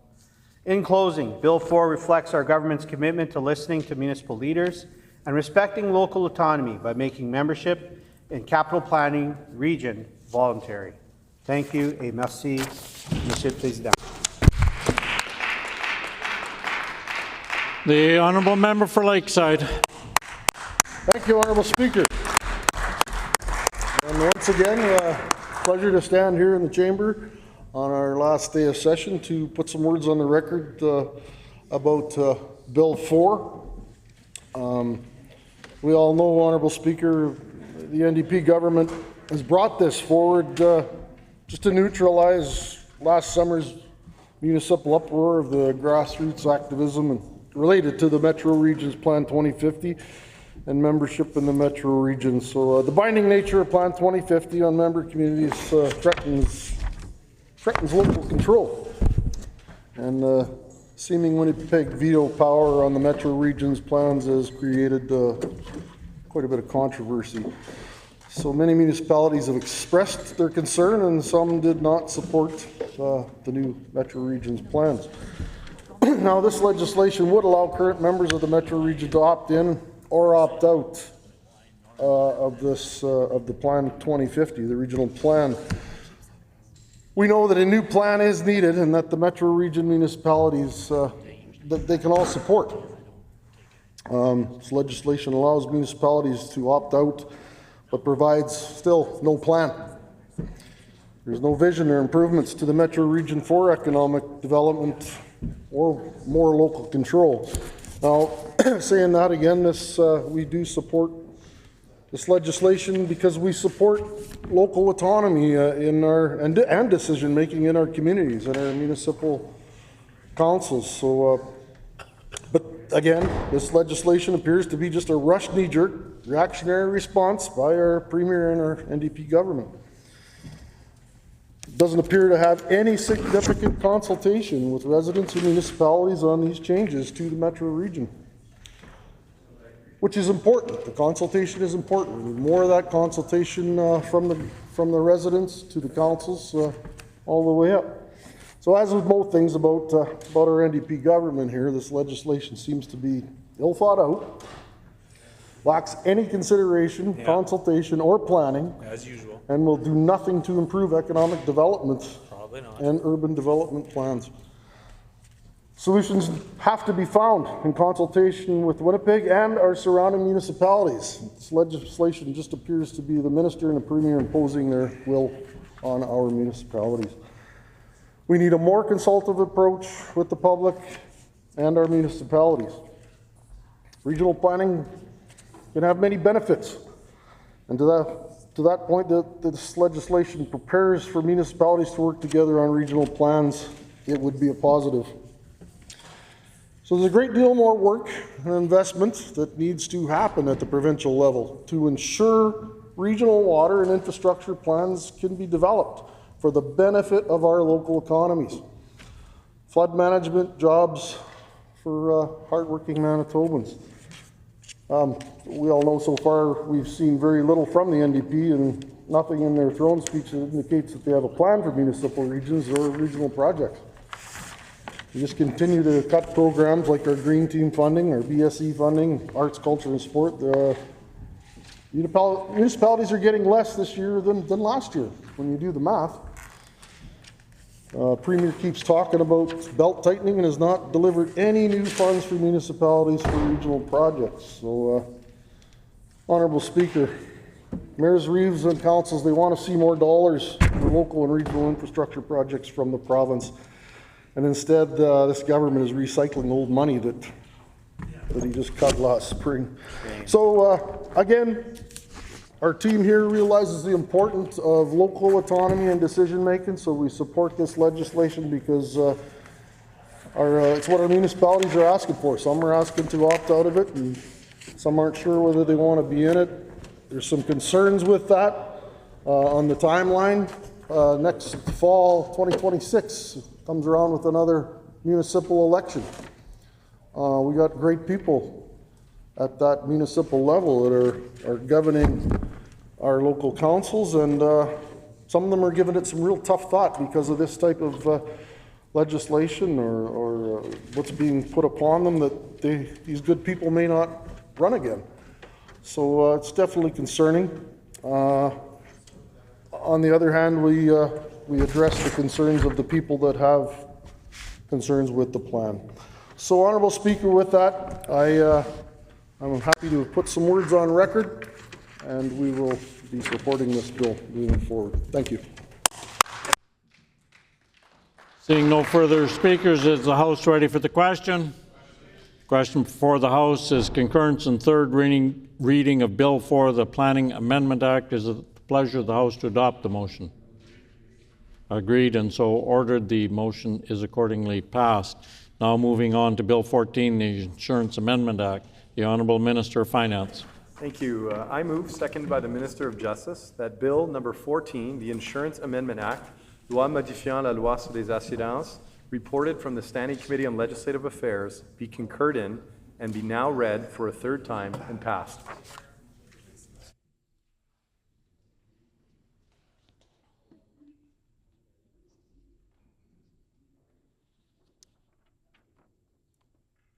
It's been moved by the Honourable Minister of Finance, seconded by the Honourable Minister of Justice, that Bill number 14, the Insurance Amendment Act, reported from the Standing Committee on Legislative Affairs, be concurred in and be now read a third time and passed. The Honourable Minister of Finance.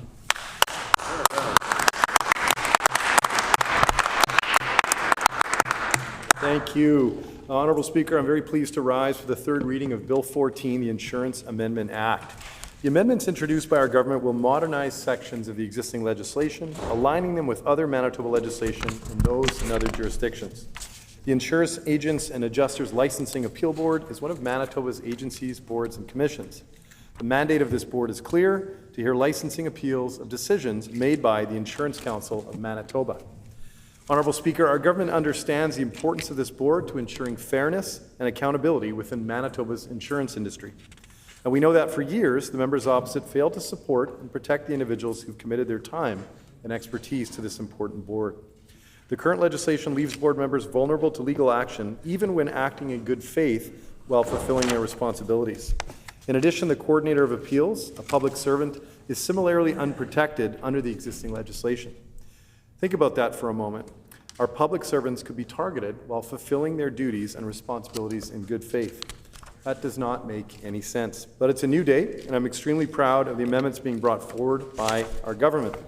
We're introducing an immunity provision to protect our civil servants, And with this bill, we're making it easier for appellants to receive information and correspondence in the way that best suits their needs by allowing them to choose their preferred communication method and expanding that to include the revolutionary advancement of email.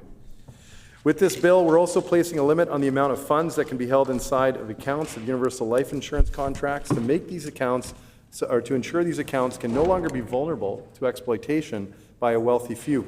Because, Honourable Speaker, on this side of the House, we believe that life insurance contracts should be used as intended to provide security and peace of mind for families at a moment when they need it most. Honourable Speaker, these amendments put the priorities of all Manitobans first, and I'm pleased to present this bill for the House's consideration.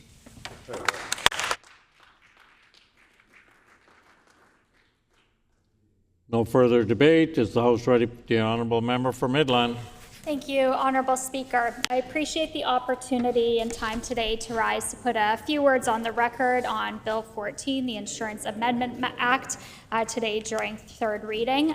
First and foremost, I want to reiterate that it's important to emphasize that the protection of the public is of the utmost importance. The insurance industry is highly regulated, both at the provincial as well as at the federal levels, to ensure that insurance companies and agents are able to meet their financial obligations to their customers.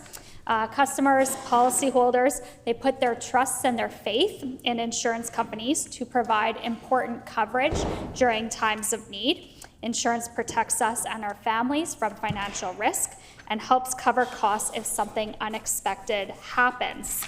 The changes that have been brought forward in this bill today, it affects very, very few policies, which are held by institutional investor hedge funds and very sophisticated investors, not generally the average policyholder, or not the everyday life insurance policies that we often see and experience here in Manitoba.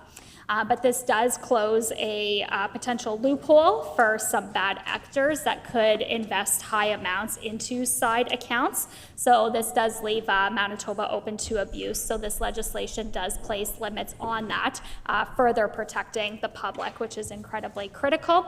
Allows for email notifications of appeal hearings. This is a housekeeping matter and brings the act up to date. It's 2025 and most of us use email as our primary method of communication.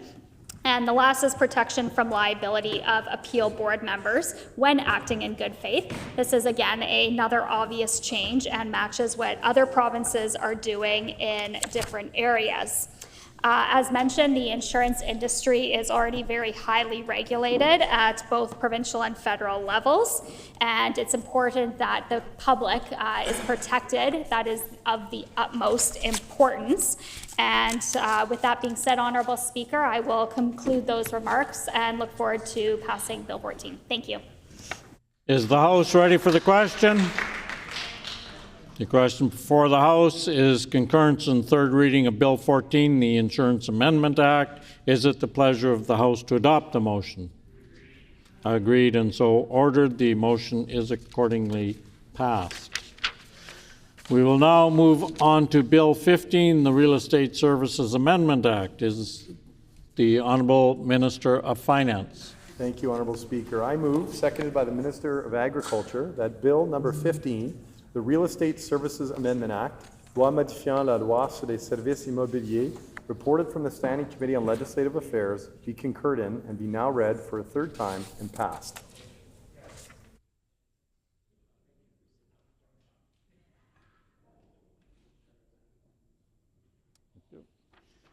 It's been moved by the Honourable Minister of Finance, seconded by the Honourable Minister of Agriculture, that Bill number 15, the Real Estate Services Amendment Act, reported from the Standing Committee on Legislative Affairs, be concurred in and be now read a third time and passed. The Honourable Minister of Finance.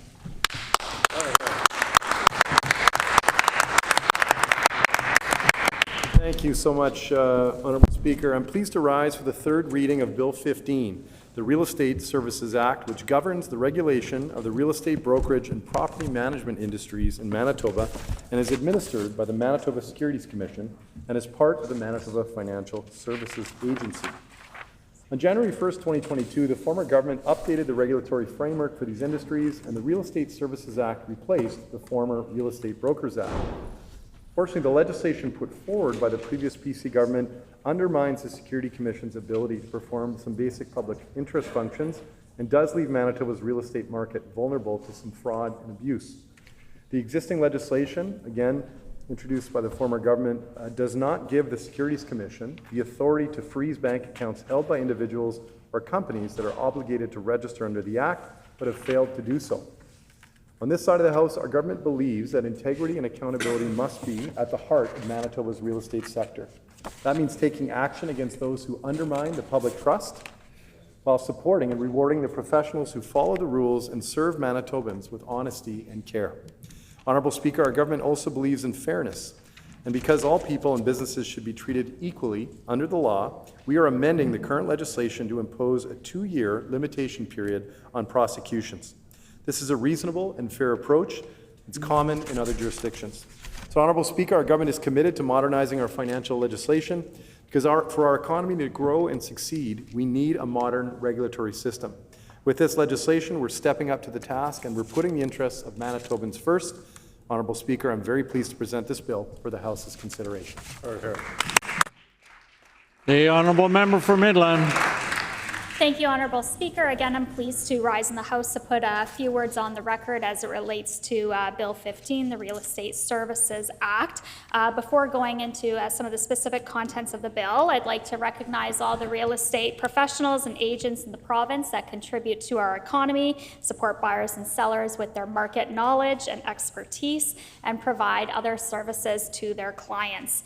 As mentioned in the previous bill, real estate services are also very highly regulated here in Manitoba through the Manitoba Securities Commission, which protects investors from scams and fraud. The changes to this bill, they're fairly minor amendments and seem to predominantly focus on those bad actors. This bill will allow the Securities Commission to freeze the assets of persons who are required to be registered under the Real Estate Brokers Act, but who have contravened the Act or are currently not registered persons. So this bill does appear to close some of those potential loopholes that may allow those unregistered persons to carry on activities that would have otherwise led to freezings of assets of a registered party. Again, it is of the utmost importance to protect the public interest and current or future investors in this province. There have been many changes to real estate services in Manitoba over the years.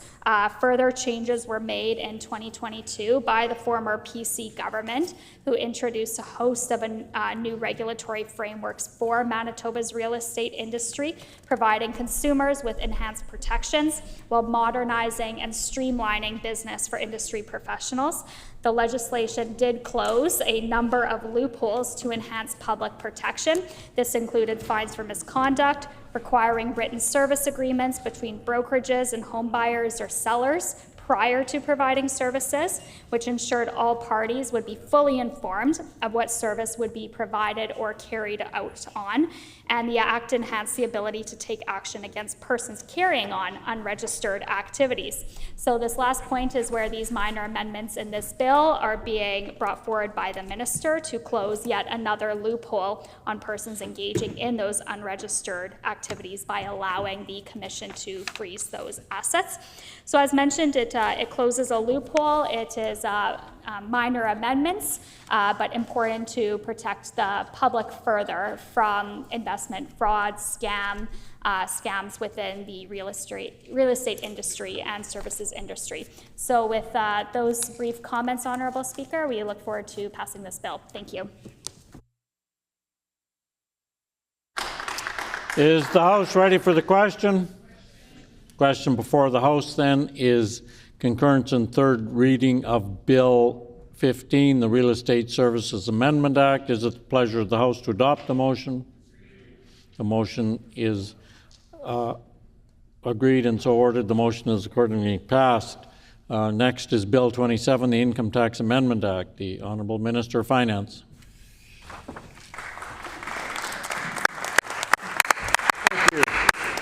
I move, seconded by the Minister for Education and Early Childhood Learning, that Bill number 27, the Income Tax Amendment Act, loi modifiant la loi de l'impôt sur le revenu, reported from the Standing Committee on Legislative Affairs, be concurred in and be now read for a third time and passed. Been moved by the Honourable Minister of Finance, seconded by the Honourable Minister of Education and Early Childhood Learning, that Bill number 27, the Income Tax Amendment Act, reported from the Standing Committee on Legislative Affairs, be concurred in and be now read for a third time and passed. The Honourable Minister of Finance.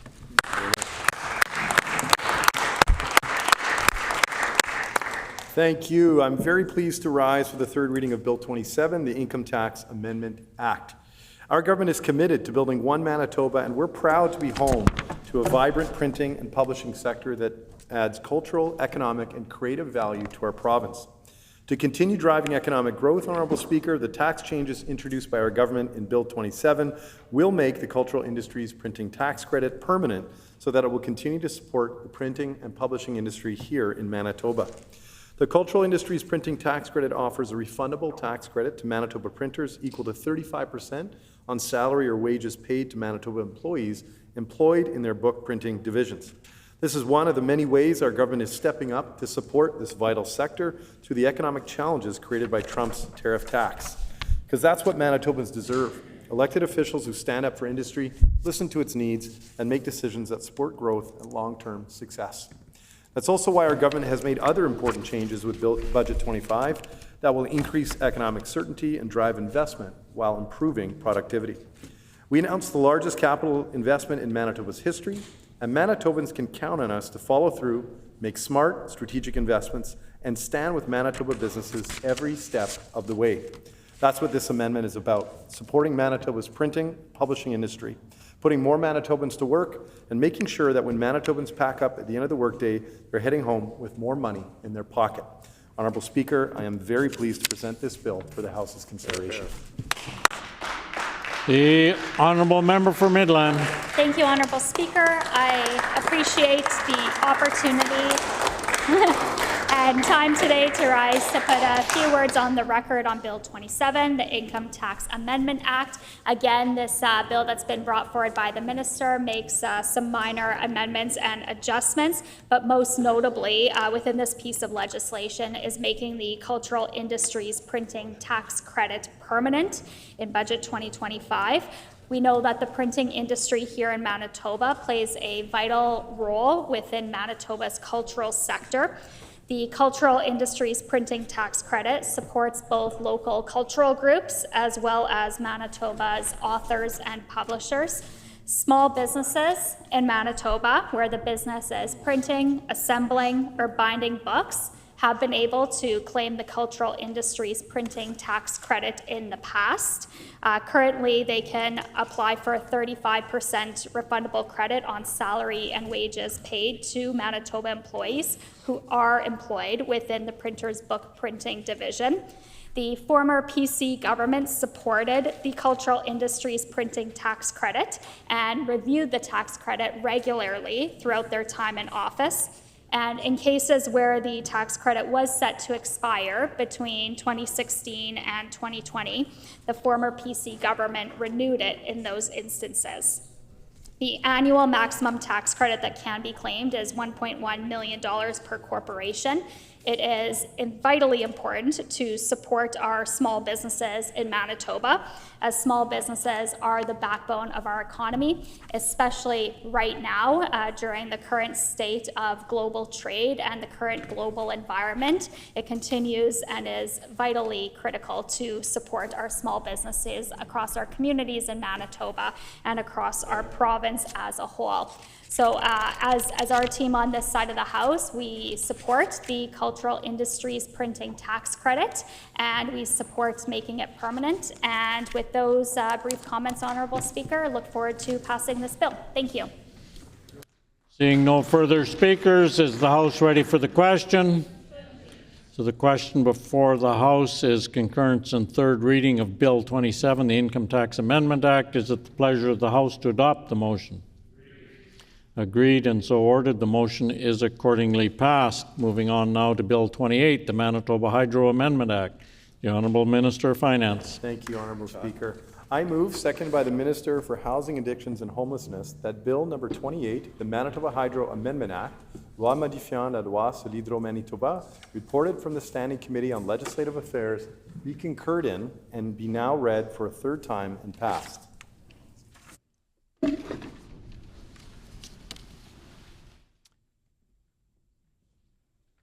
Moved by the Honourable Minister of Finance, seconded by the Honourable Minister of Housing, Addictions and Homelessness, that Bill 28, the Manitoba Hydro Amendment Act, reported from the Standing Committee on Legislative Affairs, be concurred in, be now read a third time and passed. The Honourable Minister of Finance.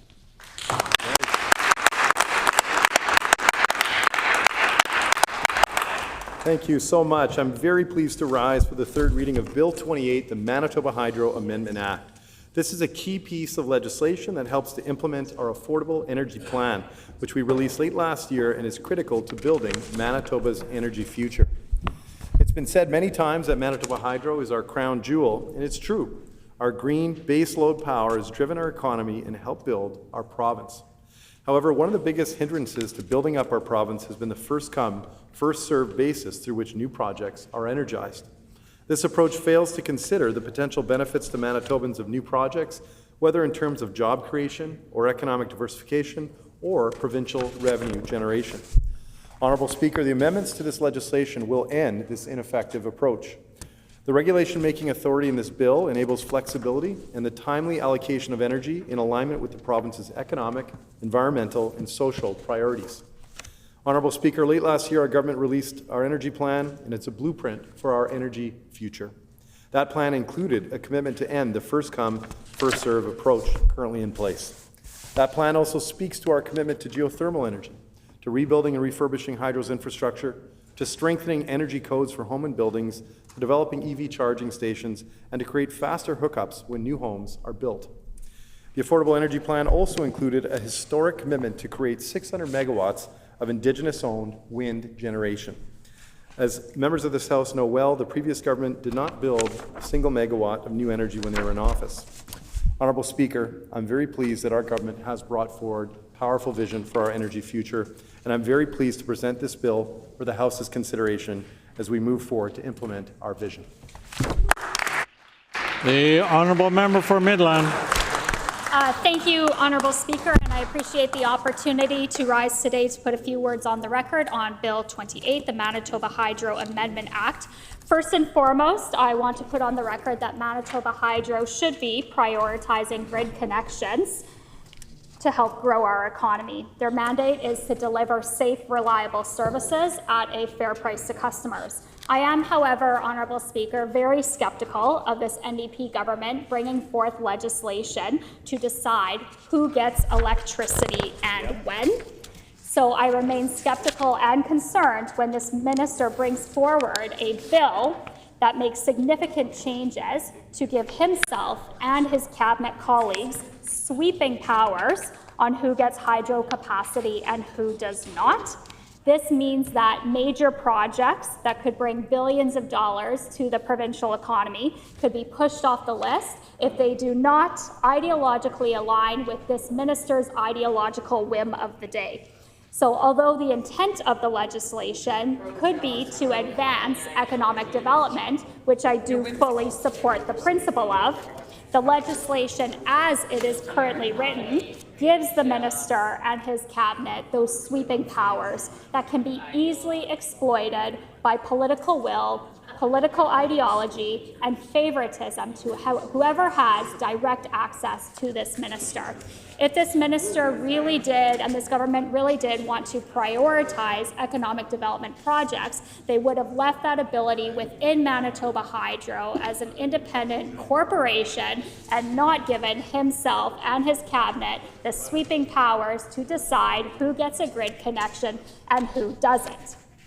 So with those comments, Honourable Speaker, I do want to speak to the importance of economic development and some of the challenges that do currently exist within the existing system. As Manitoba does currently operate on a first-come, first-served basis, this does mean that major economic development projects could be delayed if they are not first in the queue. But timely hookups are critical to businesses investing, sometimes very significant dollars, hundreds of millions of dollars in the province through either greenfields or expansions. So businesses do need certainty that they will be connected to a grid if they are looking to invest major amounts of dollars here in Manitoba. And Manitoba's GDP should not be delayed as a result of government bureaucracy. However, this issue goes beyond Hydro's current directive of a first-come, first-served. The reality is Manitoba Hydro is short on energy capacity. We heard this from the former CEO, Jay Gruel. We hear a lack of timely connections being a key issue within Manitoba as it relates to residential developments, as it relates to small businesses, and it relates to industrial power users that are looking to either expand their facilities and their industrial operations into the grid.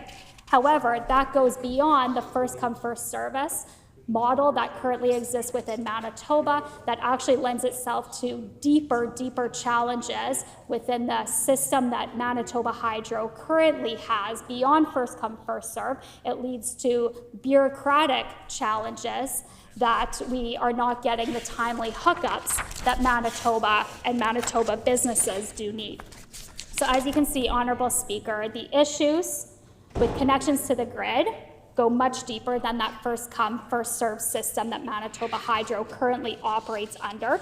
And there are many additional concerns with this bill and how this minister is giving himself the power to direct Hydro as to what projects the independent Crown Corporation must prioritize. And he is enshrining that into law so that when he does interfere, it does supersede the Manitoba Hydro Board. So like I said, if this government truly wanted to give Manitoba Hydro the ability to prioritize economic grid development projects for grid connections, then they would have left that within the Manitoba Hydro Corporation, not giving himself and his cabinet colleagues those sweeping powers. So with the way that this piece of legislation is currently written, despite the minister's many comments regarding the independence of Hydro, it undermines that independence of Manitoba Hydro. Now, in addition, there is a key gap within this bill that the minister has brought forward. There's no appeal process. So if a development project doesn't align with this minister's ideological whim of the day, then there's no ability for that project proponent to appeal if they get pushed further down the list, despite whether they're an important economic development project or a major investment coming to Manitoba. There is no mechanism for that appeal. So again, this is particularly concerning as it gives the minister, again, sweeping powers to pick and choose winners and losers with no recourse for those, quote, selected losers that the minister has decided on. We have seen this NDP continue to mismanage Manitoba Hydro since they've been elected. 18 months now, and they continue to mismanage Manitoba Hydro's finances. So any sort of legislation and bill that this minister brings forward that gives him the ability to interfere with Manitoba Hydro is of deep concern for us on our side of the House and should be a concern for all Manitobans. As I mentioned, the minister is picking and choosing winners and losers as it relates to project proponents for timely grid connections, and that should also be of significant concern for Manitobans. They seem to be making major policy decisions as it relates to Manitoba Hydro on a whim. So again, giving the minister and cabinet sweeping powers over Manitoba Hydro should again be a significant concern for Manitobans.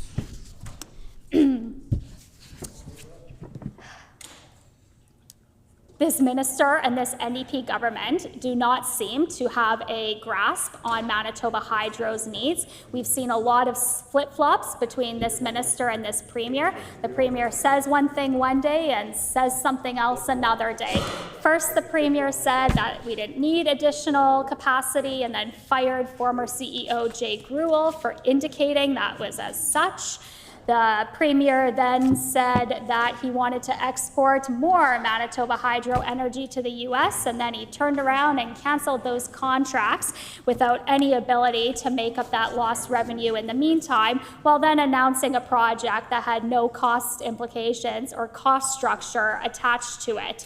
So as you can see, Honourable Speaker, whenever this NDP government starts talking about Manitoba Hydro, they say one thing and do another thing, contradict themselves a month later. So any bill that this NDP government brings forward as it relates to Manitoba Hydro, our PC team is going to be skeptical over. In addition, we will continue to be concerned and skeptical when this minister is giving himself and his cabinet colleagues sweeping powers, interfering and bypassing Manitoba Hydro as it relates to picking winners and losers as who they plan to prioritize for a grid connection into the Manitoba Hydro grid for project proponents based on their ideology and their ideological whim for the day. So with that being said, Honourable Speaker, I will conclude my remarks on this bill. Thank you very much. Is the House ready for the question? The question before the House is concurrence in third reading of Bill 28, the Manitoba Hydro Amendment Act. Is it the pleasure of the House to adopt the motion? No. I hear no. All those in the House in favor of the motion, please say aye. Aye. All those opposed, please say nay. Nay. In my opinion, the ayes have it. The Honourable Opposition House Leader. Recorded vote, please, Honourable Speaker. A recorded vote has been called. Please call in the members.